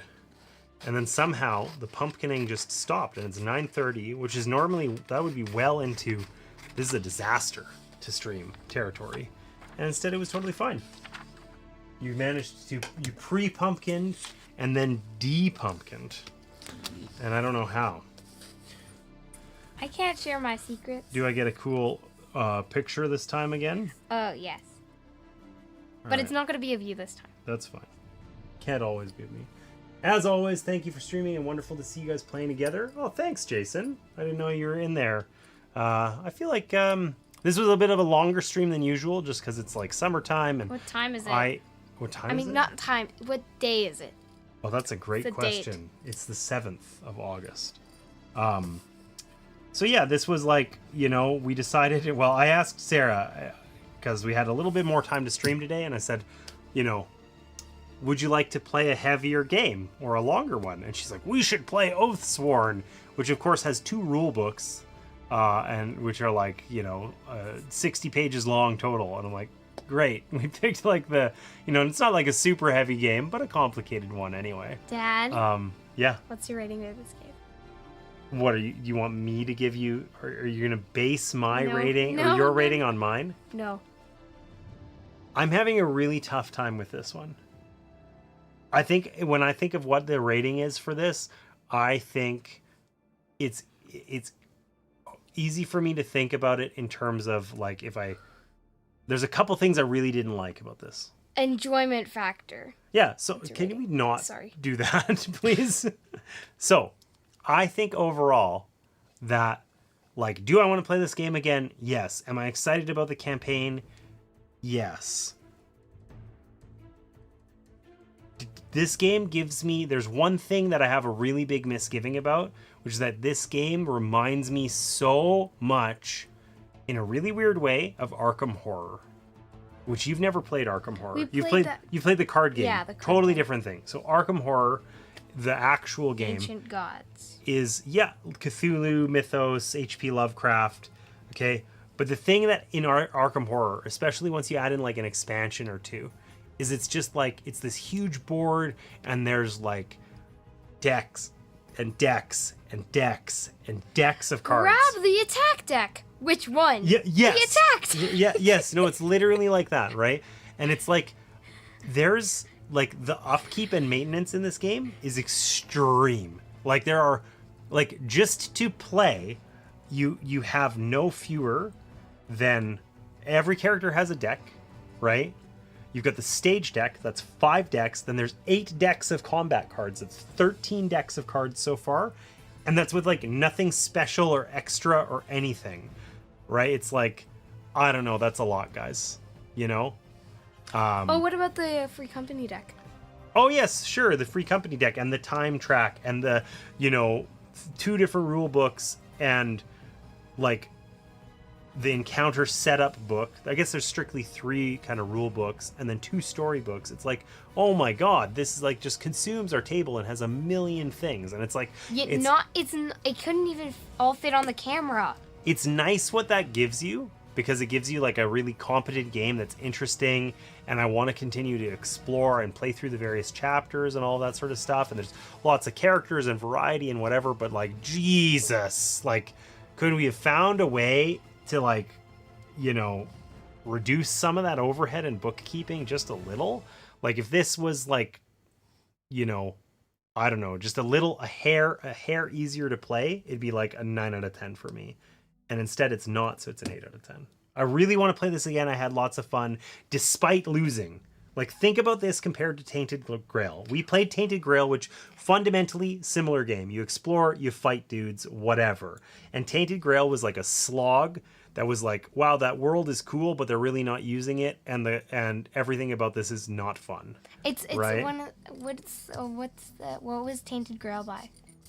Awaken Realms. It was the most Awaken Realms game I've ever played. It's like, this is a Cool great minis! idea with cool minis, and we wrote some rules in a half an hour and never play tested them and shipped it, right? And it's cool ideas that don't actually work, and literally if anybody ever tried to play it with the rules, they would have seen that actually this doesn't work, it's not playable. That was what Tainted Grail was like. Yeah, and then the power went out. And that's the updated version 3 rules or whatever. That's like they've tried and redone them. It's bad. Anyways, by comparison, that rant over. This was an excellent game. I just wish there was a little less bookkeeping. That would be swell. And I feel like there's real potential here where it didn't need to have quite as many, or find a way to do this, the cool system, the way that we rotate the cards around the thing with the cooldowns and varying cooldowns. Great idea. Give me a more practical way to do that. That doesn't mean that I need this much space per player, or etc. Things like that. What's your rating? I feel like you stole my 8 out of 10. You can also rate it an 8 out of 10. But I think I also feel like this is an 8 out of 10. There's a couple things that I think they could improve on. Yeah. But other than that, it's a pretty good game. App could be better. Less bookkeeping would be swell. That's about it. Yeah. I like the setting. I need to. The combat was fun, it. and you didn't even draw anything. I know. I haven't. I'm disappointed. Been listening to you monologue. You made me. You were asking questions. You can't ask me questions, get me to explain stuff to you, and then accuse me of monologuing. That's not fair. That's not fair. Start monologuing. I can see what you mean in watching the play. You need more people helping in the game bits and game flow management. Doesn't have a way to save state if you didn't have time for a full session. There is a whole thing about saving the game. It's sort of implied that you would, admittedly, I could be wrong. it's definitely very savable at either of the two kind of breakpoints, either between the story and the encounter or after the encounter has concluded, right? So saving like partway through or something, I don't think so. And like I will say one thing that they totally nailed is they absolutely warn you. They're like, for a first play, like it's in like the first or second kind of couple pages of the rule book. It says like, if you don't have more than 3 hours, only do this story, right?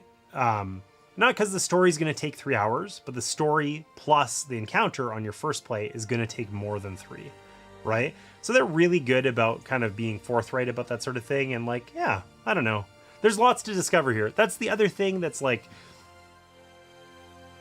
at least I might, be complaining here about the cards and management and overhead or whatever, but at least it feels like that's supporting something interesting. It's a world that I'm curious to explore a little bit more. And if nothing else, it's like the mystery box where we got this thing out of. Like, this is one of them. And it's full of other huge, presumably boss minis and other surprises. And there's another box this big of just the bonus things like that are all in the do not open until you're told. And then there's more of those just in the base game box too. So like, for as much as I complained about overhead and whatever, if nothing else, like it seems like there's lots of potential there for that to enable like a lot of good gameplay. So that feels like a good like redemption story for it, The art is pretty sweet and the figures look wonderful. Yeah, the art is good.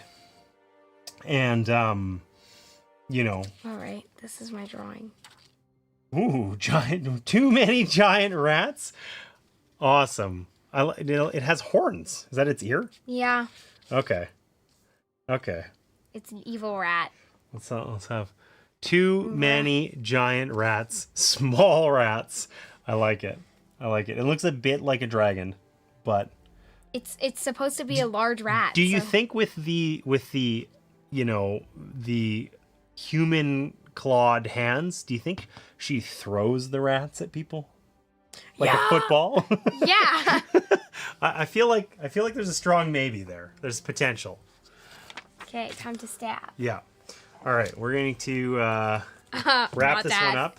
Totally. Oh yes, this is my favorite drawing that you've ever done, ever. Let's demonstrate again. We played 5 tribes the other day, and Sarah drew this one, where there's a year 1 lamp, super old, a totally not dad genie. It says a totally real genie, not dad. The genie with a very little hair on its head and a lot of beard on its face.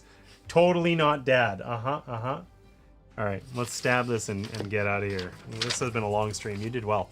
Proud of you. 3, 2, 1. Hey. All right. So that concludes our Oathsworn playthrough. We are trying to get through basically everything in the top 100, so we will not be playing Oathsworn again for a hot minute, unfortunately.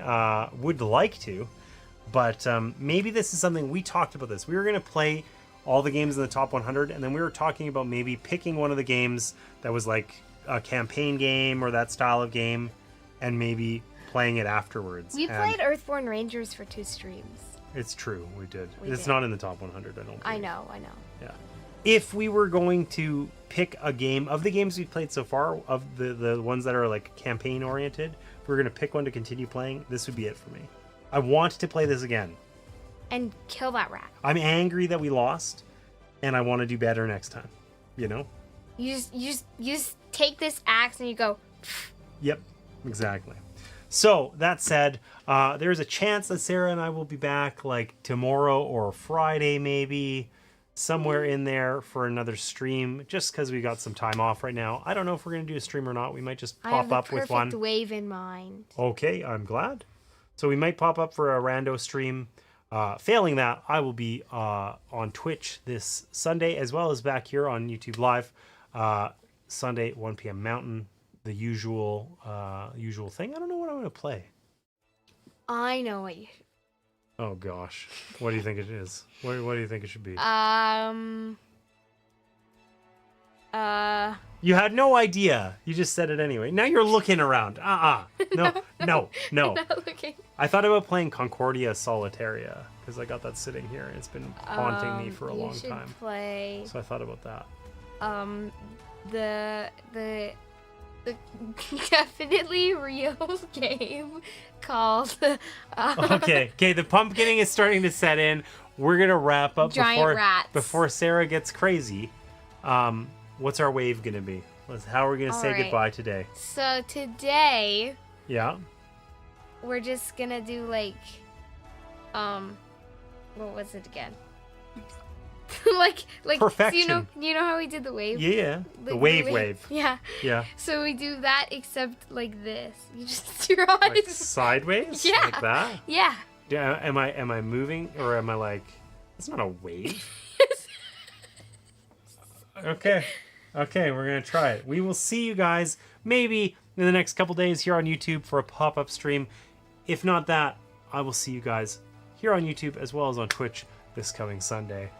Have a great one. Work less, play more games. We'll see you next time. Always play more games. Yeah.